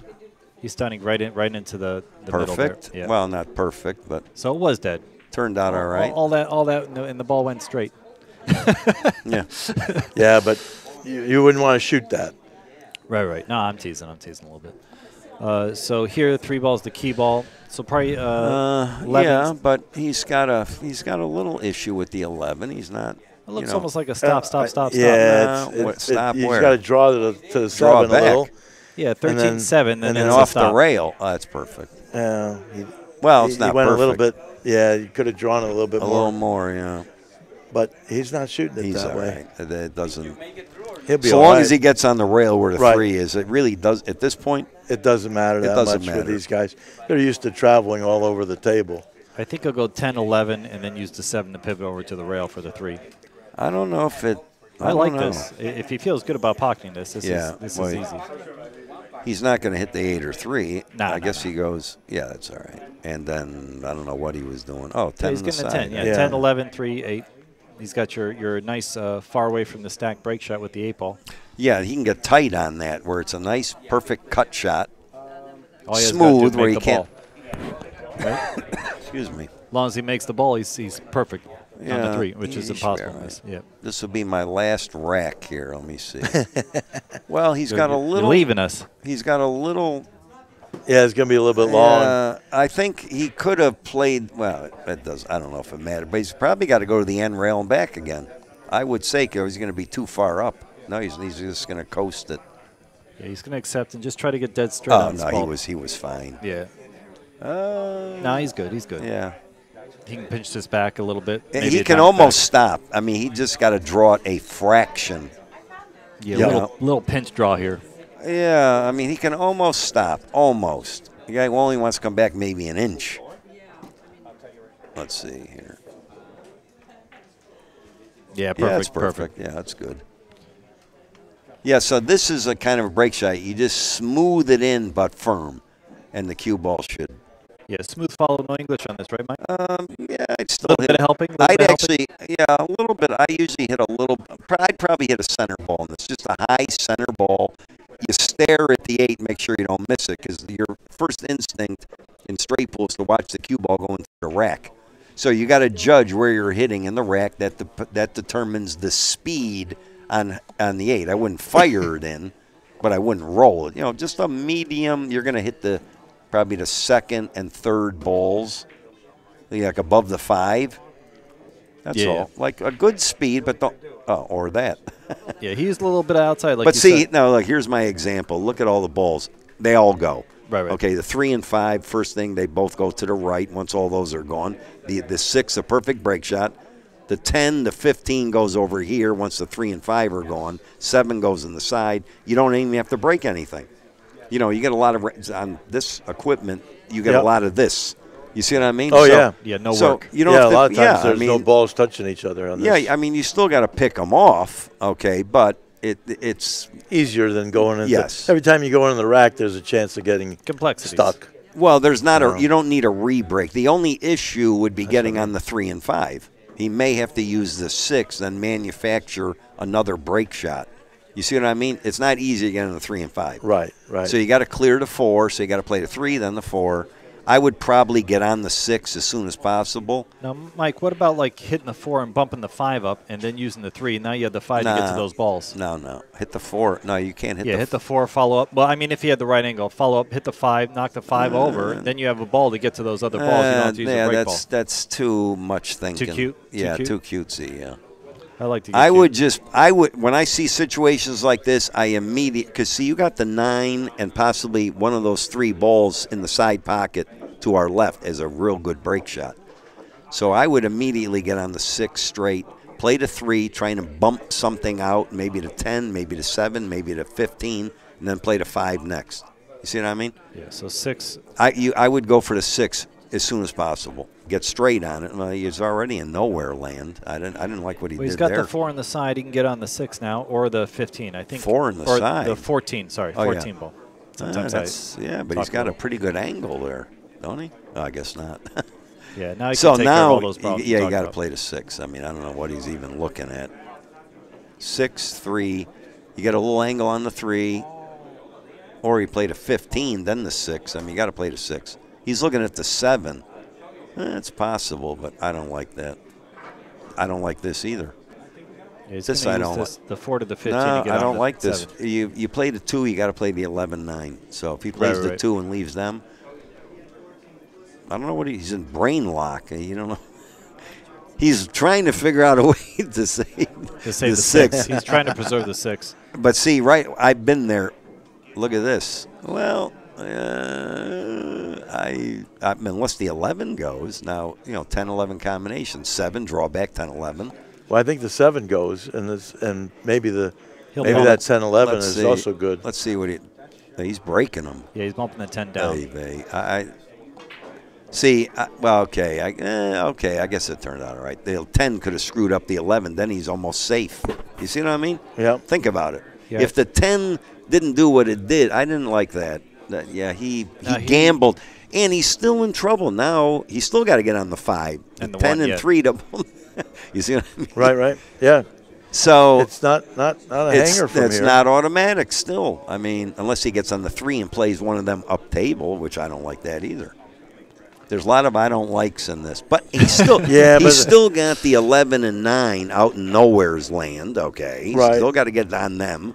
So he's making a big project out of something that would have been easy if he just played the 6. If he just got rid of the 6, there you go, and maneuvered balls to go ahead and made his own break shot, he would have been okay. I mean, he still had enough balls on the table. He's got problems. He's got to invent. Well, he can. Now he doesn't have as many balls on the table. It's going to be hard if he has to shoot that 6. He's looking at playing the 11 and possibly the 9 and come across the table for the 5. See what I mean? He's got to get on the 5 in the corner where the red is. Yeah, I think that's the 1 ball, Mike. But yeah. Oh, the 1. Okay. Yeah, the 3 and the 5 and the 1 and the 10 are all kind of together. He's going to play it off the 15. And I already see the way he's following the ball. So he's going to play the ball on the side next. And then he'll use the 3 to get on the 9. But now leaving that 9 is kind of a pain. No, he's making a – he can play the 15. He's got to get just under the 6. I mean, He's making a mess out of this. Now, Mike, let's talk about how not to make a mess out of this. Since we got you here, he was preserving the 6. What are your rules of thumb when you're approaching this about the 6? Like when to have it, when to not have it. You would have went straight. I to would the have 6, cleared it instantly. Cleared all those balls, because, and not worried about the break shot. Yes, because you got still a ton of balls on the table. Something may pop up that you don't even foresee. Right. But if you do it early, you still got a lot of balls on the table. Still you do got it 10 late. balls. Yep. See, now he's playing for the 5. Okay, I get this. Okay. It turns out he's okay because he can use the 9 to eventually play the 3, 10, to this. Okay. Right. But it was, he's going to bump the 3 out. Now, watch this. Look, he's going to play. See, I would jack up and pop the 3 over. He's following this. Oh, no. Oh, okay, he's all right. So he's good. Yeah, right, plays fine. the 3, gets on the 9, 10, okay, 5, good. 10, 6, yeah. But it didn't have to work out that way. Right. You see what I mean? I mean, no, he did it good. Well, for one, if he didn't get on the 1 perfect, that would have been a big problem. Nah, he's good. for him. He's look stay how off the rail. perfect he's on. He's dead. I don't like this on this table, not at all. Straight as an arrow. Boy, I hate that when it gets like that. I mean, if it freezes or just off an inch, he's good. He's just perfectly wrong. I get that a lot. And on these tables here, being on the rail is not an easy situation. See, he's in trouble He here. might have to follow back out. I would say he's probably got to draw back, get by the side pocket, cut the 10 in, come back up for the 3. Yeah, that's a Unless smart play, he 'cause he's plays got the a full 9 and then bumps the 3 like it barely reaches, and then 10 over here. I don't like that either. My nerves couldn't take that. Let's see what he does here. Draw back for the. I like for the draw full cue ball. back. Oh, he forced it over. Well, there you go. Then all bets are off. I mean, yeah, but see, on a nap cloth on a different table, you couldn't do that. Right, see, right. look, he's off the rail 2 inches. Now That's it's a enough, hanger. yeah. No, I'm just saying that wasn't an option to me. But see, that's another thing that has made the game different. You see what I'm saying? In other words, he hit that shot. He was dead as an arrow. On any other thing, Equipment, yeah. you could have never got off the rail. You're in trouble there. Meanwhile, he's kind of straight on this, No, too. he's perfect. High ball, hair inside, perfect. Yeah, if he were straight, he could just stop and accept the in a kitchen. In fact, this is the angle I played for. If I had ball in hand, I'd play for this angle. High, hair right. You're coming up, watch, under the 6. The 2 rails naturally under. Yeah, That perfect. yeah. Now, see, it can stop anywhere. That's the strength of that. And he's perfect. I mean, that's like perfect. That's super perfect. Well, he ran it just like what I said. How perfect, Mike? How perfect is it, Mike? How perfect? It's perfect. Super perfect. It's super perfect. Super perfect. You take 10 break shots like that in a row, you got 150. There you go. There you go. Well, it's 140, right? 10? Yeah, well, it's close enough. So we're going to 125 here. They're not even going to 150. Right. Yeah. But here's the other thing. This now, see, what's he doing? He wants the ball cleaned. The other thing is when you get this kind of break shot, you know, Shaw, I watch these, they hit it so hard with a flat, dead ball. I don't like that. I like just the high ball. You go into the rack. Sometimes, nothing. This is the perfect break shot. You know, I used to call this the Willie break shot. The Willie. Well, when I used to run balls when I was a kid, I'd set up that break shot on my side of the table, and I started running them. That was the break shot I started with. You know, perfect break shot. If he can reach it, that's my side, left-handed. Yeah, yep. So he's a righty, so you want to be more to our left if you're a right-handed player, believe it or not. It's just a high ball. Watch. Let's see what happens. Perfect. See, that's all. Now, he didn't really stroke that good. He punched it. You see what I'm saying? Right. He didn't follow it. He punched it. Now, maybe because he was reaching, but that's really. No, he has a little. But he punched it. Little pokey. Yeah. No. The other one he stroked. He punched that, and he's got the 3 in the side. He's got. Now, see, right away, I like 14, stop 11, go right into that 115, clear him. Watch this. Now, if that can happen. If the 14 goes, yeah. 14 goes, you just stop right there. You play the 11, and you drift right in between the 15. And the 1. The ball under the 8, you hit that first. The cue ball billiards into the 1. They open up like butter. That rack's over. Yep. Right. So, obviously, he didn't hear me. I'm not. I don't believe he must not be able to hit the 14, or it doesn't go. I don't think it may not go because close to the 4, it might be blocked. Well, then you got to get on the 7, follow down, play the 4, and then or the 14 and to our left. Then, in other words, you got to get on the 11. That's leaving the 4 or 14, even though it probably doesn't matter. Right. one of those. So I would play a 15, then the 7, play the 4, 14 into our left. Let's see what he does. Now, He ain't doing that. Look, what the hell is he doing here?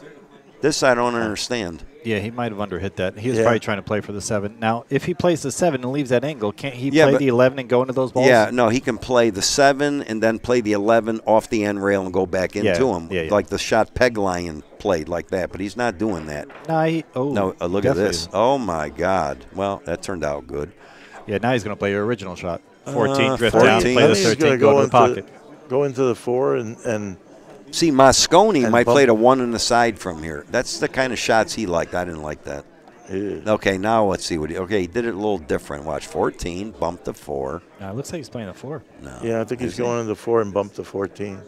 4, bumped the. Okay, Yeah, perfect. which is great. Yeah, now here's the speed. The follow, you want to go right into the 15, and he'll have the 12 in this corner, Yep. probably. He's got the 14. They're going to open up. Everything's good It's from here. impossible to get safe from here with a high ball. This is a little blossom shot. They'll all Yeah, blossom. blossom. Yeah. So he hit the 15. More than likely, he's playing the 12 in the same pocket. That'd be iffy. Let's see what he does here. Well, He okay, hit it but way too yeah, hard. but he hit it way. There you go, way too. Yeah, he didn't need the whack. I mean, yeah, no, he played that like. I mean, it's okay, but everything's he could have good. feathered it. You know, Yeah, like, just blossomed it a little. there You didn't have to go. do anything. Yeah. Well, They all still went. that's what we were talking about. Like when you play straight pool, the speed of the shot and so on. That's there you go. Now he's playing for the 12 right away. That's I like that. perfect. Or the 3. Both Yeah. good. No, he's good. He's out. The 10s. That's that same break shot.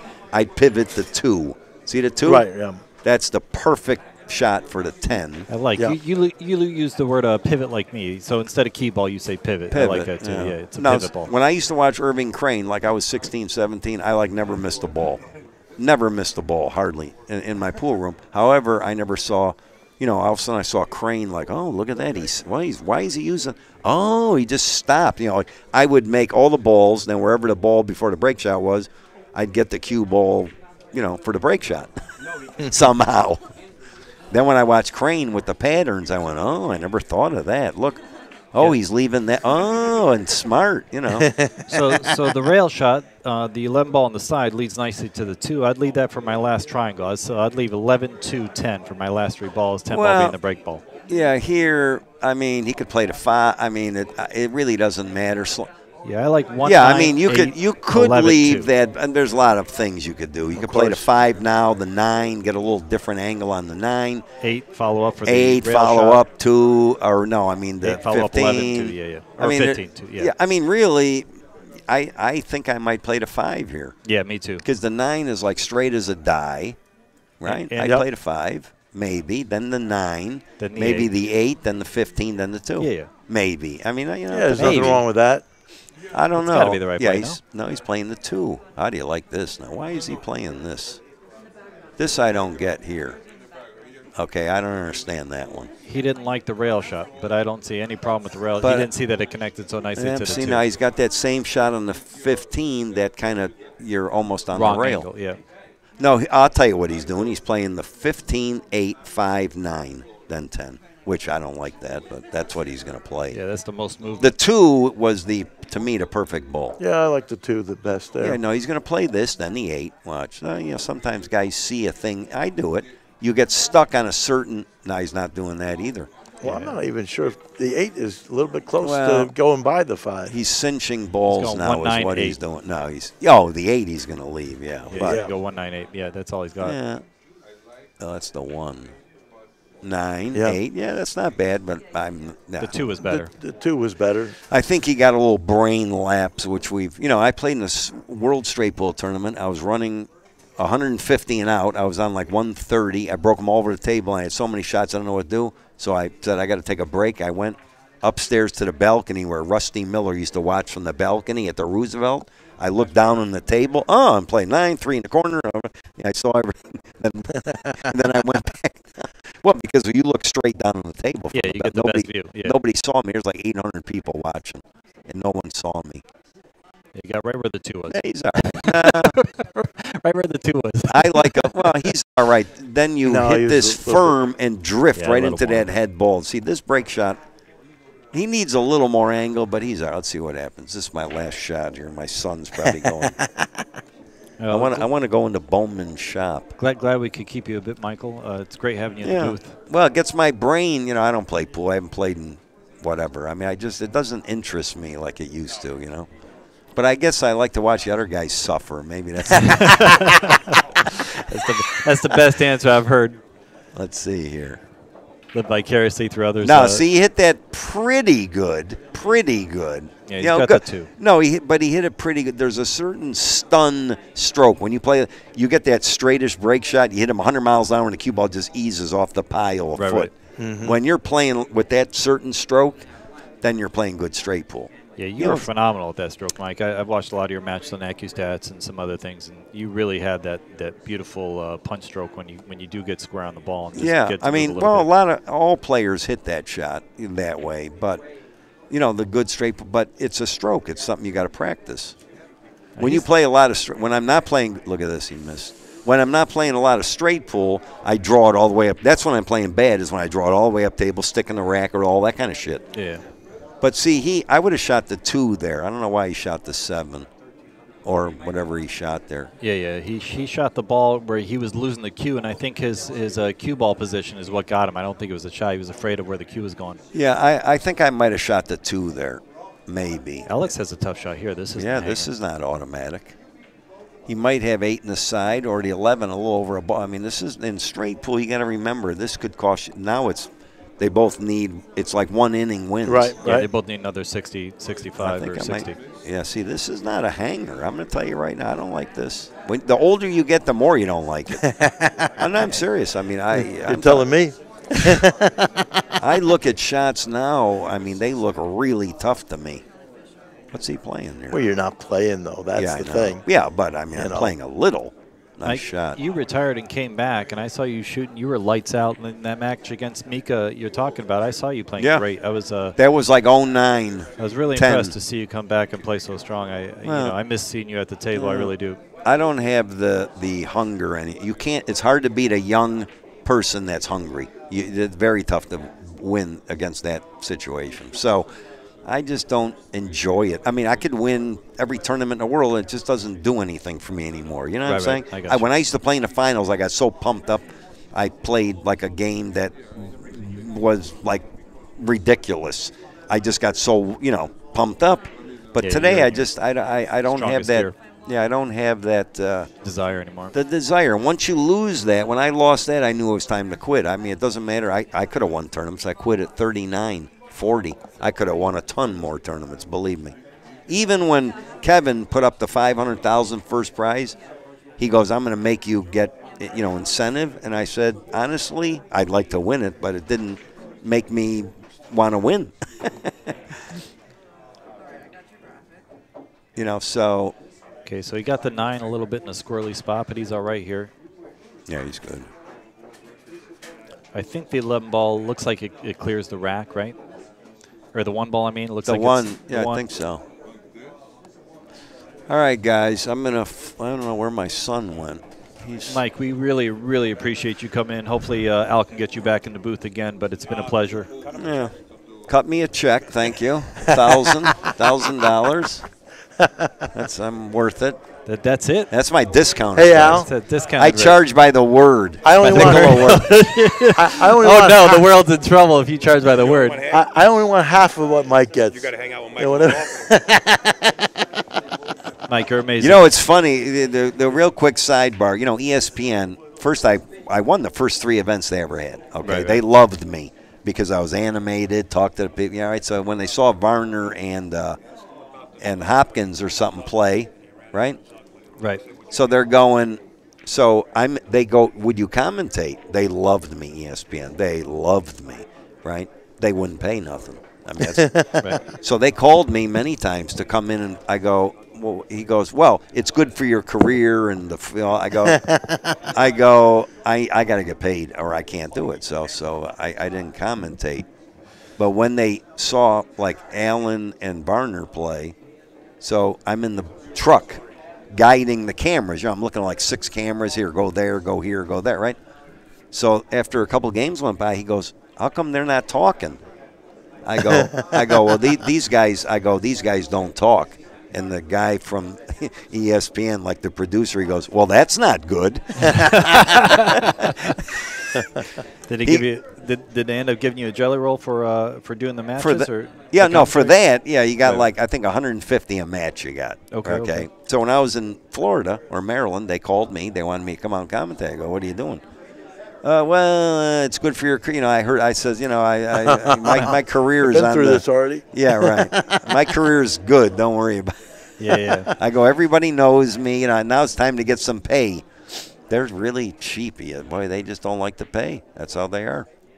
Yeah, I remember your match against Zuggy, where you ran a 150 and out. Twice. Yeah. Would you have something against Zuglin? What happened? No, you don't like the no. guy? What's I did that. I so think good? I did it on Rempe twice too, I believe. You did it twice on Rempe too? I think so, yeah. Zuglin had a break and you ran out like 100 or 150 and out. And Mike says, "Hey, would you gamble?" And you said, "Of course not. I don't know how you play." Well, you know what the thing is? The first time I played Zuglin, I broke. He missed the first shot. The break doesn't count as an inning. Then I ran 150 and out. That's considered 150 and out in 2 innings. Right. He missed. That's an inning. Then I ran 150 and out. The next time we played, he broke 5-ball. I remember 5 in a corner, long break shot. I made it, ran 150 and out. So it can't be beat. It can only be tied. One Right. inning. Yeah, One yeah. inning, see? So that's a thrill, I guess. All right. Well, Alex, let's see what he's doing. So Alex is using the 9 to the 2 like we liked in the previous rack that Corteza didn't, and he's going to land perfect on this 9. Probably 3-rail position, try to get pretty straight on it, and then play a stop shot in the 2. Yeah, but roll forward he's a bit. got a little issue because if he goes above the 2, he's got a tough shot on the 9. Yeah, he's going to play this 2-9-11. Okay. Yeah, see, because he can't really get on the 9 that good. He must have a steeper angle on that 13, Yeah. I thought. He's all right here. It's just angles. You know what I'm saying? And it doesn't have to be pretty, but, he's a problem solver. He drove me home yesterday and we were talking about that. So even though it looks to us maybe, but, the 9, the 11, he's got the right angle to get to the 5. Well, or 1, whatever that is, then good enough, Talking about problem solving, and Alex, he's definitely one of the strongest minds of the game, and I would equal you in that category of the previous generations. It's amazing to see Alex play. I always feel like I learn something when I watch Alex play, and when I was watching the AccuStats, I always learned stuff from you. So I really appreciate that as a player myself. I appreciate it. Maybe I can, I give lessons sometimes out there, so you got. Yeah, so all you listeners Of course, I'm out not there, cheap, though. That's the problem. all you listeners out there, Mike. I'm not Mike, cheap, yeah. Mike I Siegel don't gives do lessons. Mike, where are you located now? If someone in does want to Spring Hill, Florida. Spring Hill, I'm near Florida. Tampa. I'm Capone's Billiards. All right, so Mike's out of Capone's Billiards. Gives lessons. Well, not out of. I mean, my son's there every day, but I just happen to move closer to there now, so I pop in once in a while, see what's going on. But I really don't play anymore. Are you on Facebook or anything? So Yeah, someone I'm reach on out to you? Facebook. Okay, Yeah, so yeah, reach sure. out to Mike via Facebook. if you want a I'm on lesson, the guys. Facebook. I'm on all kind of stuff like that. He's on the Facebook. Yeah, he's the probably on Facebook. the Instagram. The Instagram. I don't know how to use it, but I have a ton of. I look at it every day now. I follow that girl tennis. In fact, I'm thinking of going to the tennis tournament in Texas, last one of the year, right after this. She's going to be the greatest woman tennis player that ever lived by 5-1. This girl, her name is wait a minute, Iga Swiatek from Poland. Oh yeah, She reminds me of me. She's been 8-1 in the finals. She hits the ball in spots that all she has to do is serve a little better. She'll be like Rob Serena Williams in majors. She has 50. Oh, really? Oh no, She's 20-something. Holy Well, crap! she's 11 has 21. I She know, just came but- on the scene. No, she's won her last 8 out of 9 tournaments, including okay. the U.S. Open, all the all that. No, she's awesome. unbelievable how good she plays. Incredible. So Alex has a shot in this 11, I think, up in the corner, but that's all he's got after that break shot. So he's got to come with a good shot here, follow the cue ball to get back in action. Oh, he's all right here. Yeah, he used that little chop stroke. Yeah, he's got the little one pocket stroke, the nub. Yeah, he doesn't like to use more cue than necessary. So when he doesn't have to move the cue, he plays it short. Who is that? I can't see from That's here. me. Who is that? The first U.S. Open. They're showing Mike's. My son Siegel didn't here. know that was me. He goes, "That's not you." I go, "Trevor, that's me." I can't see that far Right away. there. Right there? We got The top pictures at picture. Masters, guys. If you're Get in a the picture area, of you that. got to go to Q Masters and check out some of the old pictures here and All right. hit the staff Very- up for food, and tip them well, and have a good time. It's pretty amazing here, guys. We got lots of legends here and lots of young guns, and then guys in between like Bob and I. I gave Barry his nickname, the Jew Master, because we're both Jewish. See, I told him, you got to put that up here, Jew Master room. That's funny. Barry, I could tell you stories about this. If we had an X-rated thing, I could do it. We'll have to take that in the private YouTube Better account. save that for another time. Private YouTube account. All right, very good. Thanks, Mike, Here's- thanks so much. Yeah, okay. Take care. Thank Yeah, you. have fun. Okay, Hopefully we thanks. get to see you again soon. Hopefully Yeah. you start playing again. I miss seeing your game. I'm going to play in the one pocket. All right. Who knows what's going to happen? So I don't know. Pat will have Mike Siegel in the one pocket event at the International Open, guys. If you're interested, go check him out. It'll be a lot of fun.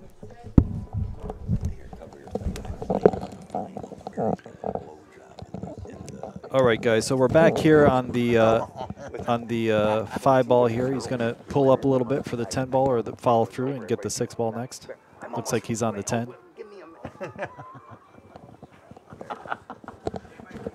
I think the 15-8 might be wired, so he might play position for that.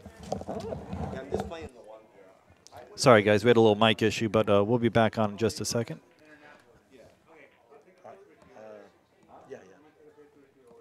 All right, guys, it's just going to be Bob and I now. Mike has left the area on to bigger and better things. I think Alex can play the 9 and go into the 7 or hopefully draw above it, depending on if the 14 goes clean. He might try to avoid the 7, but he also might hit it. Guys, what a pleasure to have Mike's. It was great Mike to Siegel have here, right? Mike's view. Yeah, yeah. Now he can hit the 7, go into those balls if the 8-15 isn't wired. Maybe develop the 15, hitting it softly. Be nice to have an extra break ball, but he's probably going to use the 3 and 6 last if he has an opportunity to. Is he looking at that? I don't think that I would be doing that. You wouldn't He's play the just- 7 and tickle the 8? I don't even think he needs to go into there because he can hit the 4 from the other side. Those 2 balls go in the right-hand corner, so Right. I like this With better. the position he left, I think the 8 might be wired because, It looks like it's a little low.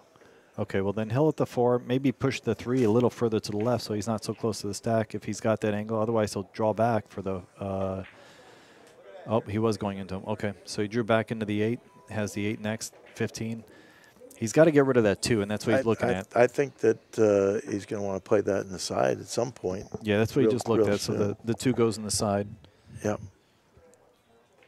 And he'll probably use the 6 ball as his key ball.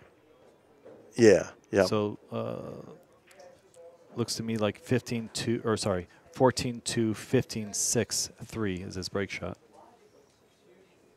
Okay, you got sweet on the 2. Now I'll draw down a little bit to get underneath the 15 so he can go 1 rail towards the 6.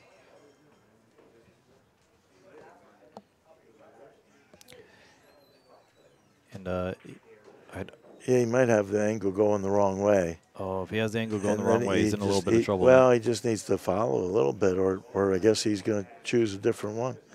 Yeah, he doesn't want to touch the 3. Am I not on? I'm on? Okay.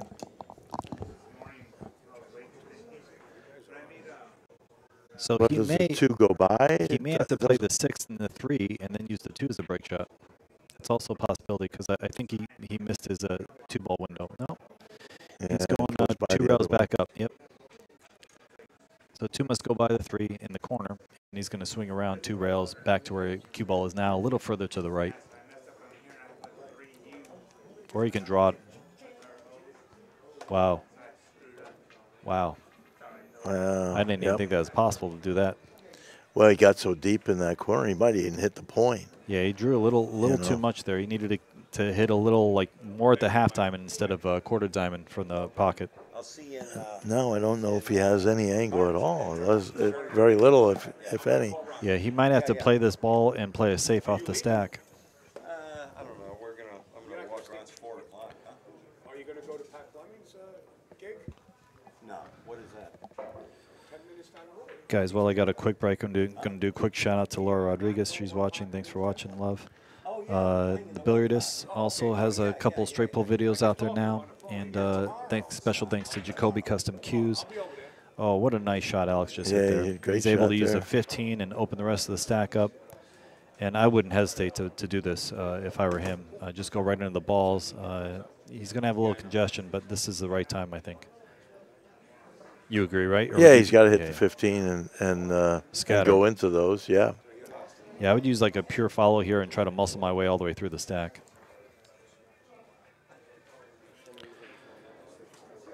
Quick thanks to Talm Cues, or Talm Billiard Products, chalk and tips and gloves. Amazing equipment.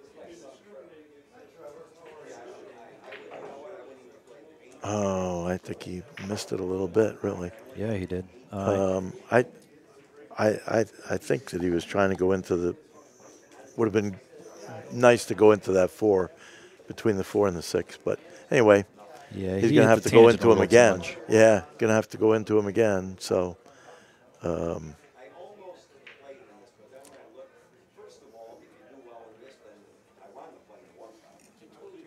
And maybe with this one, or do you go in the back of the rack? I think I go in the back of the rack now.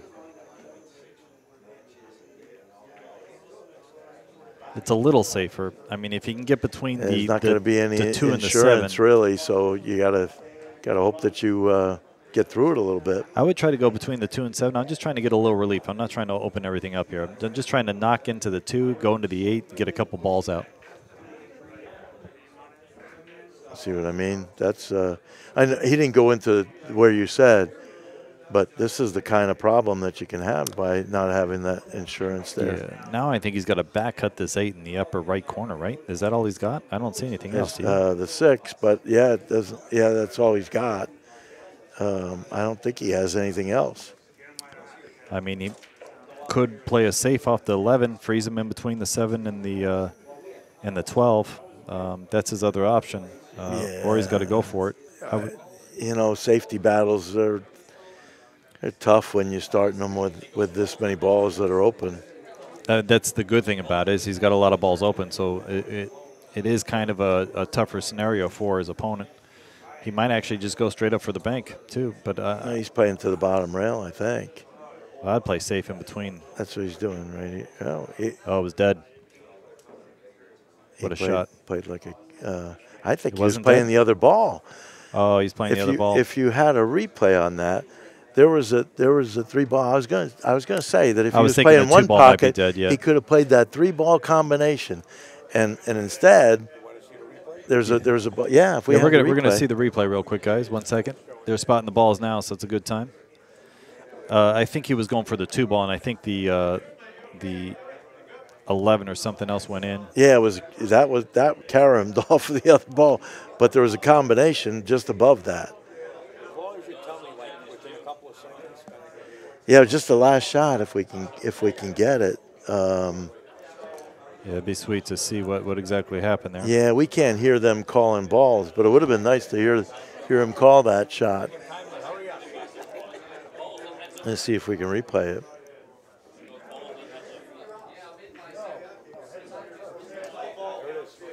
So this 12, I think he was playing the 12-7 too. Yeah. The 2 almost went anyway, but he missed. Yeah. Yeah. Let's see one he more missed time it. while they're on break. Instead of hitting the 12 first, he hit the 11 first, and it shot in like a rocket. Yeah, split the pocket. Yeah, see? Yeah, he's going for the 12-7 too, like you said. Yeah. Yeah, he hit the 12, and it still almost went. If the 2 went, he would have had that. Still been all right. Yeah, and he almost did. Just a hair too thin. So they took a brief break, guys. We'll be right back with you shortly, okay?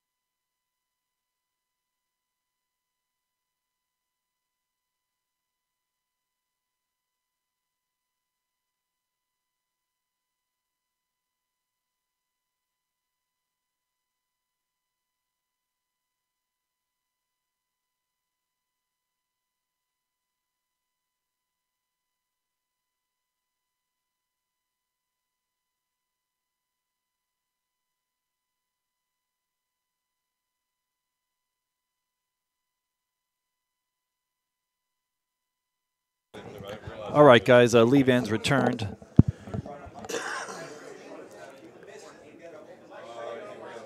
Guys, I'm going to do a quick shout out to the Alchemy Method program. I'll be working with them too here in the next month. So excited to work with them on my my mental game. So back to Levan. He's trying not to foul with his belt or his hand over the 6. Mostly his hand. Yeah. So you know, he might. I've seen these guys shoot a lot of these behind their back. I would not be surprised.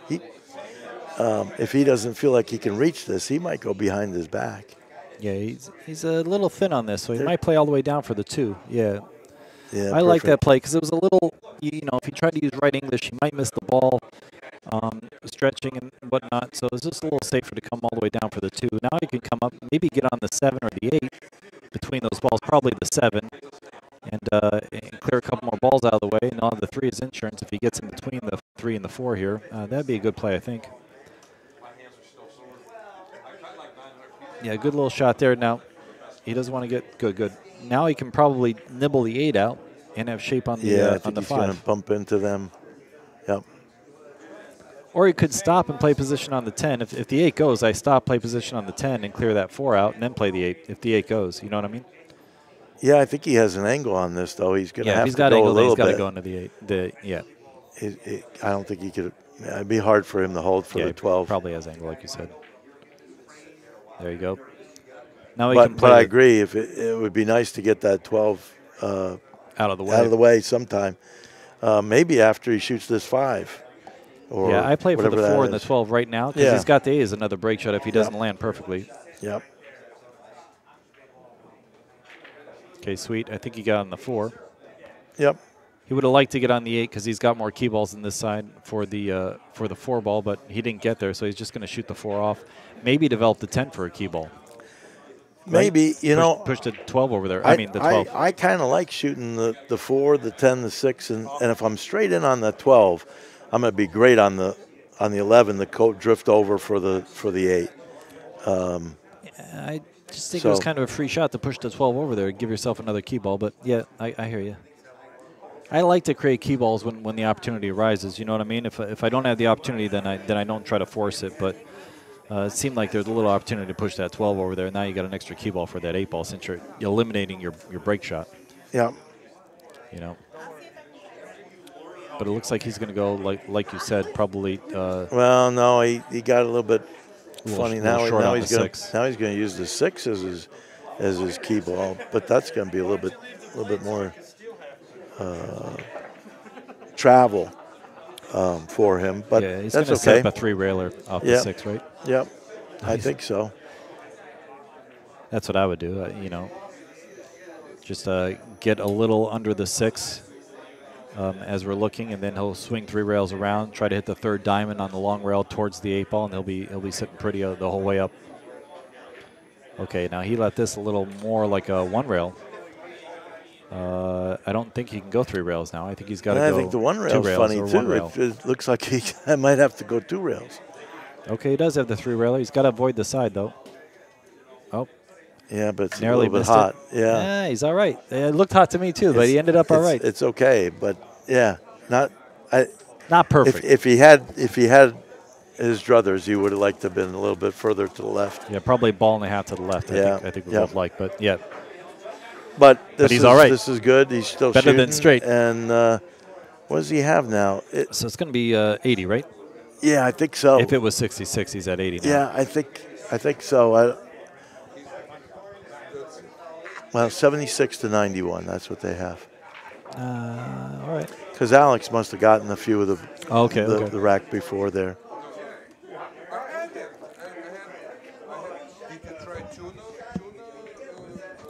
Yeah, Alex got himself in a little bit of trouble going underneath the stack and hitting the wrong ball, and that's what turned the inning over. Cortez is looking at the 7, probably going to play shape on the 6. It's kind of natural to get over to the 6 now. I go ahead and get rid of that ball since it's kind of useless at the moment.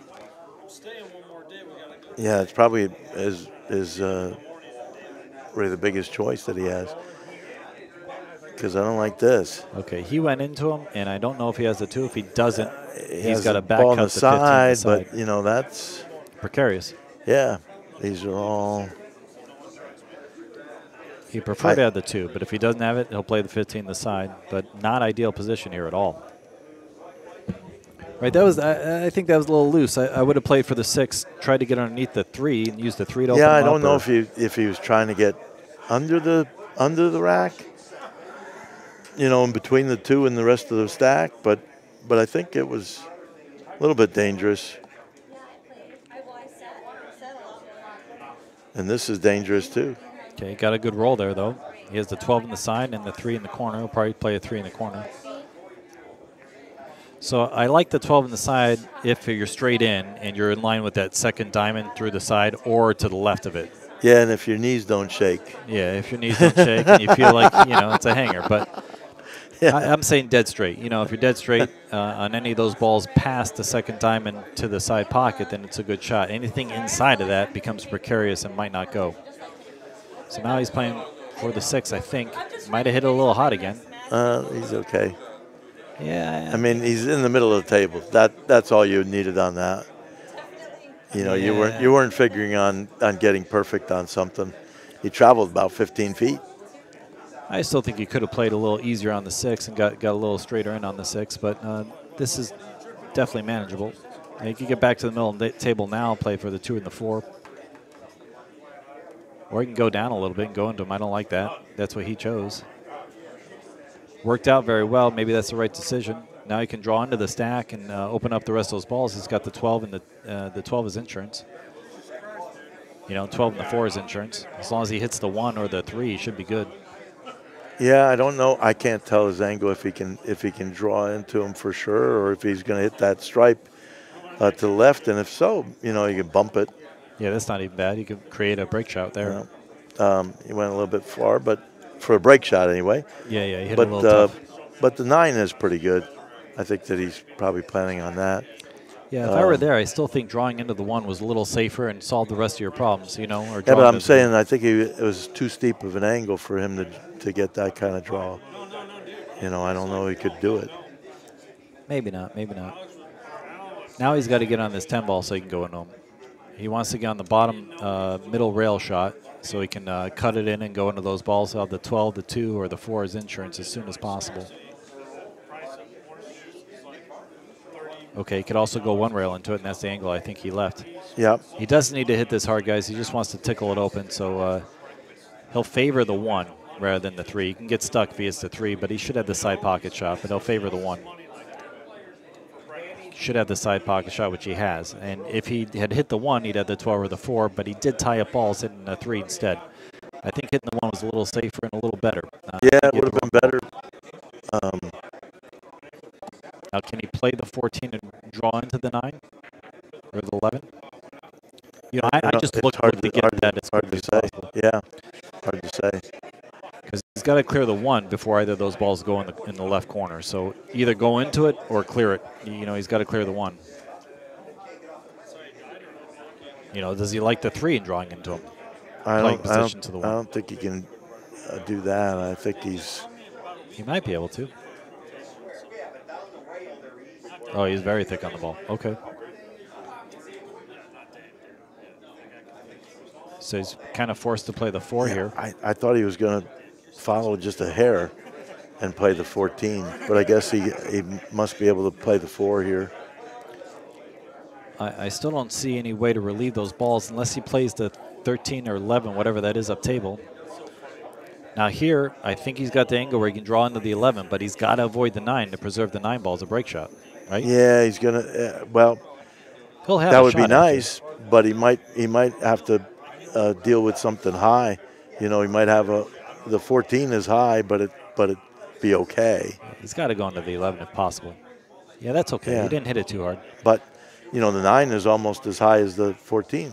So he messed it up he just had to deal with that. You know, that's, you know, sometimes you don't get choices.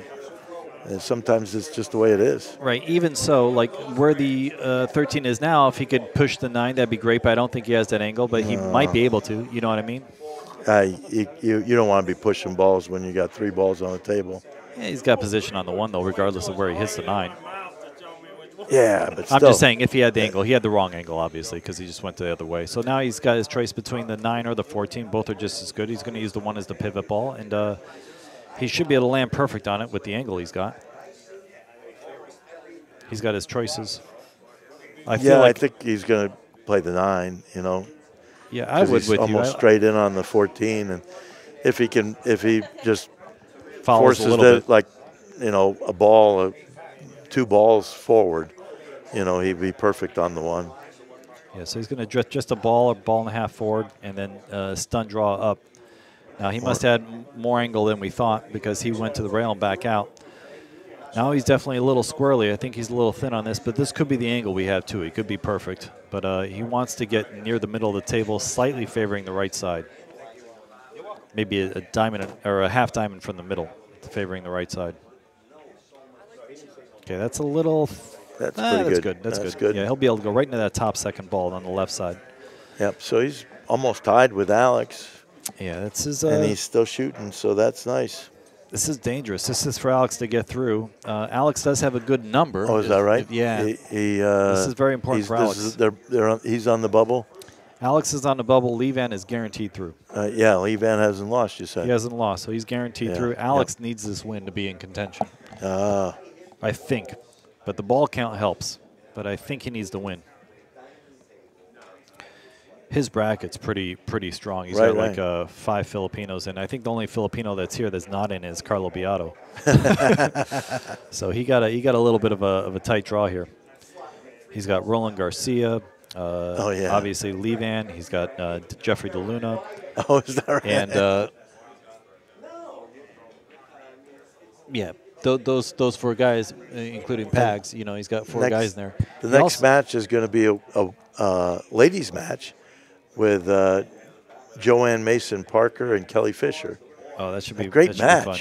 Yeah, Kelly's last year's champion, right? Yep, she sure is. And Joanne's a longtime player, so. Yeah, I saw her practicing the other day. She looked pretty smooth. Yeah, should be a good pretty match. Smooth player. So he's going to drift down for the 6, try to get underneath it.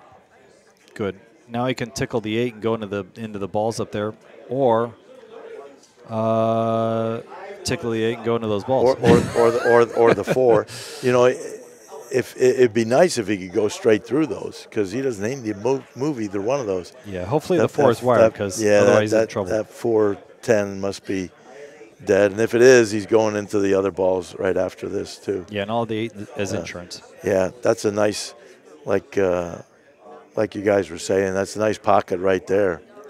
You know, you go in between that 7 and 2, and you'll be. Yeah, the 4 is going to stay there. And you don't have to hit those hard. There's only 6 balls in there, so you don't have to move much. He's got the 4, and he's got the ball up table if he wants.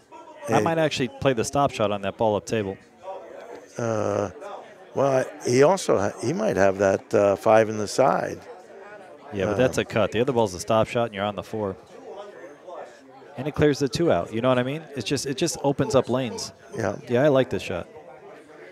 And if he wants, he can draw back a hair, and he's got the 14 as long as he's not jacked up over the 2. Yeah, he's looking to see his position, but I get rid of this ball. If it's dead nuts, can't miss it, straight stop shot, then I do it. But he must have a little angle or something because he's choosing not to shoot it. Well, he has a lot of choices. He can do just about anything here. Maybe he prefers that as a break shot over the 2 ball as well. You know, that'd be another reason not to shoot it off. Yeah, maybe. You know, it's been working out well. But he's got that top break shot. He's got the 2, that 9, and the 12 are all pretty good. The 15 looks like it's a little low, but wouldn't be the worst thing in the world. Yeah, he's a little funny here. Maybe he can play for the 7 in the side. Looks like he's doing something else, but I'm not sure what angle he's got. Okay, well, he just moved the 2. Yep, he must not have liked that one. Yeah, definitely didn't. I like playing the 3 and then the 15 if he's got the option, or playing the 15 now. That blocks a lot of balls, the 15 ball. I would try to get rid of that as soon as possible, and that's more of a priority than this 14, but if he can play position on it next, it's okay. He's got something in mind, but I like to get all the shots underneath the break shot as quickly as possible. So I would alleviate this 15. He's kind of holding on to it. Do you play that way too, Bob? Just curious. Balls underneath Not the break necessarily. I like to get the balls that just flow right. You know, like the 15 is a straggler, so you like to get rid of it. But I really like to get the balls that, you know, when they're in a certain area, I'd rather. He likes to group balls. I think Bob's what I was trying to say. He likes to group balls together. So like the 11, 15, 2, 12 are kind of a group. The 7 and the 11 are a little out on their lonesome, so he's trying to get rid of those. I do like the 15 as a pivot ball. If I'm going to leave it for the 2 or something, I get it, you know, but I just like getting rid of it. Yeah, but if you're shooting the 2, you'd rather shoot that 10. Yeah, you know, yeah, of course, that's going to be the best. So it looks like to me 15, 11, 13, 10, 2 is what I would play. Yeah, as long as everything goes well. Yeah, that's the ideal shape. You know, not necessarily has to happen, but 11, 13, 10, 2 is pretty standard here.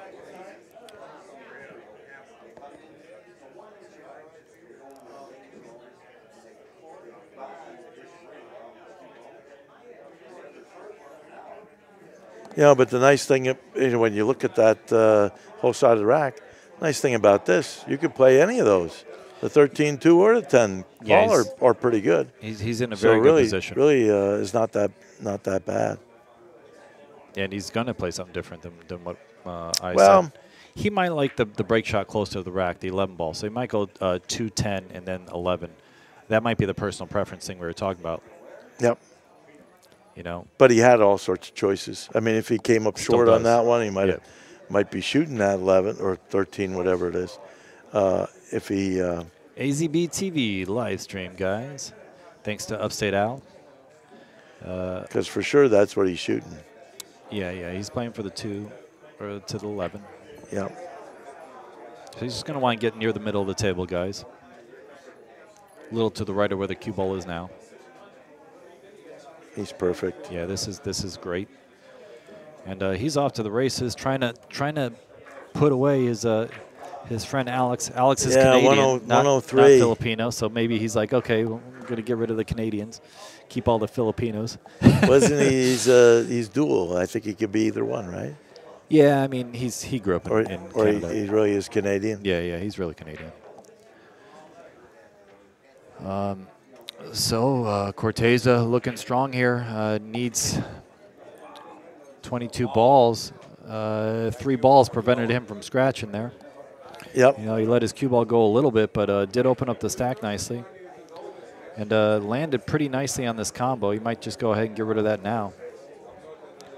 We got a little scared. Al's coming in. Let me tell you, 1969, when I was playing down in Roosevelt, there wasn't a person that could beat me. That's the truth. No. No, what I wanted to say was that cue ball was heading right for the corner. Oh, yeah. 3 balls saved it. Yeah. Wow. But that would have been a little bit of a bad roll. He hit this really nicely. I like what he did there. He used draw to make sure he had that. We're going to get a little replay here on that follow stroke. And, well, it got kissed 3 times. Twice to make it go in, and then once to keep it out. Yeah.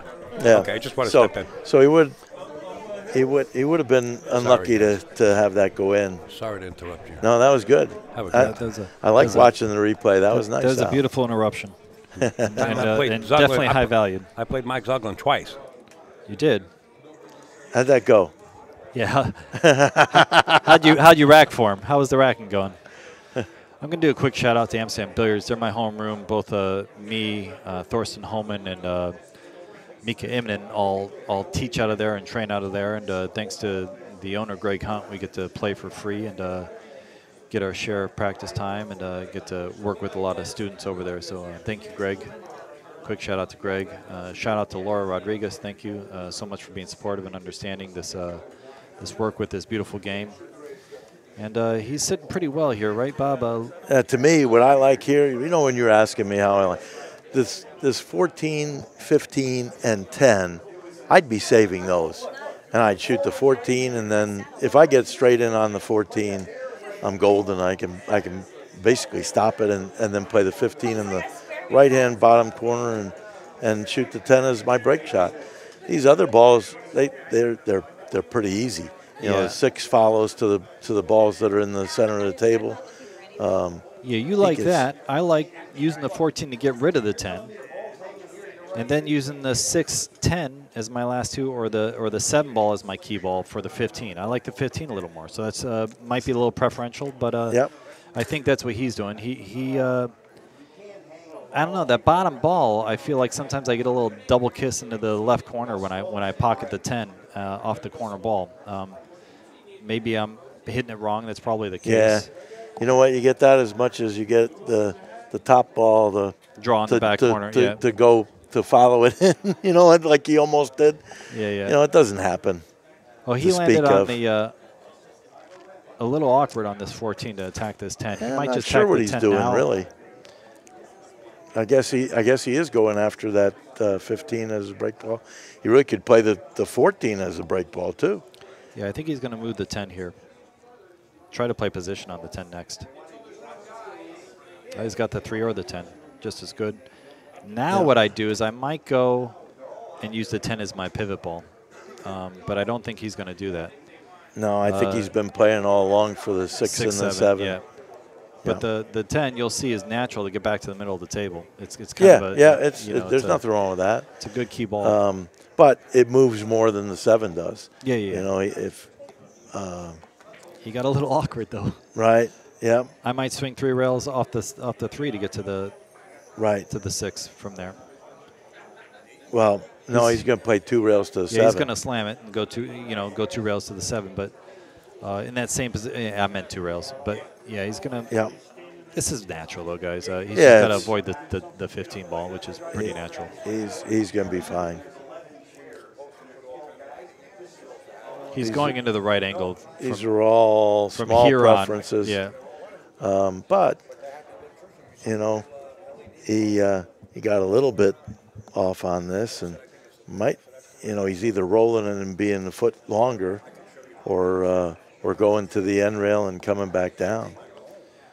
Yeah, he's projected to do well here. This is a shot that comes up a lot, and you know, he's still not in the head string, so he's still a foot diamond longer. Closer. Yeah. Not bad. So 117 to 91. That's gosh, he's 8 balls away. Doesn't look good for Alex here. Does not. Is he for sure out if he doesn't win? I'm pretty sure if he doesn't or win, is there he's some out. sort of? I mean, you know, mathematically, depending on how other guys do, this could matter in a bunch of different ways. He did get a decent ball count for the match. This one I think he has to draw on. He can't. You know, I wouldn't take a chance on anything else. Yeah, if he's hitting the bottom part of the 14, he's got to draw for sure. If he's hitting the top part of the 4, he could hit a stun follow. It really depends on which ball he goes into here. Well, I think the draw is safest. Yeah, I think you have to. I mean, it's exactly safest to draw. Yeah, so it's got to be the right shot. He's got to play a tough shot on this 4 though, or the 6. I kind of like the 6 a little more. Either one. Sort of like Mike said, you know, the 6 being frozen to the rail is definitely an option. It looks like it might be a little bit off the rail. Oh, then the 4 is probably the play. Yeah, I think that the 4 is going to be a. It also leads to more balls.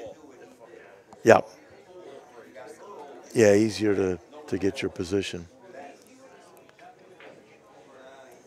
Yeah. Okay. So 3, 4, 5, 6, 7, 8. I mean, he should be out here. All the balls are open. He's made a couple, and I don't see any problems.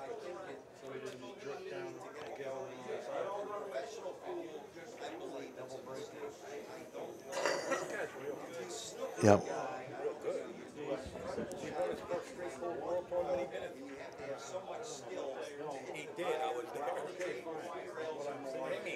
Yeah, he's trying to see how to get back out of here. Okay, so he's got the 11 and the 8.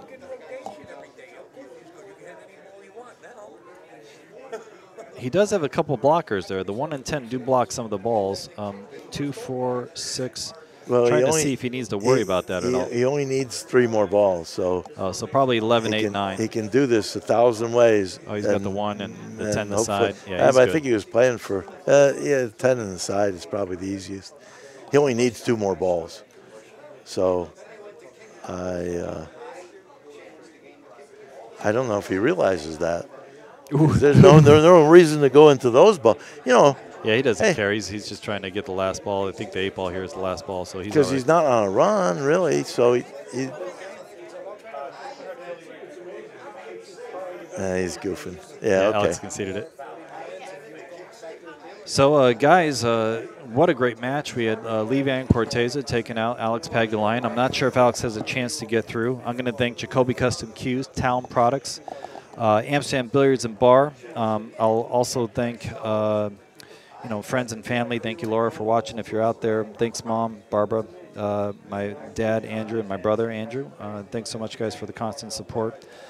And hopefully everything's going well with everyone at home. We got another match coming up.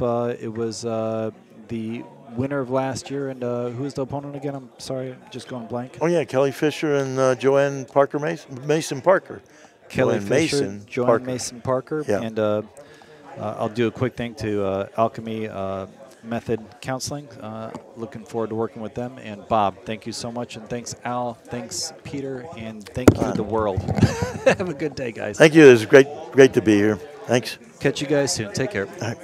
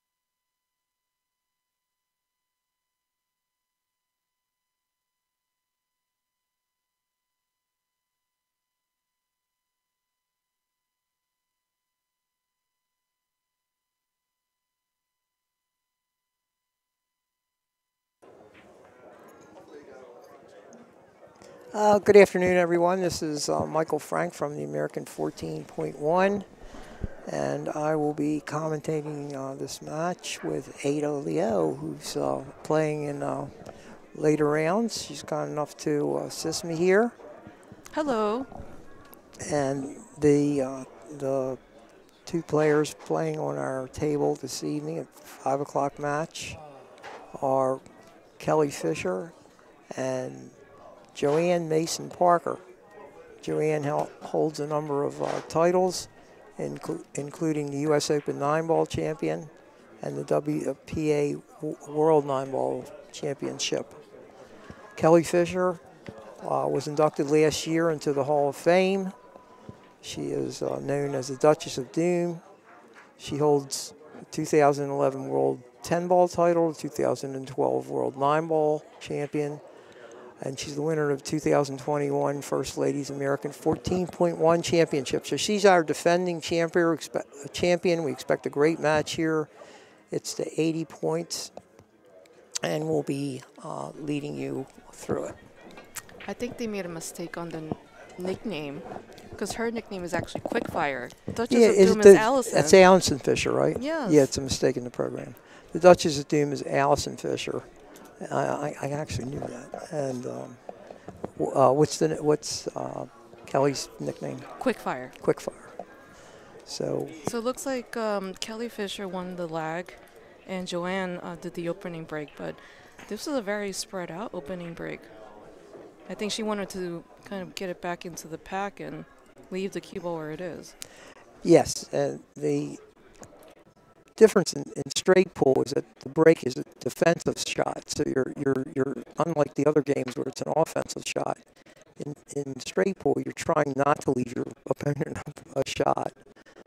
But as things go, Kelly got a shot, which she made, and she'll proceed to try and work her way around to shots where she can open up the cluster in the middle of the table.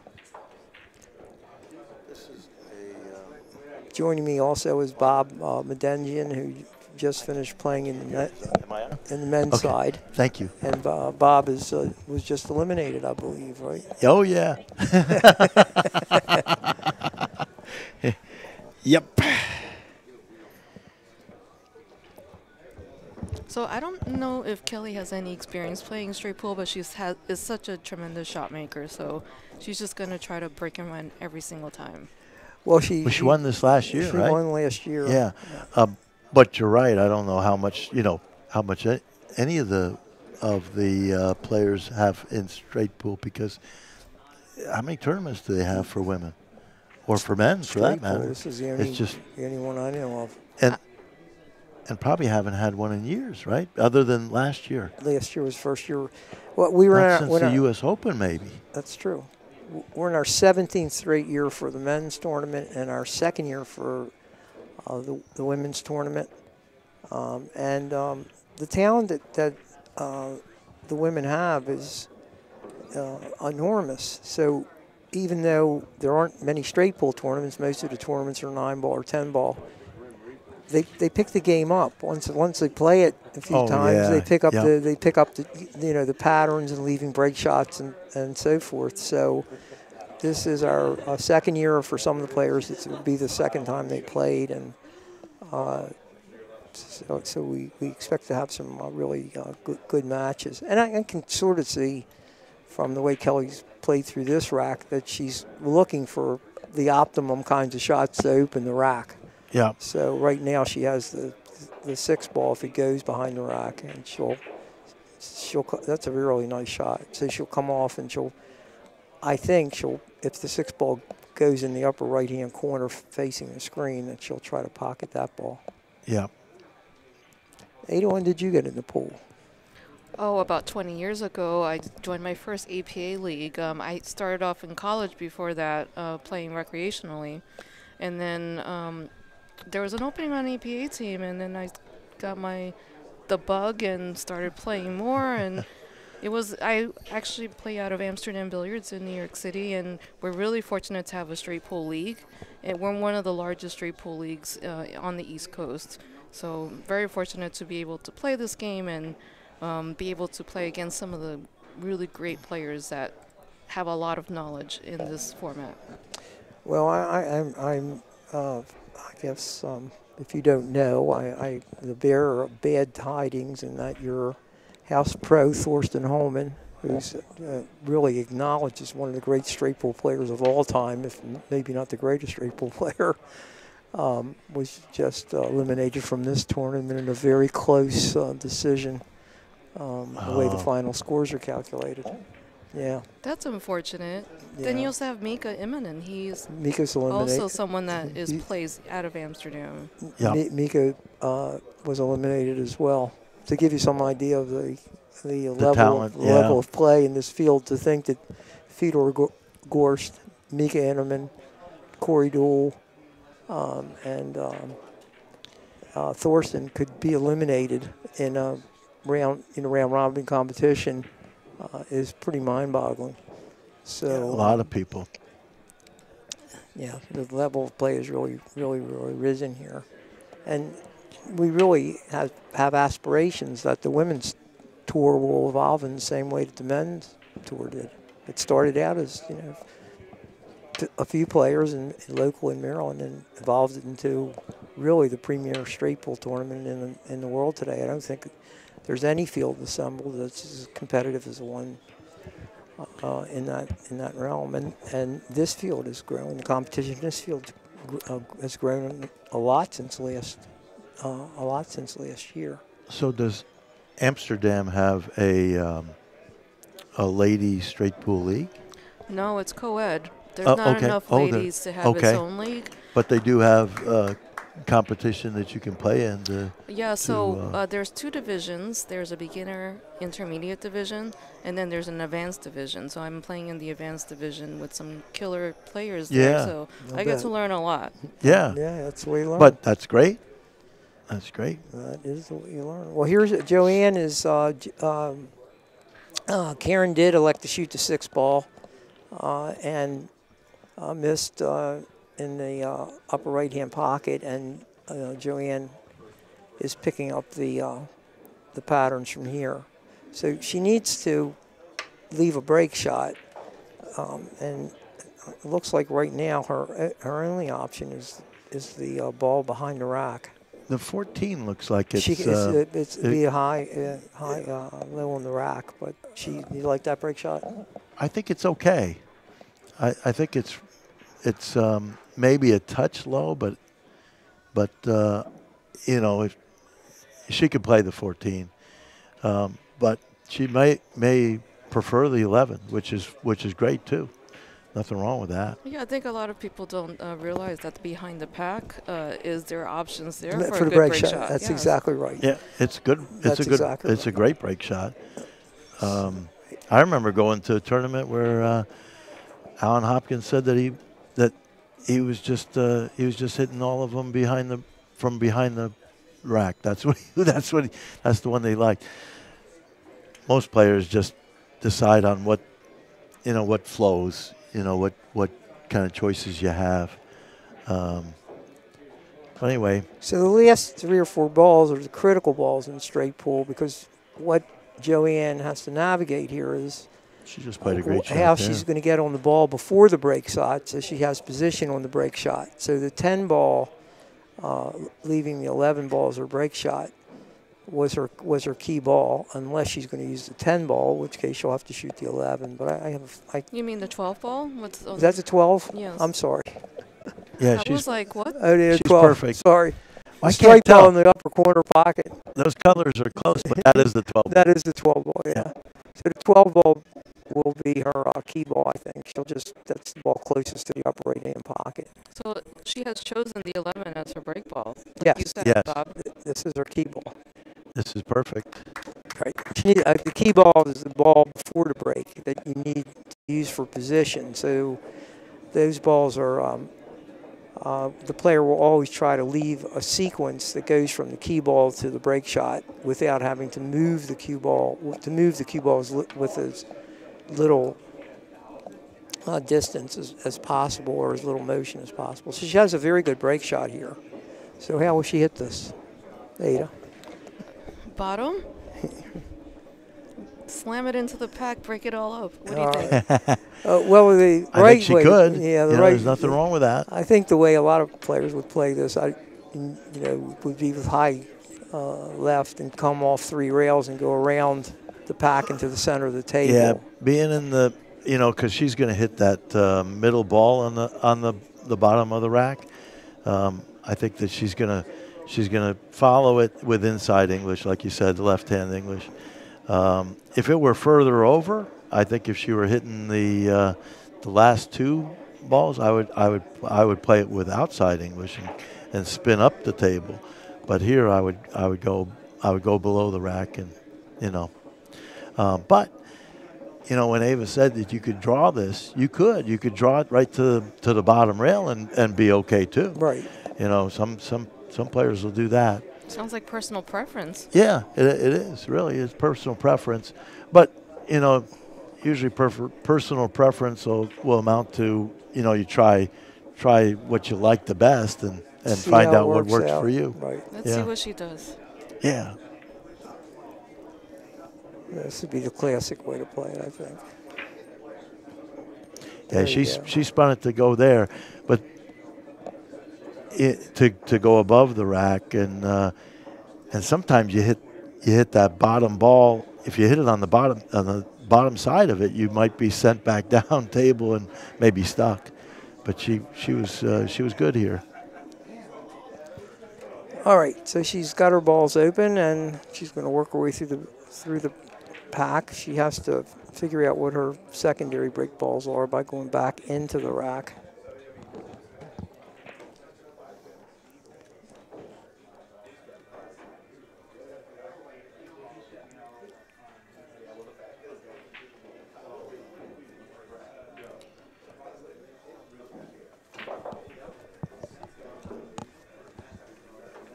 I wish the scoreboard had a way to see total rack versus the current rack.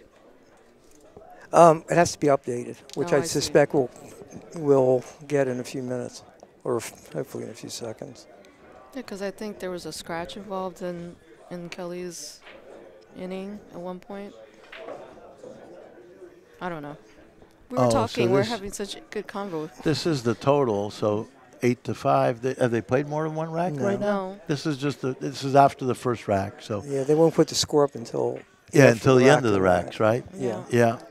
Oh, I see what you mean. You want it to be tallying as it goes. Yeah. Oh, which wouldn't be a bad thing. Yeah, I get what you mean. You want me to keep score? Yeah. Well, what else you doing out? Yeah, upstate Al. He's manning the camera. This is his So equipment. she right. could play this 5 and go right into the the stack rack, if she right. wanted to, Yeah. and I don't think that that's a bad thing to do. It'd be, No, I agree. She'll come off this straight. yeah, right into the 2 and the 1 Right, and the yeah. 9 or that sort of thing. Ooh. Yeah. I don't know if this is ideal. No, No. she actually a little bit thick, I Unless think. I think I would have left the 13 to try to break it up a little bit. Yes. I think as you noted before, there are generally options. I think initially when I started playing straight pool, it was like too many options. So, but once you get more experience, you get to see some of the common patterns and what to be looking out for. But initially when you're learning, you're like, wow, there's a lot of options. A lot of options. Yeah, there are. Yeah, there are. And Which makes it interesting. It's not like in other games, 9 ball, you have to shoot. well, One through 9. using the side pocket ball as a break shot, there's some shots that you can plan for what your next. That was a very nice shot. Yeah, There's some great shot. shots that you can plan for what your next shot is. In that kind of a situation, I don't know about you two, but I generally will take a chance there and hit the rack really hard and see if I can open up and splatter the balls if I don't think I'm going to scratch. And she was going straight into the center of the rack. Yeah, I thought that she would hit it with more force, Yeah, I and I thought think she'd she hit would have come harder. out a little bit better. Yeah. But I also think that she didn't hit the ball that she intended to. With the cue ball. Yeah. Yeah, I yep, think so too. Yep. All right, so which all makes a difference in how you're gonna. yeah, it's a like- very precise game in certain ways. Yeah. So she has the 2 ball. They change the colors on the balls quite often. So from the decades that I played, patterns are a little different. These are Predator balls. Predator's a major sponsor for us, and these are I don't think Simonis cloth. that was the result she was looking for. No, I would agree. Yeah. My favorite is looking for things that are wired in the pack and just firing dead the balls. corners. Yeah. I don't think there's going to be any of that There's for no, this one right here. no argument from anybody in this room about that, right? Finding dead She balls. might is have to bank great. the stripe right below the side pocket, or shoot the one. Does the one clear the into the other pocket? This left hand corner I pocket. can't tell from this camera angle. Do you think the one goes?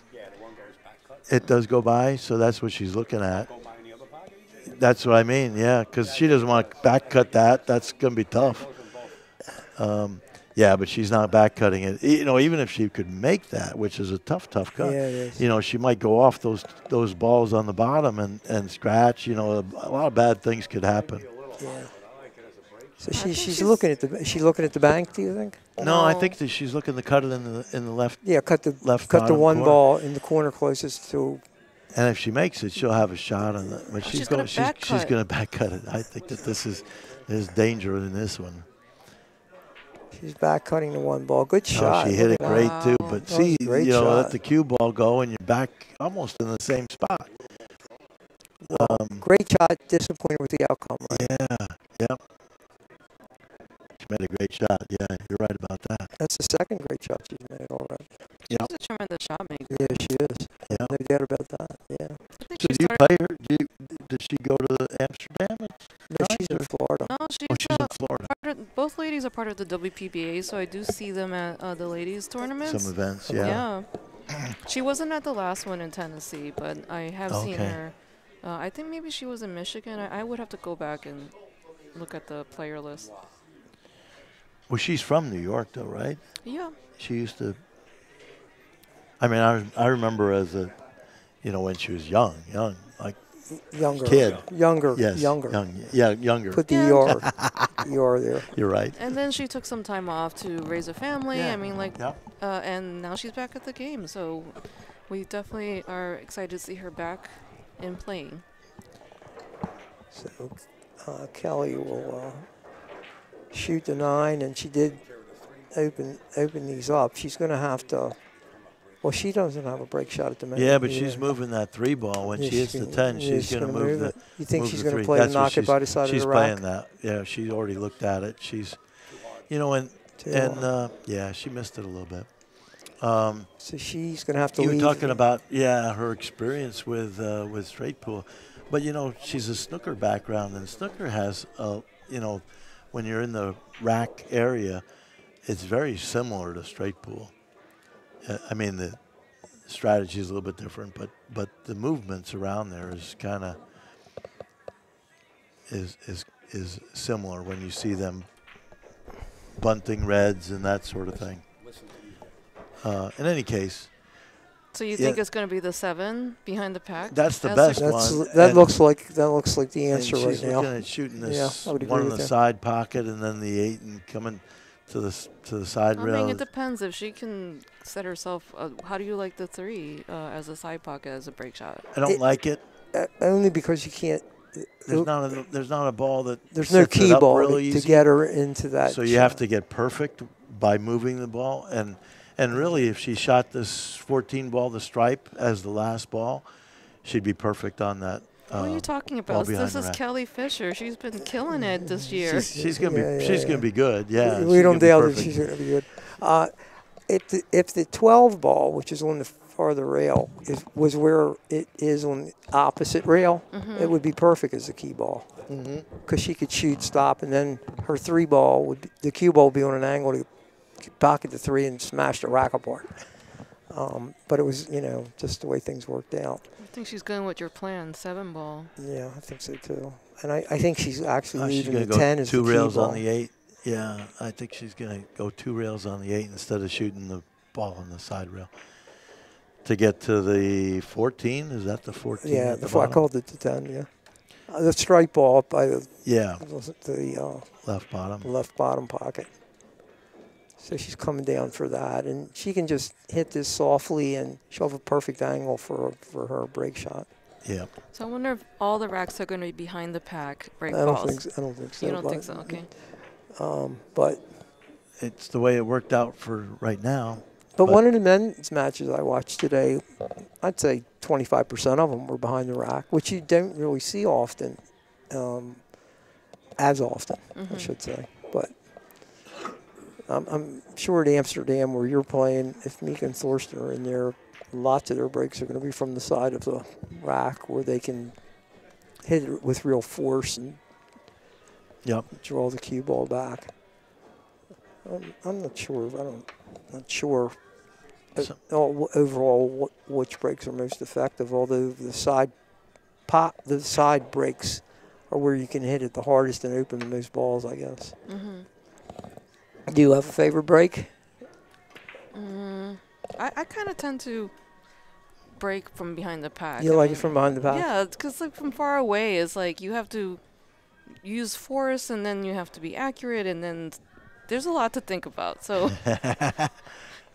Yeah, so from here you're right. I mean, your shot is, if you have a good angle from here, you can really hit it pretty hard, and you don't have that hard of a shot to pocket. And I think that's a good. Yeah, it's a good point. Yeah. You know, got my start playing 8-ball. Everything's like these little movements here. It's not like 9-balls. Like you have to go multiple rails to get position, and it's a whole different thing. Yep. Yeah. I think there's a lot of similarities between 8-ball and straight pool in terms of there's patterns and. Yes. If you learn how to play the patterns right and from the 8-ball, it transfers to straight pool pretty easily. I'm fortunate that Tony Robles was in New York for so many years, and there is a YouTube match where I play Tony Robles, and he taught me a few things there. So, Tony's a great player and a great teacher. Yeah. He actually just left about 30 minutes ago. Shook hands with me at the door. He's on his way back. This one I do like spinning up, so I would expect her to play this with left-hand follow. To hit the 2 edge balls. Yeah. Yeah, she'll try and hit between the 1 and the. She hit it perfectly. Actually, hope she gets a shot out of it. Oof. More follow would have been nice. Yeah. She hit it almost. She hit the almost 2 balls. Center ball. Yeah, she hit 2 balls on the edge. Though, really nice. Yeah. Yep. So this tournament is all ball fouls, which means if her hand touches any of the balls that she's leaning over, or her stick touches those balls, it's a foul. Good thing she's tall. Yeah. She's tall. Yeah. And you know what? I'm deciding that's the key advantage in this game. I'm short, and then I would foul. I can't get over a pack like that. Well, I'm shrinking, so it's getting worse as the days go by. Well, there's so many newfangled tools here, so I'm sure there's something. They're going to have to make finger extenders. And I think somebody has thought of that. Is really? I thought I just did. I thought I was the first. So there's no substitute for great shooting, and I don't think there's any question that Kelly is one of the really great shooters. She's very accurate, and here we can see she used the 1 ball here as what's sometimes called a safety ball, because she knew she could bump into the back of the rack and she'd have a shot on the 1. So that was a really good shot. She was able to move the ball out. I think that the stripe 12 goes in the left-hand corner, so I would be playing position for that relatively soon.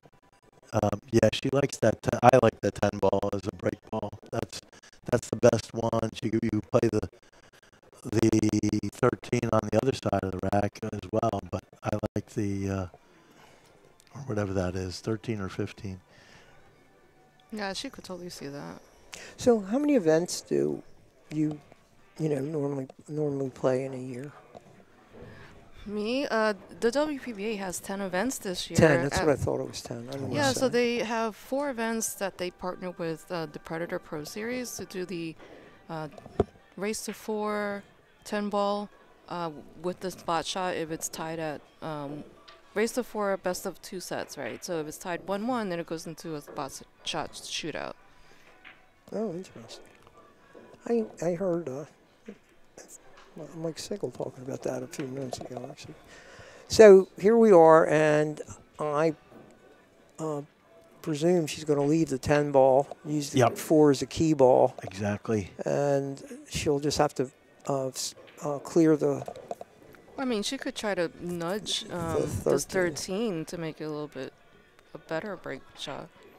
Oh, that 10 is about perfect, though. And everything flows from here. I think that she'll shoot the 13, the 11 on the side, go up to the 3, and then play those 2 balls in the side pocket. And The 4 ball last. You're like a mind reader. Maybe I am. Yeah. Let's see. No. Yeah. Yeah, so there's fortunately a lot of women's events this year, and so happy to see the future of women's pool. There's so many juniors now coming up on the ladies' side as well, so watch out for those. We had 6 juniors in our last event, and it was 80 women. Oh, that's really neat. Yeah, Yeah, 80 it's really women. neat. Wow. Wow. That's a lot. Yeah, and Kelly Fisher came out on top, so she won the last event. Well, it looks like a habit for her, doesn't it? Yeah, that part is not as surprising as the 80 players. Yeah. You know, a lot of men's events, we don't get that many players. So that's Really? huge. Yeah. Sounds like you need to do more advertising. What's going on? Yeah. Yeah. So here she'll come down. So how many of the 10 are you going to be playing in? All of them? I've played in all of them, so I Oh, basically, Oh, you know, cool. donated all my money to go play in all of them. Well, that's very nice of you. I'm sure that they all like that. I would like to grow women's pool, and you know, I'm just a regular working person that loves pool, and so I just kind of. Oh, this isn't what you do. No, this is not what I do. I don't think anybody except for Kelly Fisher. There's can a few have- people. I get your point, though. Yeah. Um, No. So Kelly went through that pattern very deliberately, and she's coming out with a nice break shot. she's a little bit straight. She's a little bit straight, but but she can I think she can go over. it. She'll get few into them, balls out but of it. maybe not as much force. But she does hit the balls hard, so she. So she will. Yeah, she's going to try and spin down right from the. Yeah, that was a good way to play it. She didn't get rewarded for that, but that was really a good shot. She hit. Her angle from the cue ball was straight, so she left her only an option to kind of hit the corner and try and knock some balls up and spin off for a shot. Yeah. And she did everything but get rewarded for it. She did everything the way she. Is she banking this or is she cutting that? It looks like she's cutting it to me. Oh, that's a tough shot. Oh, she banked it. There you go. Good shot. That was a good shot. All right. So now she's shot her way out of trouble, and she's got a pretty she's open back in pattern line, on you know. the right hand. So My right hand side Have you of the played rack. Kelly or Joanne? No, I Maybe. have not had Not- the pleasure not of had- playing either of those ladies. Yep. Well, you're gonna. Are either of them in your bracket in this tournament? No. Oh. I have Karen Korer. Oh, there you go. Oh, yeah. Oh, you went a lot easier there. Exactly. Well, Karen was a nemesis in lots of tournaments I played several years back. She finished second in this tournament, I think. Yeah, she did. She beat Mike DeShane Yeah, in she one of the did. matches. She did. And played, she plays great. She plays everything great. So that'll be, you'll enjoy that. And Karen's very, very nice, too. She played. Wait a minute, I gotta find my Good sportsman. My sheet. I ever tell you the story, Karen, when she was first came into this country, she would play in some of the men's events, and she played in one of the tournaments at Snookers, which is in Rhode Island, and she played Larry Lascotti, and she beat him. And Jim Rempe and Larry were both in the tournament, and Jim Rempe went to Larry and said, "Oh, you got beat by Karen Korer," and So he's picking on him to losing to a girl, of course, or a woman, I should say. And as it turns out, Rempe was in the finals, and Karen came through the losers bracket to play him in the finals. And of course, you know the story here, because what happens is she has to beat him twice, and she did. Yeah, there you go. And Larry said to Rempe afterwards, "You got beat by by a woman twice." So. Well, I mean, I don't know how it is down here, but in New York, there's a lot of women that play Of pool, course. and yeah, I feel Great like players. times are changing where it's Yeah, not yeah. so much like you got beat by a girl. It's Right. more like Well, it you was got a- beat by a good opponent. It was at that time. This was quite a while ago, though. And Karen, great player. But that was also right after the times of Gene Belucas, which was also one of those breaking yeah, through great player. kind of Sports people. events, Because because she played with the men She as played in well. a lot of open Yep. tournaments. Yep. So you think which is the break ball here? This green stripe? I don't think. Well, she'd have to use that if she doesn't have anything. If she doesn't move anything, but if she could move that 5 ball, that would be ideal. I don't know if she can. You know, like maybe she clears these balls out and from the 4 move the 5. That's what she's looking at. She's looking at that. Yes. Because the 14, the stripe is a little bit high. So if she could, that would be nice. And if she can't, then that's what she's going to do. You're right.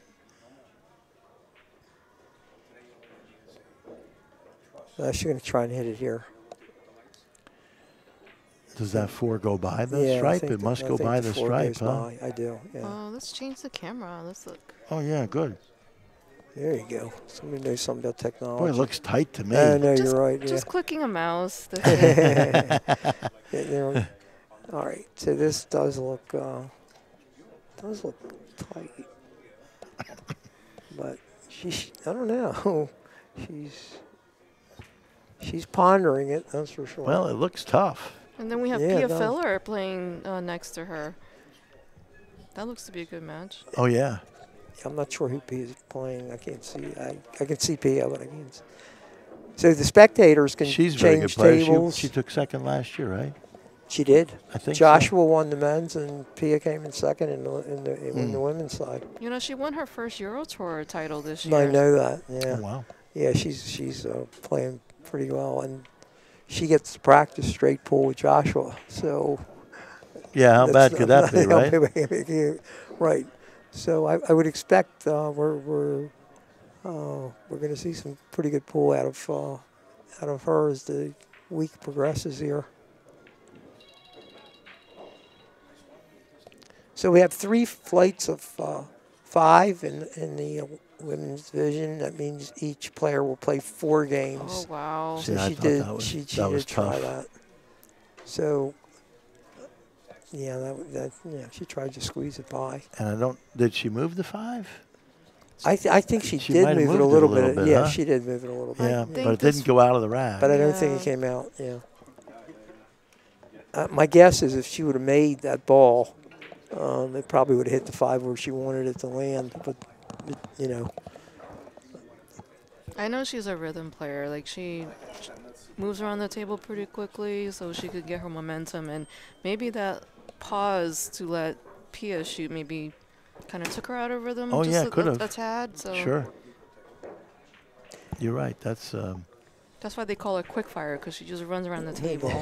well, you know, it's a good point about rhythm because we've been, you know, it's come up a number of times this week, and some players seemingly have a more deliberate rhythm than others, and other people, just as you say, seem like they're flying around the table. But it's that part of it is really very individualized, I think. right. And you can't. I don't know that it's easy to change that. You know, whatever your rhythm is your rhythm. I don't know that you can make yourself play a different way. You know what I mean? And be effective. Yeah, exactly. Yeah. And but Avery, you're right. I mean, rhythm is a big deal. It's a big deal, and that's why rotation is so popular. You can just get up, keep running the racks, and straight pull, I think, is a different animal. There's a lot of defensive plays. I mean, granted, this caliber of play, most people are just breaking and running, right? But then old school straight pool players, they all about controlling the pack and controlling it Yes. with little shots, and Yes. it's a That's completely a good- different type of game. It's a different game, and it was played in fairness to some of the players. Although Mosconi was a very fast player, the equipment was different too. The cloth was slower, much slower, and we played with balls that were not these high resin, very precisely made balls. We played with ivory balls, and later clay, or earlier than that, slightly clay balls, and they were really not. Each set wasn't exactly true, so it was. That's why it's so hard to compare across times. But you're right about the fact that they played far more cautiously with the rack. If it was a long shot, and the shots today, You'd think about it. You see on in occasion. Amsterdam, people just get up and fire those balls. No, at Amsterdam, there's actually some old timers that play. They and do.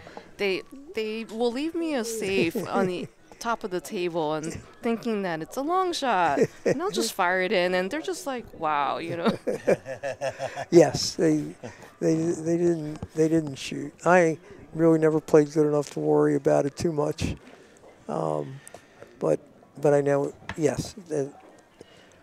So you fire those 9 foot or more shots, no problem. No problem. Wow. So what Bob would tell you, if I can speak for Bob for a minute, is sometimes when you get a shot like that, it plays to take an intentional scratch. Yep. I wonder, No. has that happened? We have 3 No, fouls these going guys, on. Nobody these guys, does it, these no. guys all shoot. And I don't think I've seen 2 missed since I've been here since Sunday. you Maybe know? they're not aware of it. No, I don't think that they care. No, they don't. They the shoot strategy so of the game straight. is quite a bit different, really. Shoot so straight. Quite a bit different. It was never intended to be easy to play a ball from the top corner pocket to the rack area and have them just make that no problem. Most everybody had to at least consider the fact that you might miss. The players today don't even think about that they might miss. So what do you think of Jason Shaw and other people looking to get the high run? I feel like maybe, the way street pool is played is changing. And Well, it is. There's no question it's changed. Yeah, yep. But those, in fairness, those runs are accomplished on tables with much wider than standardized pockets. So it's different. The high run, we're paying a prize if somebody breaks the high run in tournament play. Mm-hmm. And the high run in tournament play is 330 balls, which was made in 1977 by Pete Margot. And of course, the high run on the high run tables, or whatever you want to call them, there's no real standardization of those tables. Is 714 with a question mark. I think it goes down to 676 or something. I can't remember. There was a foul at the 46 ball, and Okay. it's been subtracted in the official record books. But that's a good point. But I think the bigger change overall is the pure shooting that just goes on. I mean, it's just, it's really, we're watching 2 players here who've had some really hard shots in this game, and they shot them. I mean, and they made most of them. They made almost all of them. what do you think about the equipment nowadays? You have a lot of players using carbon fiber, and we have high resin balls, and these tables are pristine, and that might be a factor as well. Agreed. The cloth is much faster, much truer. It means that you can get a lot more energy on the ball with less effort. I guess I would put it that way. Yep. Which in the long haul makes you more accurate. Of course. So that's one part. The carbon fiber the carbon fiber, the strength of the carbon fiber is what they say is almost no deflection from the ball, so you don't have to take into consideration when you put spins on the ball exactly what the deflection is going to be. And the tips, I mean, the laminated tips, all the tips all are way things, different right. than what, you know, played with years ago. Those are big factors in your play. And unless you had balls that were really true in the way that they responded, you couldn't have 9-ball or 10-ball played at the level it's played today. I mean, the reason the break is practiced so much is because the players, number one, they know if they get the break, there's a good chance they'll run out if they make a ball or two on the break. But that's made possible by the fact they know they're going to get basically the same reaction from those balls every time they hit them. And that's to your point about the resin balls, and you couldn't do that unless you had a true set of balls. Mm-hmm. So you think break ball is 5 over here? I think the break ball is, I would say, I can't tell what what's there's in the 1, 5, and 3. Is 1, that 5, 3? Yeah. And so 5 and 3 play fine. She's probably going to shoot the 3 though. So yeah, probably they're going to be the 5. Yeah. She's got to get on that 1 though at some point. Yes. And I'm not sure where she's going to do that. Looks like she plays the 2 and goes 2 rails to the stripe up you table. You mean the 6? I think, is that a 2 or 6? That's the 6. The stripe is the 10. The 6. No, the ball in the middle of the table is the 6. No, but the one up top. That's the strike ball. That's the 12, I think. That's what I would be going to right now. Yeah. You think she's going to run into trouble with this 1? Well, she could. Yeah. But she's probably going to try and come below the 1 or above the 1 and shoot it in the side pocket. Yeah. Well, coming to the side. Here she goes. That was a smart way to play it. Very smart. So now she can pocket the 1, go down for the, and she knows her position strong enough that she can get the angle she wants on the break shot even though the 12 ball's pretty far away. I don't think she's too worried about it. No. She'd much prefer to have an easier key ball, but she is where she is, and she's an outstanding player, an excellent player. So there we go. She's okay. I'm happy with this. She has enough angle to pop it. So are you based out of this area, or did you just travel? We come down from Maryland. Oh, I see. Andy is tournament director. Peter is the promoter, as you know, and there's me. We've been with Peter for 17 years, putting the tournament together. You're like the trifecta here. Yeah, there's a lot of people that wouldn't look at it that way. At least my end of it. I think Andy and Peter are an exacta. I don't know where I'd throw me. But I appreciate that. It's a good analogy. She's Kelly has really taking control of this game. Looked like Joanne was going to run a lot of balls, and now it's... I think Joanne got unfortunate position and then tried to make something happen, I think, and that's where she missed. She missed, yeah. And actually, she didn't miss that. The ball wobbled out of the side pocket. I mean, she just it was an unfortunate... it could have gone. It was pretty close. It wasn't like it was a huge miss, but the side pockets are pretty tricky the way they're cut on these diamond tables. Yeah, they are tough. If you don't sort of hit to the deep part of the pocket, you can hit the point a little bit, and that ball will bounce. The corner pockets they have such a deep shelf. Yes, deep shelf. Right. These are tough tables. These are very tough tables. You have to hit it at the right speed. I feel like it's like Goldilocks. It is. I hit this too hard. Yeah. I hit this too soft. Yeah, no, you're right. Just right. Just right. Yeah. Yeah, well, either Kelly's learned a lot in the last year or she's been practicing, or she's absorbed a lot, or she's been practicing I think a little. she hits a lot of balls just right. Yeah, she's a good player. Well, she has that experience. She's been all over Asia and Europe and Yeah, that America. helps. You know, It just does help. being able to play on different types of equipment is huge. Yeah. Yeah, and she's played all the different games. I mean, right, she started, as you noted, with a snooker background, and so did Allison Right. And Karen. and Karen. Yeah.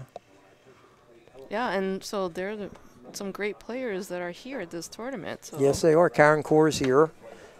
And, of course, Kelly's here. Karen and Kelly are not in the same bracket, I can't imagine, right? No. They separate that. No. I think You guys have some sort of seeding? yes, for the top 6 players we seeded, and then the rest was a random draw. Or I'm sorry, yeah.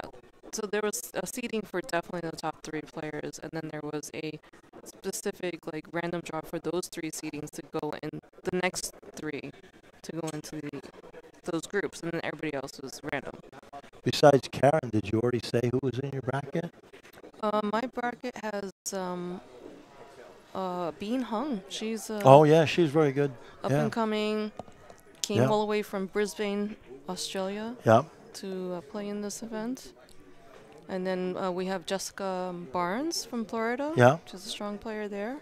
And then we have a local player, Bethany Sykes, in my group. Oh, I've heard of her, too. Yeah. Yeah, we have number. So you have, that's a pretty strong No, we group. have, I think every group is very strong. Yeah. they have They're- a strong it's all group. strong. They have strong groupings. Wow. So you have Billy Billings Yeah, yeah. from New York. I know Billy. You have Kia Burrell. I happen to know Kia. She's my part of the world in Maryland. Karen Core from Virginia. We have Pia Filler, of course. Pia Filler Yeah. Gail Eaton. and Gail Eaton, right? Mhm. Yeah. Dawn Hopkins. Yeah. And the Australian you just mentioned. Yes. We have Ada, Leo, my kind co-host here. We have Liz Taylor. I think she's a local player as well. Liz Taylor's here, right? She's a local player. She was from my area. Then she moved down here. And Bethany Sykes we mentioned. And then Christina Takat. She was runner-up in Right, this last event right. and She's lost a- to Kelly so- Fisher. Yes, she holds world titles. So we have a really competitive field. We have also Cheryl Pritchard. She was a last-minute sub here because we had a. Oh, that's right. In order to yeah. keep the brackets at 15, so it's going to be a competitive few days. I'm really looking forward to it, actually, and I think she needs to open up a break shot here. What do you think? Yeah, I think that I would be pushing this 12 to make the 15 to move the 12 over a little. If she has the right That's angle the for 10 that. ball. Is it all right? It's the 10 I think ball. you need to check your eyes. yeah, You think so? we're No wonder I didn't play good this week. You're yeah, all that's a confused 10. by the I can- colors. I'm a little better now than I was a few I mean, days good ago. thing we don't have to play rotation and do it in a certain order because I don't know what I'll you would do. I'll read the numbers. Don't worry. Well, we can count. We may not be able to see, but we can count. On a good day, yes. Yeah. No, she's stuck. She's going to have to play them where they are because I don't think she wants to move them now. She could be in the rack with a cue ball and be able to move them, but I think she's going to play the 10 ball? The 10 ball and the 15. I think she has to draw this or play this 15 two rails to get above for the 10. But the She 10's has a a little pretty good bit angle high. for that, but she plays pretty good position. I mean, she's gonna. That's actually a very good shot. Yeah. That's an excellent shot. So she can pocket the 10 ball here for her break shot, and she can drive the cue ball into the head 2 balls, and I can Well, open them up. this might be a dangerous shot if you don't know what you're doing. It gets stuck. Yeah. Or flying, Yeah. Yeah, if you hit this really hard, it goes off the side of the rack and could scratch. If you hit it too soft, you could be stuck, like Mike says. you once again just right. Just right. You have to be Goldilocks. What does just right Yeah. mean? Yeah. I mean, I'm not even sure I know what just right is. Just right would mean to get the angle correct. Yeah. Then you guaranteed nothing crazy would happen. Right. Well, I think that ball pretty much I makes think you she's have to pretty be good just here. right. Yeah, I think she's got herself pretty good position here. Let's So see I this- think if she hits the top ball on the bottom ball on the stack and grazes off, she's going to have a lot of shots. Well, she did a pretty good job of it, and If she's that got the ball two on the goes, side. yeah, Yeah, she's okay. Yeah, she's okay. She's okay. She hit that really pretty good. Pretty good. did. She did. She did. Yep. Couldn't expect any more than that to come out of it. So, I don't think that's what she wanted. no, I don't think so either. So sometimes, as somebody noted earlier, when you hit a ball with less force, you kind of roll it. Sometimes the cue ball doesn't follow. It pauses, and it doesn't go as far as you plan or hope. And I think that's probably what happened there. Although she can come across, it gives her some options. I mean, she has the 1 there. She's got the 9 balls. She's got a lot of options. Yeah. Yeah. I was thinking she might have wanted to come down for the 2 balls that are closest to the 7 and the 13, it looks like. And she used those as break balls. She's going to go into them right now. Yeah, I think. she is. There's no insurance balls here, so she's got to hit these pretty good. That was a good shot. I mean, she was able to knock the 15 up, which she'll now be able to play in the. I assume that passes the 14 ball. Yeah. Yeah, I think so too. Let's see a different camera angle. But she's got to do a little more with it because it's kind of straight. I don't know if the 14 goes after she hits this Yeah, ball. she's thinking you about know? what her next shot's going to be and how to get there because she's kind of straight Maybe it on does. this. So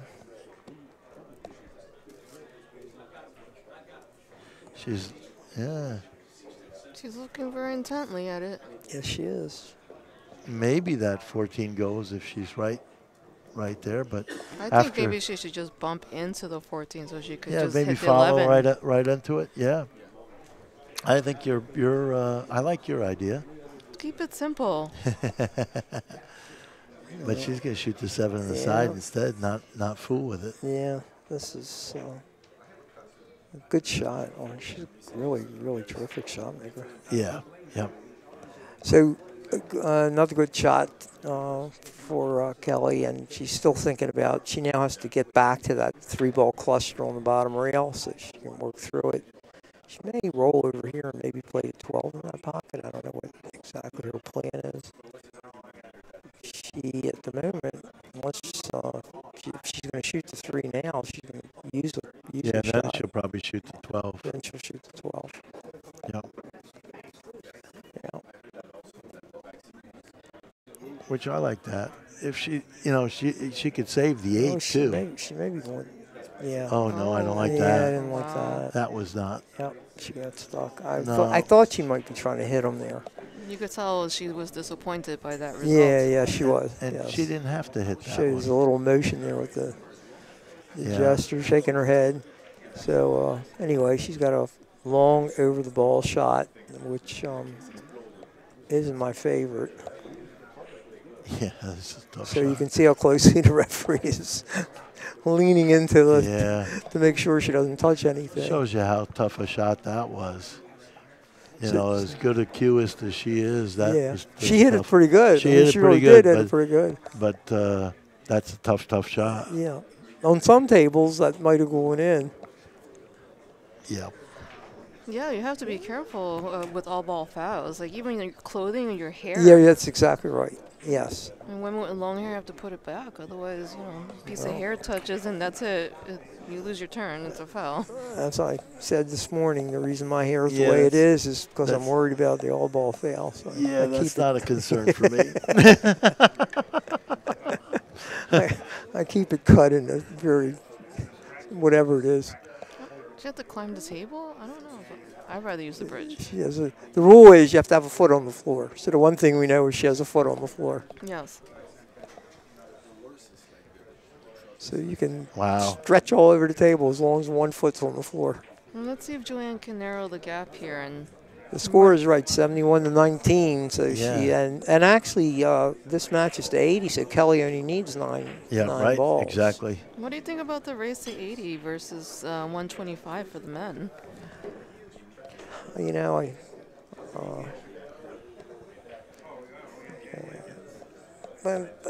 I don't know. It's a round robin, and I think we're feeling our way in terms of what the right length is for matches. The men play a lot more straight pool, so the matches at times go somewhat faster. Certainly, a match like this wouldn't have been a problem to go longer. And it's our second year, so I think we're just trying to get the right length.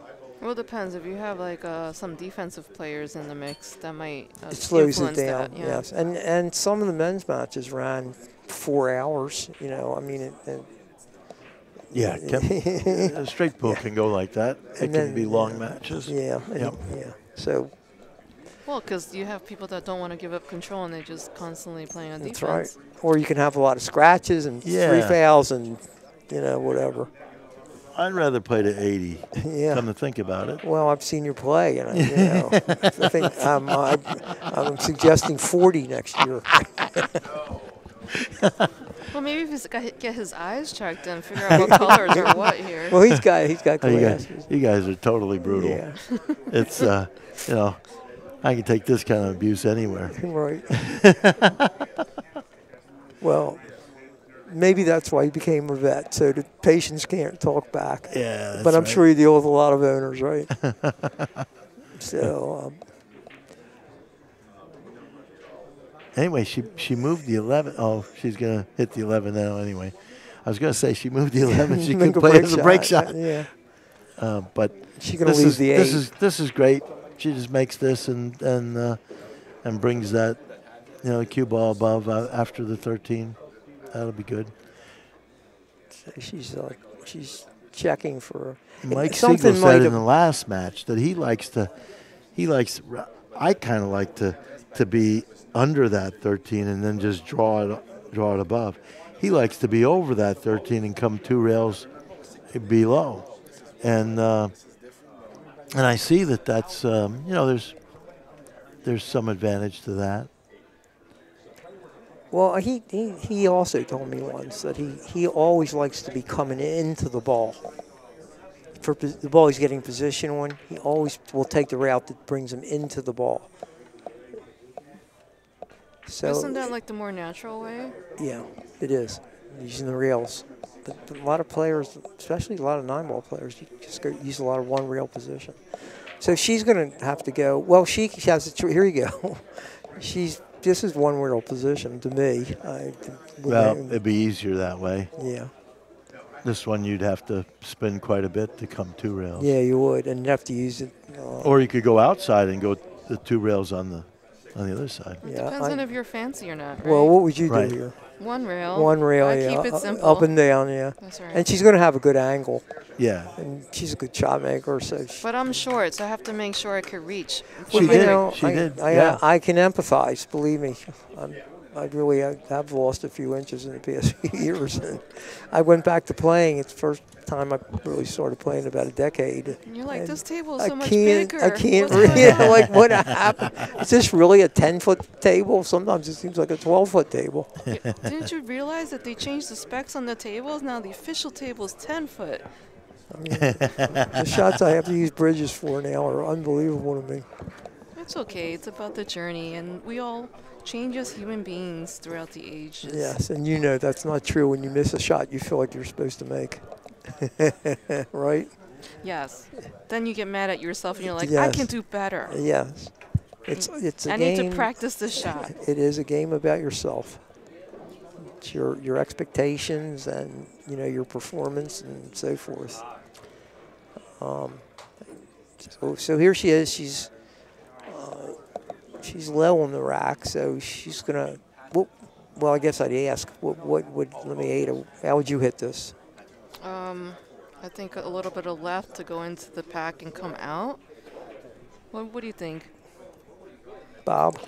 I think if she's stunned with left and a little bit of follow. Yeah, there you go. That's pretty good, except that she didn't get rewarded. I mean, she hit it get great. a little bit harder, maybe, but Yeah, anyway. I feel like she kind of got stuck in the back part now. Now she's got to shoot a long Yeah, 7 she ball. does. She really. Yeah. She just, sometimes a good roll doesn't hurt anybody. Right. And so far, hitting behind the stack, neither why- one of them got rewarded too well. That's why I would have preferred to hit it into the stack and kind of have the cue ball come back to the rail on the right side. I'm talking from the perspective of the player, but like on the screen would be to the left side. Yeah. She's got to make a long, tough shot. She does. But if she makes it, she's going to get rewarded. The two is is sitting right in front of the side pocket. At this point, she has nothing to lose. She's just like, yeah, you gotta swing at it. you have to get your momentum going. Yep. Well, that's a really good point. That at certain points in the match, Great. that one in. It At wipes- right speed. certain points in the match, you're going to shoot because of where Just right. where you are. With Kelly only needing 9, Joanne is not thinking she's going to get a whole lot more chances. So she's going to try to make the most of the opportunity she does get, and if that requires not gambling on a shot, but a shot that she would consider sometimes playing safe, she's probably going to shoot it. Yeah, you have to at this point. You have to. You have to figure that this is your last You have to get opportunity. yourself back in the game. This is realistically your last opportunity. Oh no. Look at She's that perfect spot. on the 10. Yeah. I don't know. She might be frozen to that ball. That would be a little chilly if she were frozen. It looks pretty frozen. It does look frozen. It does. Is it frozen to your eye? Let's look at this angle here.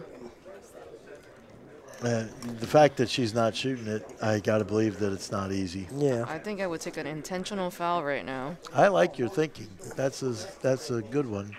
Don't give up control of the table. One thing is that 5-14, does that? I mean, it's awfully close to going in the side pocket. If that's dead, I'd be kicking at that. Let's look at this. But I don't know if we're going to get a view that it's close, isn't it? Maybe it's high. I think he might have clipped the 11. Yeah, I don't think it's possible. Yeah. Okay. Well, then I give. No, but then again, it's Kelly only needs 9. Do you really want to take that chance? No, you got it. I like your intentional foul. Is right, because then you're going to make her go back to maybe 10 or so, 10, 11. And does Kelly know the rules about the 3 foul? I She doubt doesn't it, play straight 'cause pull. She probably We'll see. doesn't. But I would do She it. played last year. I got a feeling that she's Like, would she give it She back? pretty might good. not, she might not know the I see. nuances of this. a back and forth play. Yeah. Exactly. That's true. That's really true. Like, would Kelly give another intentional foul if she was put into an intentional foul Well, I situation? think Joanne's thinking here maybe Yeah, but I'll she's make gonna- her she's shoot the gonna 3 leave her ball. long. Yeah, she's Uh, going to make her that- shoot the 3 She ball. is such a shot maker. I don't think this is a good Well, decision. I personally probably. I'll tell you what, I she don't know. froze it on the rail, and That's a pretty good shot. As good as shot as Kelly is, It's a hard shot. I don't know that she's a favorite to make it. Yeah, it's a she's hard probably shot. not it's really close. I don't know that she's a favorite. Have you seen Kelly Fisher shoot? I have, but this is not an easy shot. No, it's not easy. She may make it. You think that she's better than 50% at making that? Yes. She's not jacked up. The referee doesn't need to go check to see if she might foul intentionally. No, but she's shooting off that rail, so she only sees a third of the cue ball. She eats these shots for breakfast. 7. There you go. All right. We got a. you may be right We've on got a that. fan here, and we're all fans. But to tell you the truth, we know that. Great shot. Oh, Breakfast. There you go. Easy. See, You're right. eat your words, Bob. Okay. All right. So Kelly now You- needs 8 balls. You think Let's this put it was that my way. first time? I've been wrong before. really? I don't think you've seen her play that often. I have seen her. She's a great player, but she doesn't have to make that. So that's. So she must spin to the other side, I would Yeah, think. she has to come behind Shoot- the 10 shoot- and the shoot 1. That is the one, isn't it? Yeah. Yeah. So she's shooting to 9, and she'll try to spin over to Is she thinking about going into him? No, I think she's spinning it so she could get to the 10, 1. 110. Yeah. Yeah. Yeah. She She went into she went him. into him. Good shot. Look at that. She hit that with plenty of force. She did. She hit that good. Yeah, she sure Well, did. from here, unfortunately, you know, Yeah, she's a for big Joanne, fan. it's Unfortunate here. it's basically just cleanup time. I think that Kelly's not going to have any problems from here, So she. especially after making that ball off the rail. Yeah. Ava. You're both still stunned by that. Like, I'm just like, I'm not surprised. It was just a walk in the park. Yeah. I'm not surprised you're stunned. Really? No. It sounded like you were surprised. Well, maybe it was Bob. He was No, I was I'm not surprised. surprised you're stunned. That was She's a great shot simple maker. for her. yeah, I told you, she eat those shots for breakfast. It's There you no big deal. So at this point, Jenny needs a few balls, right? Let's see, 7. I think 2. Yeah. Yeah, 2 balls. Does that sound right? I think so. Well, she better check, right? Well, anyway, the referee will tell her when she needs 2, I believe. Or maybe it's 3. I forget what the rule is, right? Oh, all done. That was it. Yeah, the courtesy is great, 3. Great isn't it? shooting. Yeah, that was a great match. Our first women's match, and we'll have plenty more in the next few days. So I want to thank Ada Leo and Bob Medengian for sitting in to do the commentation Thank with you, me, everyone. and we'll be back at 5 Thanks, o'clock. 5 o'clock. It's not 5 o'clock. We'll be back for our next match shortly. Thank you. Thank you.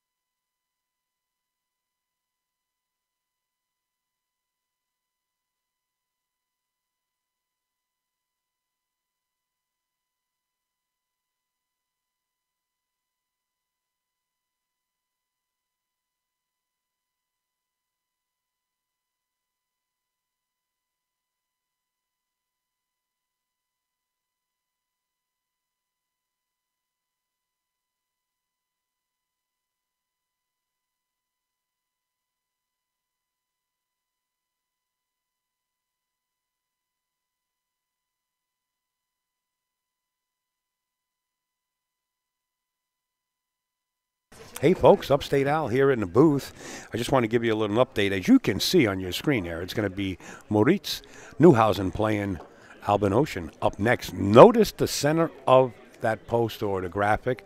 It's 150 points. We're now into the 150-point round. But what I wanted to bring to your attention is there's plenty of other matches, like Max Eberly, he's out on one of the outside tables. Kachi's playing Bada, Ali Adawadi on another table. Darren Appleton's playing Carlos Beato. Ralph Souquet's playing Jason Shaw. Dennis Graub is playing Dave Arcady. This is all star-studded matches. FSR, Francisco Sanchez Ruiz, as we call him FSR, is playing Roland Garcia on the outside. Alex Kazakis is playing Alex Pagalayan. And in the wings, waiting for the winners of those matches, Mario He, Lee Van Cortesa, Dimitri Django, John Mora. I can't read this other one, Francisco. I can't read his last name. Anyway, Misko Fortulski out of Poland is also waiting on him. Victor is the way he says it, Zelinsky, but we know it's Victor Zelinsky here in the States, and Joshua Filler. They're waiting on the winners of those matches I just called out. And you can watch any one of those matches if you simply go to www.onsite. That's ONSITE. So that's www.onsitepool.com/Upstate Al. We thank you. It keeps us on the road. I don't know if you guys are following us. I know a lot of you do follow us, and you know we're all over the country. And gas prices are killing us right now. And we made our bed, and we're going to sleep in it, and we're going to promote pool as much as we can in every aspect of the game. In fact, we're going to be with Mr. Pat Fleming at the International right after this the American 14.1, helping Mr. Pat Fleming there. I actually was there last night. We put in 24 monitors. We put in 12 cameras, and you'll be able to watch every table at the International also.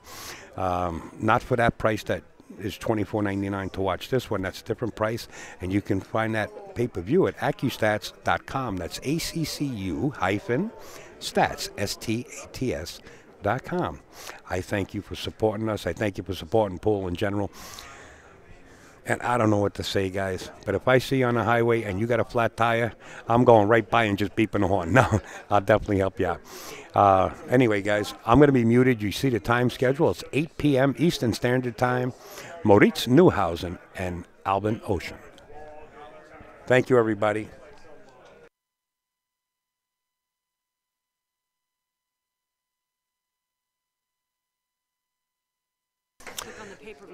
Folks, this just came in from the back door. There's like an office here where the press is hanging out, and they take pictures of all the players going on and all the fans. You can simply go right to the website, American14.1straightpool.com. Americanstraightpool.com. And that's the website. And there is a link right there for the pay-per-view. Right on the homepage, right on the front, it says Bank Watch Now pay-per-view, and you click it and you sign in and you pay your $24.95, and you could watch all the Supreme matches. As we know in tournaments, the cream of the crop is rising to the top. Every match is star-studded. We'll be standing by here at the booth, 8 o'clock, next match.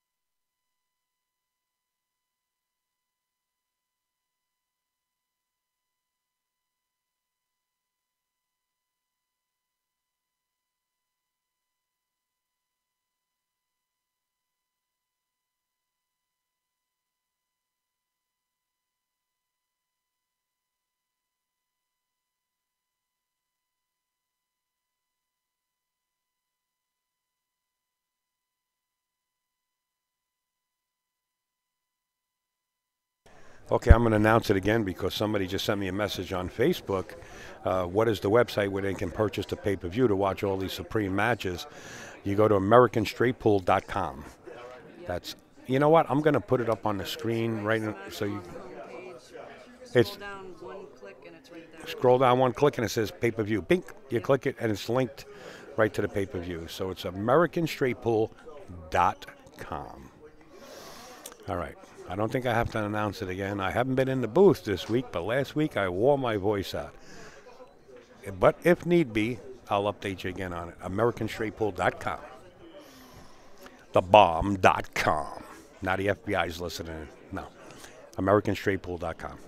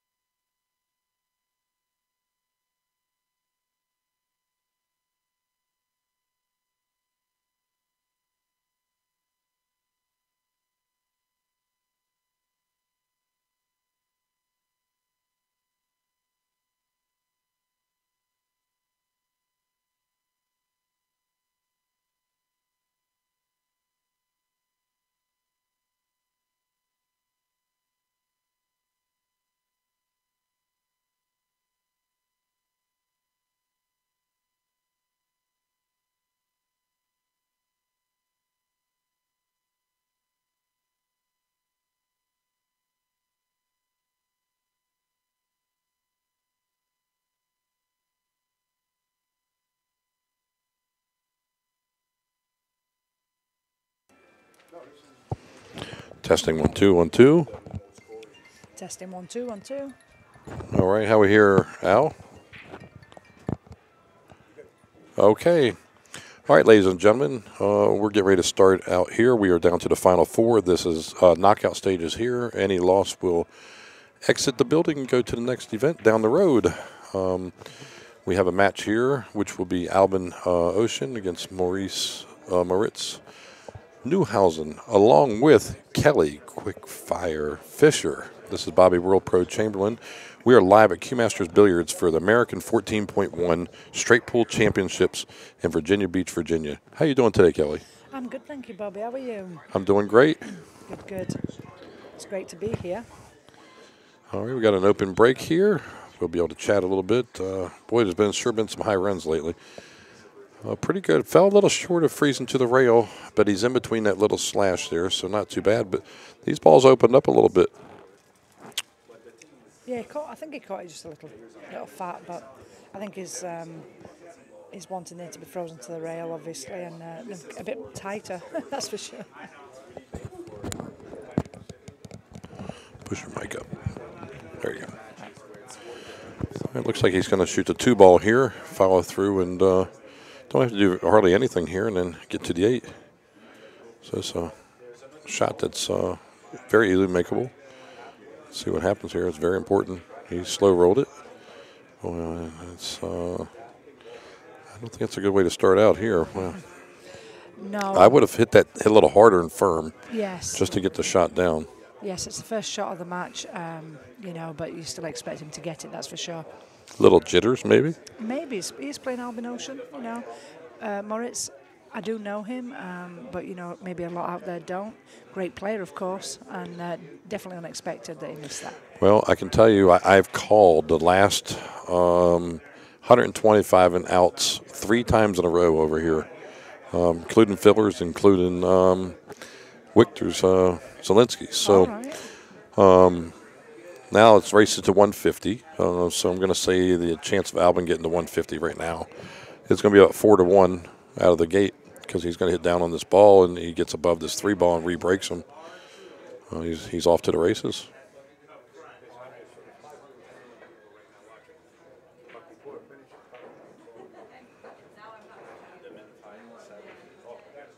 Well, you called it, and that's exactly what he's going to be heading to do here. Yeah, well, there's a lot of people in here, but it has cooled down a little bit. The tables might be playing a little wet. I did see the ball had a lot of movement when seeing the guys practicing, so I don't think the tables are playing too slow. So we're going to find out if he goes into the pack with anything solid that he hits into, say like a 12 or anything. If the balls do scatter completely apart, then we're expecting a high run here for sure, right? We can know real quick. Yeah, these balls scattered decently. I think we could see some big numbers this match.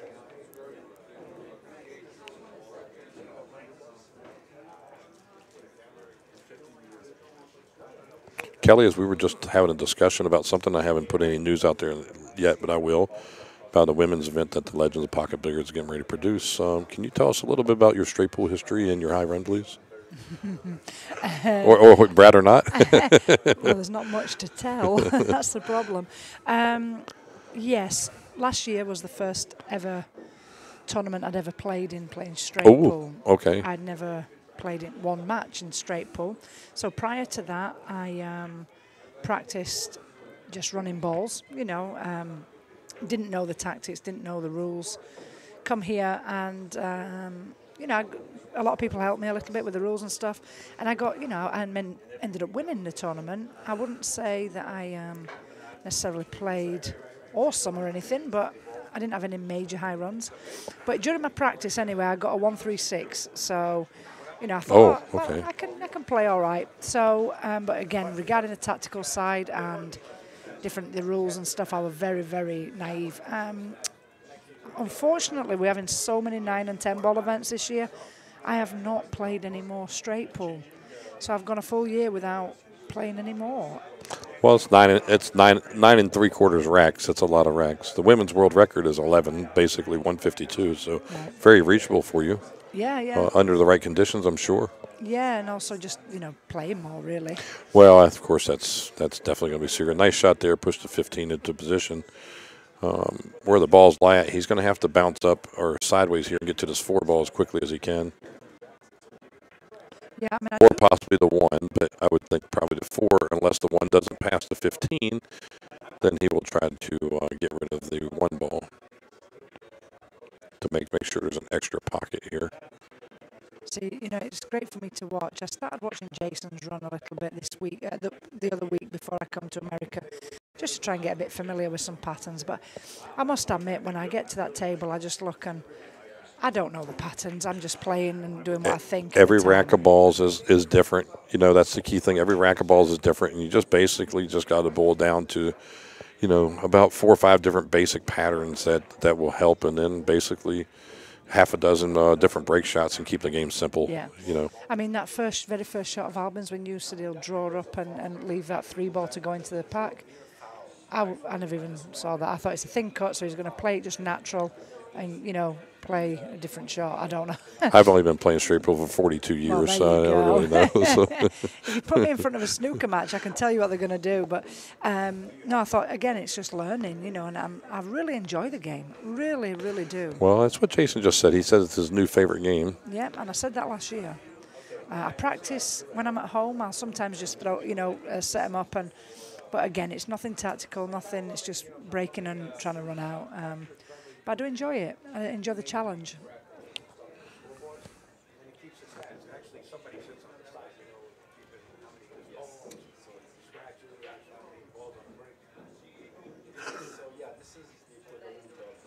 Well, it's always been called the gentleman's game, but now we can call it the ladies' game also. A bit like snooker, yeah. That was always called the gentleman's sport.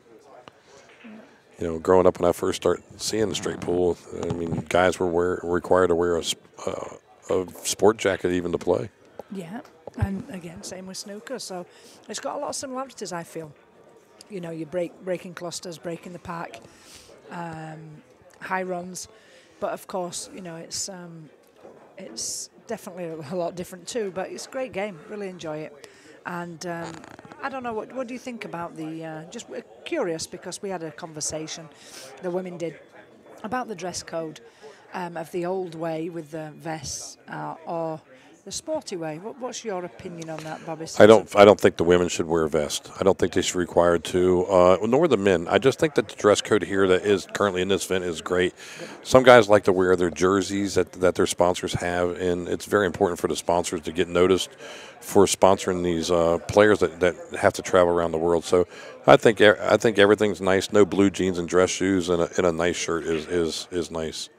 I don't think this is a sport where the ladies would wear a dress, of course. Dresses shouldn't be for ladies playing pool. No, and I agree totally. I like this new jersey look. It's good for the sponsors, and it's great for the sporty look that we're trying to portray. Yeah. Instead of the vest being all too prim and proper, trying to lean over with your vest and your Yeah, I've played in bow many tie tournaments like that too. Well, he's in a bad spot here.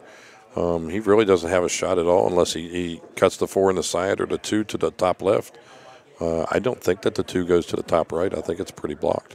It's unfortunate he fell to the side rail here behind the 7 ball. And when the balls are open like this, the only safe you have is to take a foul.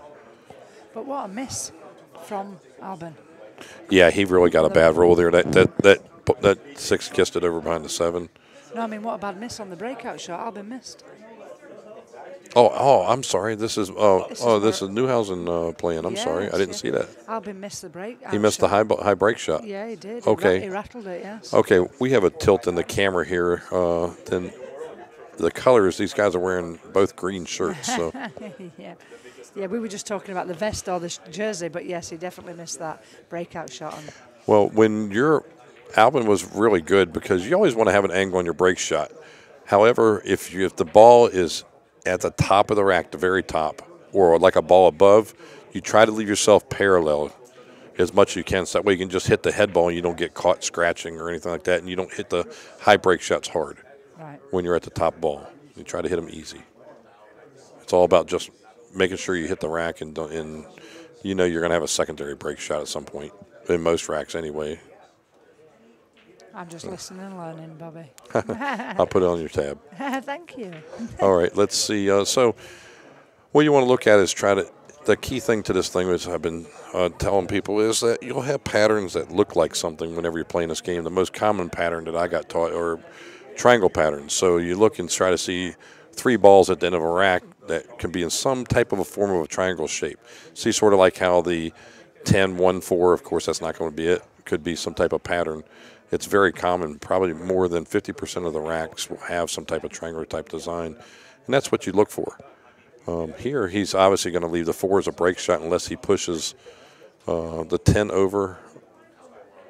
See how, like, the 1 is going to be right there. Be careful. A little loose with a cue ball here. I'm thinking that I'm going to use that stripe. Is it the 14? 14? 15, 14, then it's a possibility. We don't know yet. I think what's going to happen here, he's going to have to make a decision after he shoots a 6 and goes into the 10 ball here. I don't think the 8 and 12 are going to have any movement here. If he hits the 10 square, there's nothing to move the 8 and 12. He really needs to go between the 10 and 12 a little bit. Just medium speed, nothing crazy. The worst thing you can do in one rack is get half the balls off the table and create a new cluster. I keep doing that.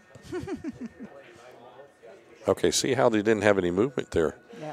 Now he's forced to get rid of the 4 ball, which was his break ball, unless he can manage to make, unless there's a combo or the 8 ball here. I can't quite see if the 8 goes or not. If the 8 goes, he'd want to play that so he can get to the top side and then shoot the 10, then the 12.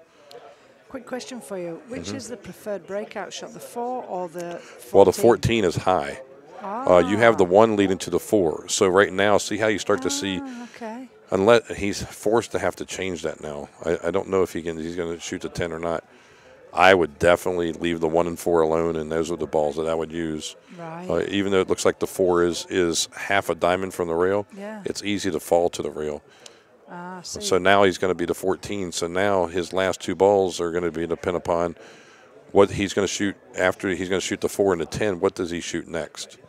If he shoots the 10 and gets to the 8, that means he has a naked break ball down here, and he'll have to go up table to the brown balls above the side pocket. I thought in my mind I'm leaving the brown ball or the 3. Well, I felt that he should have got those balls a long time ago. I got you. See, for everybody out there that's watching, that's learning, I am too, so it's great. Okay, see now he's going to be a long ways from everything where he's at now.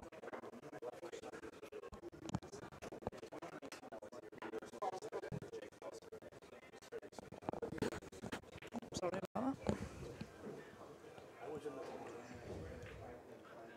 Well, yeah, I do, see what you're saying for sure.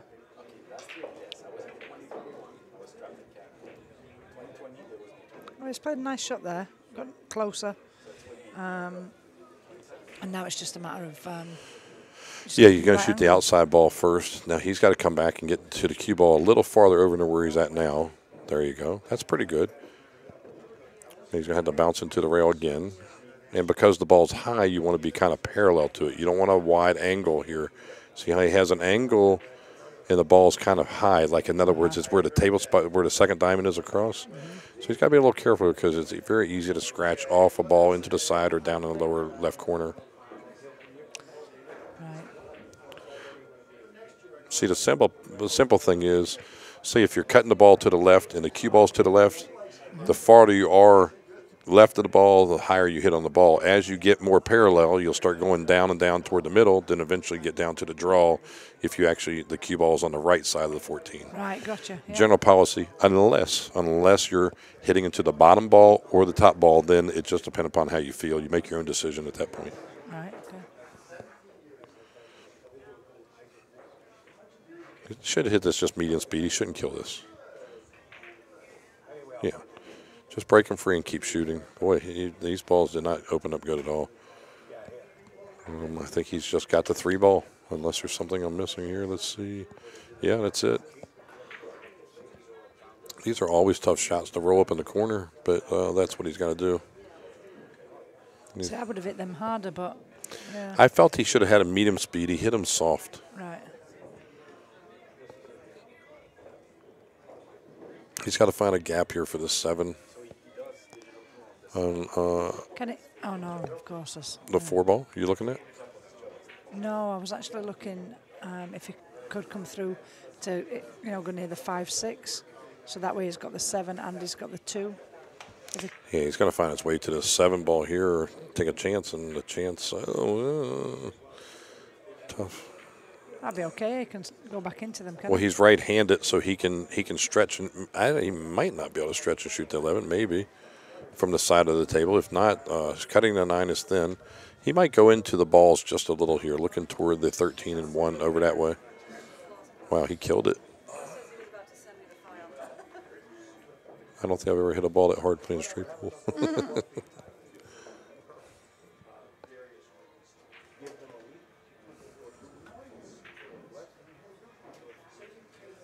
So now I think he can get through the gap to the 7. I'm not sure. Maybe not.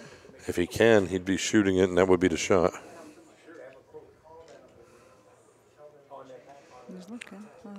It does look like he has the gap. Does, I'm not doesn't sure it? what he's looking at here. Al, can we get a side angle, Al? Can we get a side angle shot here at the 7? Well, it's not going to matter now. He's shooting a 6 ball. Evidently, he can't make it. No. He's got a lot of work. I mean, what do you do after you make this ball? Exactly, because I don't think that purple 4 goes. You going to draw down for the 9 ball here? Yeah. Oh, he's Missed missed it. Yeah. Yeah. No, we're good. Yeah. Okay. Okay. So it was, I think, a little bit unfortunate. However, like you said, Bobby, he did really go into him. He got a bit frustrated, it looked, and he just got down and kind of wellied it, right? And, that's what created. He got a bit unlucky to say how hard he hit it to land, bridging over, going for that 6 ball in the corner. But Well, you got to bump balls in this game, but you want to eliminate bumping them. It sounds so crazy. I mean, he was drawing back into just taking a chance of getting a shot, too. I mean, you might do that against the 50th rated player in this tournament, but not Albin's in the top 3 or 4 players, or something. He's he could be sitting down in his seat the rest of the match possibly too. So you got to be careful. that's right. There's no dead money in any of these players here. These guys are all champions from here for sure. What's the highest break run we've got so far? Well, we had 216 by Joshua Filler. I commentated with Zielinski. He had 215 and had a shot, a foot from the hole and a cue ball 2 foot from the 6 ball, and he missed it. He just lifted his head up and missed the ball straight in. He would have tied Filler and then passed him, but he got 215. Filler 216. Federer 177, and somebody had 163. Excellent. And we've still got plenty of tournament to go. Well, now also the races are 150, so Yeah. the guidelines are you're allowed to continue your run if the match is finished and you're at 100 balls or more. I know the first round, Mika had 92. And when he reached 125, he cannot continue. Oh, I see. Okay. You got to be on 100 before you can keep going. Right. All right, now he's got to be looking at this 12 ball on the side.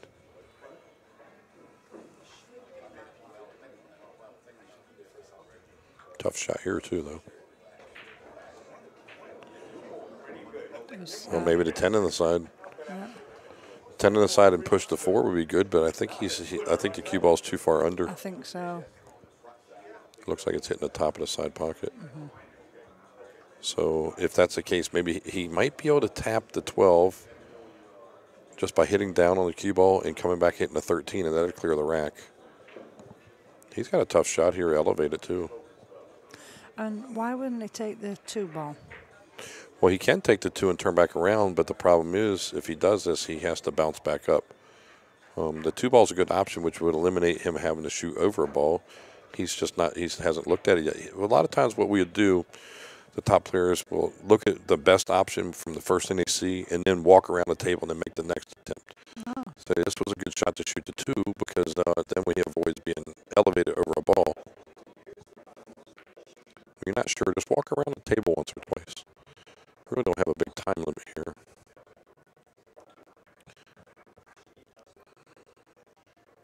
He's in a bad spot here. Oh, the 4 goes. Well, the 13's not in the rack. It's right on the line. Okay, he shot the 13. Okay, good shot. Good shot. Now he's gonna shoot the 10 ball, so he avoids bumping another ball.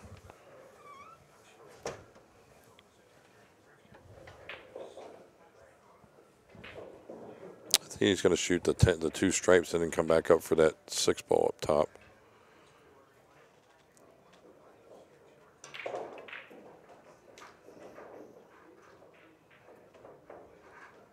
I like to get rid of the balls that are up table early in a rack as much as possible, especially when the rack is wide open. Right. I'm listening. I'm sucking in all the information, Bobby, here. Yeah, you don't want to you don't want 2 balls to freeze up table because that is like death, you know. Mm-hmm.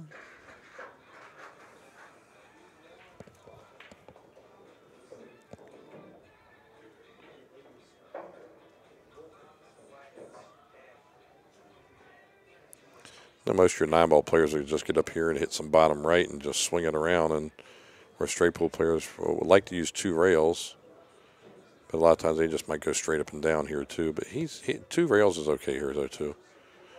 I like to get the ball at least to the side pocket. All right, he's going to be hitting this break shot with some force because he's going to be going into the 2nd ball here.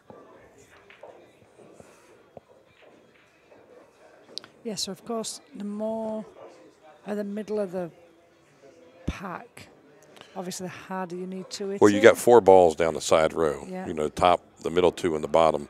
When you're hitting the middle 2, you tend to hit the balls just slightly harder than you at any other part of the rack. Mm-hmm. That's sort of the sweet spot, sort of like. Yeah. Because if you don't hit them hard and you hit between them, a lot of times that's the only area you can actually get stuck against the rack. Yeah. Is between, like, see, it's the 6 and 5. Mm-hmm.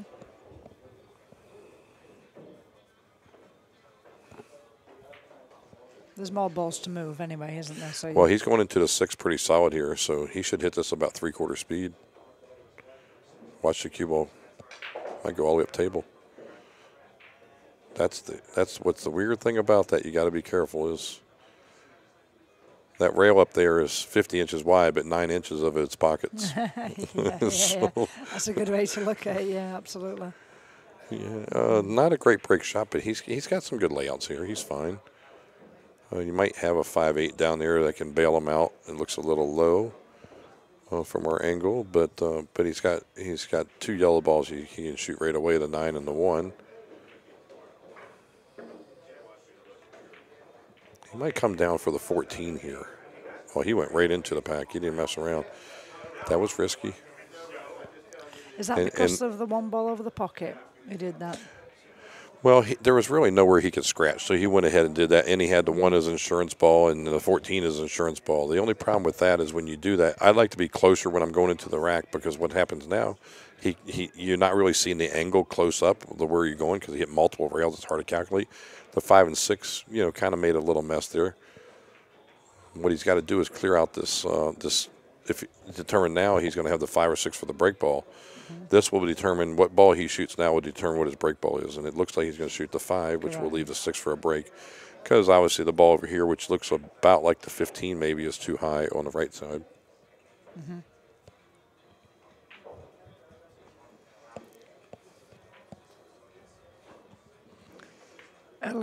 Earlier I had a ball too high, and for whatever reason I tried to nudge a ball to the, where that 5 ball is right there, and could I get it there? If I clipped it wrong, I got too straight on the ball to be able to play what I was wanting to play.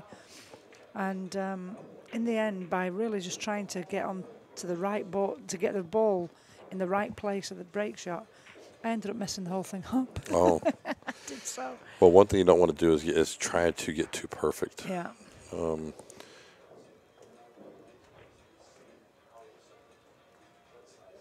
In my era, I was fortunate enough to know Willie Mosconi, and I learned from Lassiter. And when they got balls in position, they never really liked re-bumping them. Unlike Jason is the bump master. He just keeps on bumping. He wants to get a ball within 2 inches of where he wants his break shot. And It actually drove me crazy when I was watching him play. When you have position, don't try to force it any more than you have to. My problem was I didn't have position. The balls were all in the rack, and I was trying to bump it out to the right spot, but Yeah. I kept landing on the ball I was trying to. I did 3 attempts anyway, and each time I either landed too straight, I couldn't bump it, or the one I did bump, I over bumped it. The most common thing that people do in a rack, and most people do not know, is that if you shoot your last shot, you leave the cue ball in the rack area. You can take it to the other end and have ball in hand behind the line. You'll have a long shot, but you can create your own angle. It's really not a bad thing to do. It's very common for good players to leave the cue ball in the rack. Like saying right now, if you couldn't get to the 5, you could shoot the 12 and stop the cue ball there. If the 12 and 5 was the last 2 balls. Yeah, and then you create your own angle. See, like there, and it would go up table, and you create your own angle on the 5. You just have to shoot a longer shot, but you can set the cue ball where you want. Really not a bad thing to do.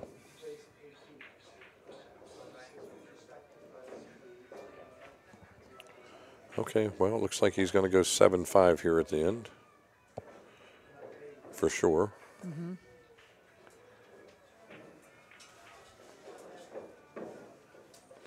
There is a triangle, but that's not one that I like. Going to be too much movement on the cue ball. Oh, I see what you mean about the triangle. Okay. Yeah, a lot of things end up in a three ball triangle type shape, but you want those on this half of the table. Right. Down here. Okay, he's going to try to get the cue ball back where it's at now. That's always a goal, is saying, if I hit it, where can I put it at? And there's where he's at. Now, he's cutting it slightly. I'm thrilled with that angle. There's been many times I would take this shot for sure. Indeed. Nothing wrong with it at all. Let's see if we can get an update here.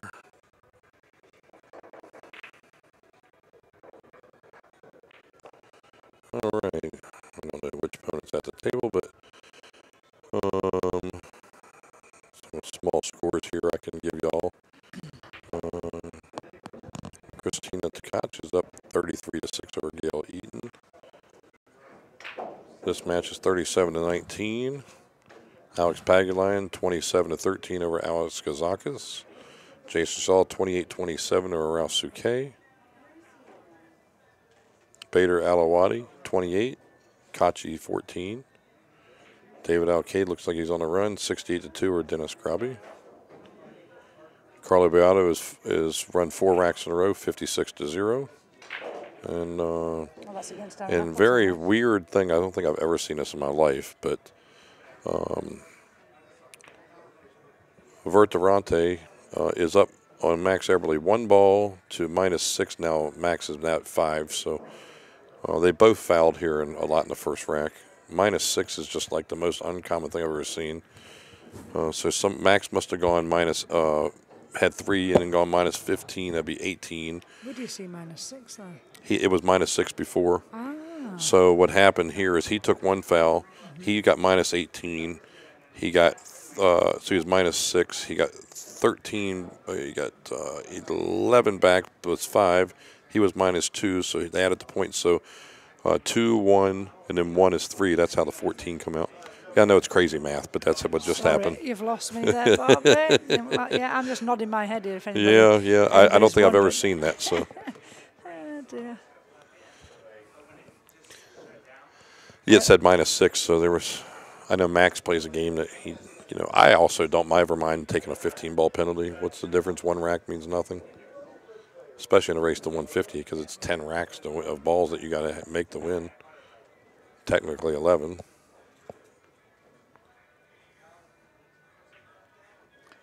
Why would you do the fouling? Well, you don't want to leave your opponent an open table.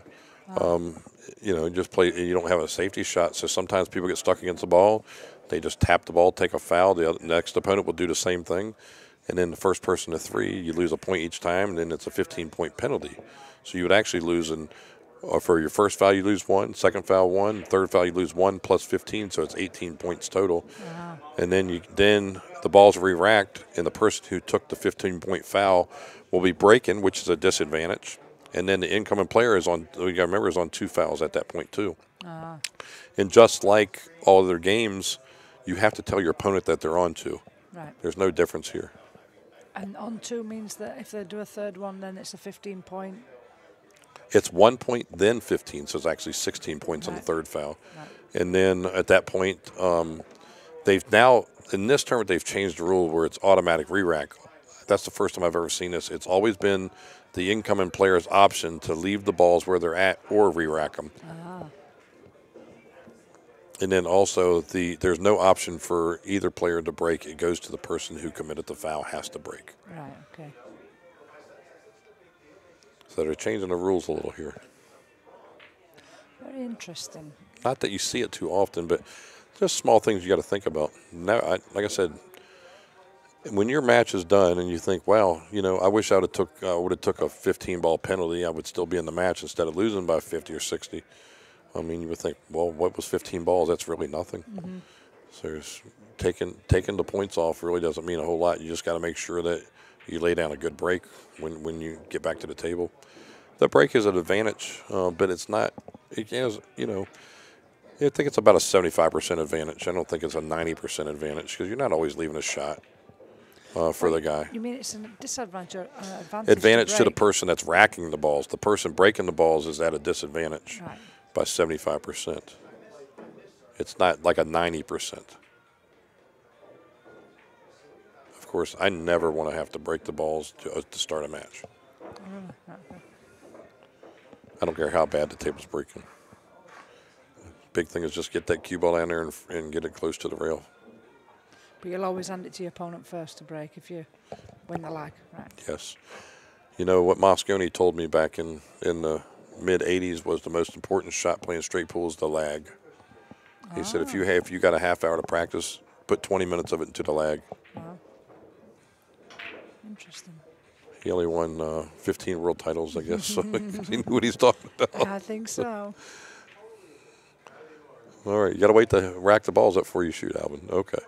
It's getting rolling now. Yeah, 62. It's going to have to, the score's going to go up. It's going to be, I'm pretty sure it's going to be 62-19.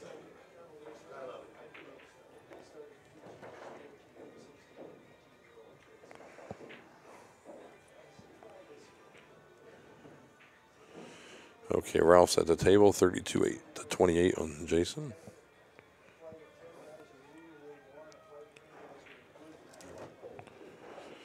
David Alcado is on fire. He's up 82-2, so that means he's on an 82-ball run. Yeah. Because 84 is the same as 6 racks. 6 times 14 is 84. Carly Beato's up 57-13 over Appleton. Oh, look at this one. Oh boy, this is. Yeah. He's got the 5. He's got the 3. You don't want to go rail first for the 13 if you can help that. No, that's right. Well, you're a great rotation player. You might shoot that, right? You said no way, right? I did. I'm not even saying anything. No, I think the 5 in the side I'd be looking at myself. I shoot the 3 ball. The 3 ball? Does Yeah, it pass? well, you shoot the 5. What are you going to shoot next? Well, actually, you got the 11 on the side if you shoot the 5. I like shooting the 3. Well, he's going to play the combo, it looks like. Oh, wow, they're sending the cue ball all over the place. This is dangerous. Great player, but dangerous. Oh, Lord.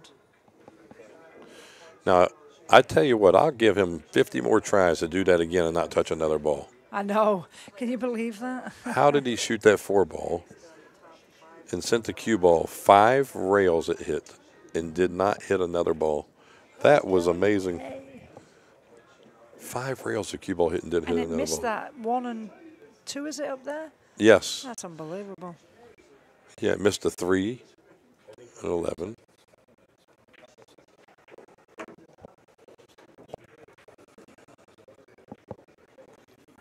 Okay. Hello, hello. I know, we're just getting warmed up. Oh, and it just... Great shot. Hi, everybody. Hi.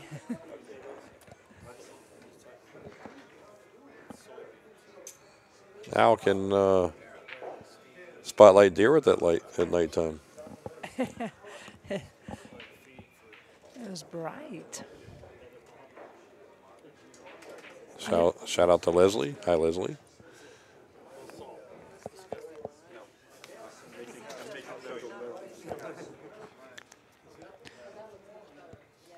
I actually didn't realise there were a camera on us. It's blind Oh, that's good. until he clicks it. Yeah.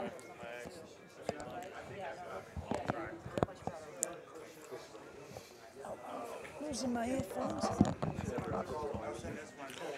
Well, okay. The 3 balls in position. It's matter what leads to it. He's got a 12 or it looks like a 12 and set. No, it's not the 12 ball. It's something there. It looks like the 14 maybe, beside a 7. Not really sure of the color. Yeah, I think it is the 14. I think. Yeah, he'd like to get rid of that ball. Yeah, I think not really, but I think it's still the 14. He could shoot the 5 first or the 14. I like the 14, but yeah, we'll leave the 5 down there. It's kind of okay. All right. The big ball he's got to start thinking about on this rack is the 8 ball. Oh, really? Okay. Because it's going to be kind of flat here to get to the 3. The ball next to it is okay. So sometimes he's got to try to get to this 8 ball. There you go. Let's see. Well, he might take the 1 from here too, though. He rolled it to the rail. Might not want to shoot the 1 now. But I think he needs to get rid of this 8 ball. He can go to 8 to the 6 here too. But he's got to find a way to get back to the 15 to get, or 13, whatever that ball is by the 3 at some point. He wish he would have rolled forward to get to the 1 and not on the rail. So he definitely should look at the 8 ball here. You're keeping that 13 as a ball before the last ball, right? Yeah, because he's getting ready to eliminate the 6 next, unless he's drawn all the way back for the 1. All right, so here you go. See the 6, 15, and 3. See that little triangle? Most people don't notice that. 15. Yeah, I do. Yeah. All right, that might be the option, but he felt a little weird here on this ball, on this 1 ball. You don't really like to shoot this and like draw it sideways and tap the 2. He might tap the 2. Okay, so the 2 does go on the side then. On the diamonds, it's not like a gold crown. You try to eliminate angles going to the side because the pockets are cut different. Okay, there you go. So here's your little triangle box here. Yeah, it's interesting. You see it happen a lot, and I'll tell you something. Probably 70% of the pros out here don't recognize that pattern.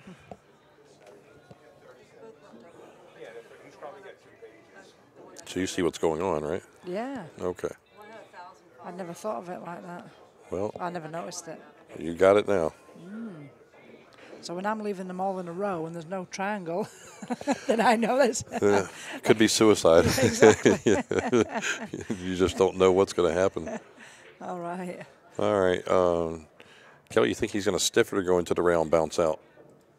Say again? You think he's just going to stiff this ball here or bounce out to hit it off the cushion? Okay. Yeah.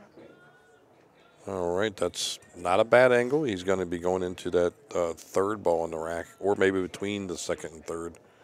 We'll see when he racks the balls. It looks like it between the 2nd and 3rd. He might let the cue ball fly here.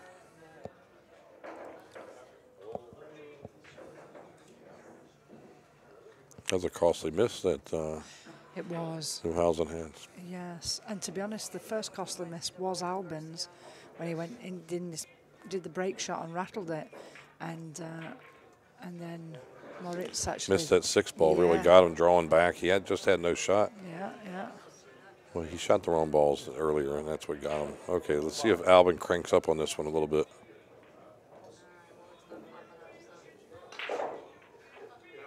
To the back rail, just don't hit the side, and he's okay. He's flirting with it, but that angle's not there. Is he playing that? Is he playing to draw it up and back down? Yeah, sometimes you don't know if it's going to make it all the way up there. The big thing is if you're unsure the exact deflection of the ball. You got to be really careful. Them corner pockets to swell up a little bit. You obviously in this game, if you scratch, it can really hurt you. You can end you.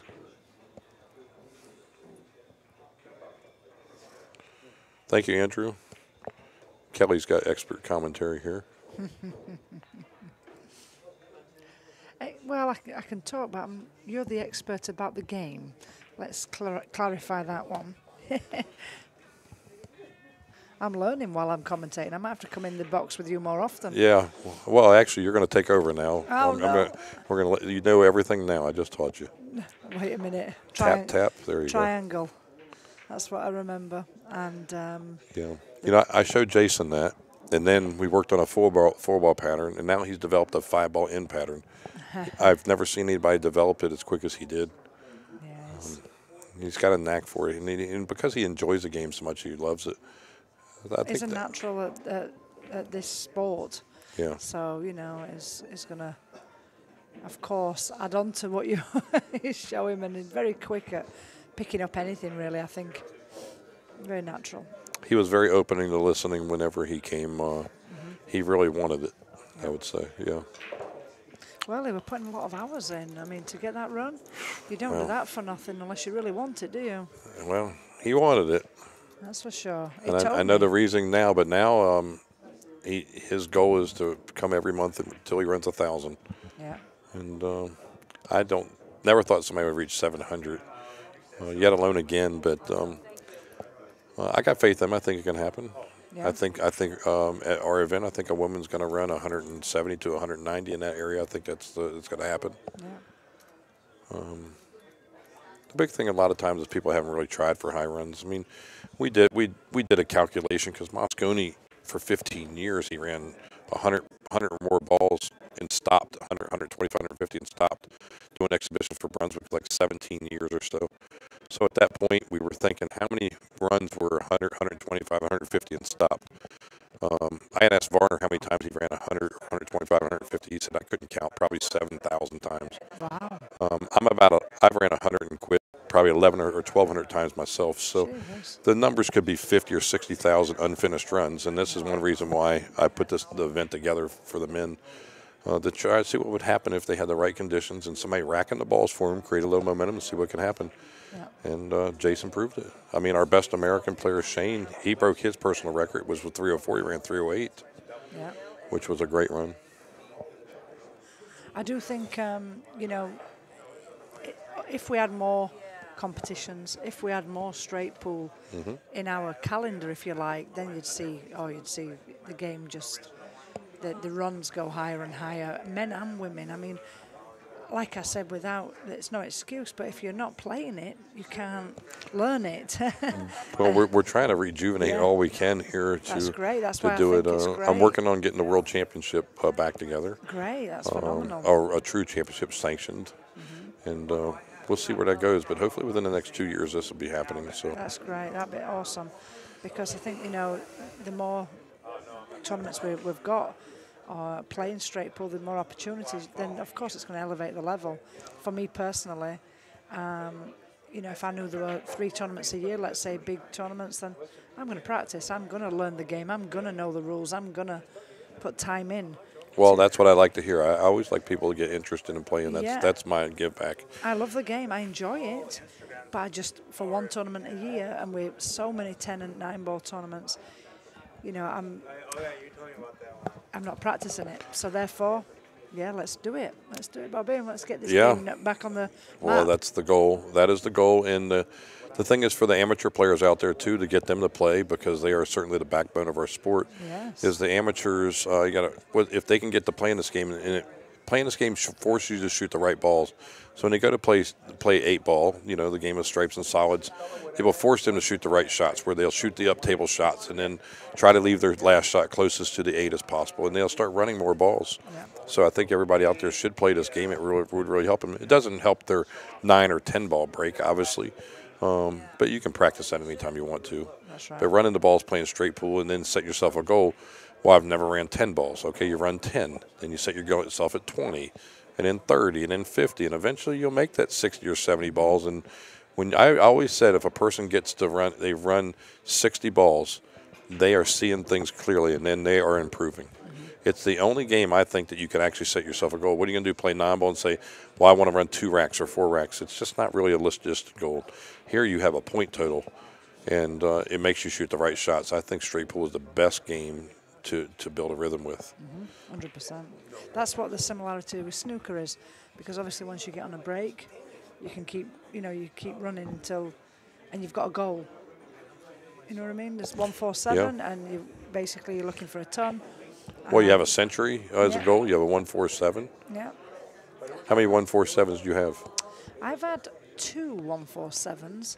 However, in a tournament that's been televised, there's only one girl ever done it, and it's just been quite recently. It's the lady from Thailand, I want to say. I think she is, yeah. Because obviously back in my day, in Alison's day, it weren't being recorded, it weren't being live streamed. A lot of events we played that were not any recordings of. So yeah.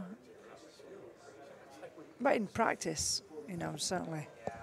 I don't know how many Ronnie's had. I mean, I talked to him last. I seen him in Reno 15 years ago, and I think he could do it left-handed or right-handed. Maybe I don't know. 100%. Wow, this is the worst spot he could end up at. But I think he might have the 11 ball. Does that 11 pass the 15, or can he shoot the 15? No, I don't think so. Neither. He's gonna have to get a bridge out and shoot this 13 ball, maybe. I reckon. What do you see? I do see that's the ball. They'll be getting the bridge out to shoot. Yeah, no, it does not. I would shoot the 13. I'm not shooting at 12 for sure. No. So the 11 and 15. Thanks for the close up there, Al. It definitely does not pass. Yeah, I'm using the bridge there, I think. But again, if I was desperate, I would throw the 14 in, but it's a diamond off. It still could be made, but still, what a tough shot. You don't want to get the bridge Now, out. here's where you walk. Like I said, you like to gather your breath, walk around in a circle, look at every single possibility there is before you make it the hardest decision you're going to make. His tournament could be on the line here at any point with these players. He does have a 5-2 combination that he can shoot with a level stroke, too. Just a thought. So He did have a glance at that. I saw him kind of looking at that. I mean, he also has the 11 off the 2 ball.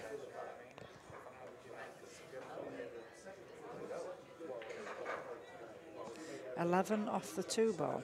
Yes. Oh, so shooting to the 11 to clip the 2 balls. Yeah. Oh wow. Straight pull shot. I'd like the combo because he's not elevated. He's really shooting high with his cue. Is he just practice stroking or gonna hit? He hit this ball. What a shot. Watch the cue ball. Oh no. Well, that's just horrible. What a shot.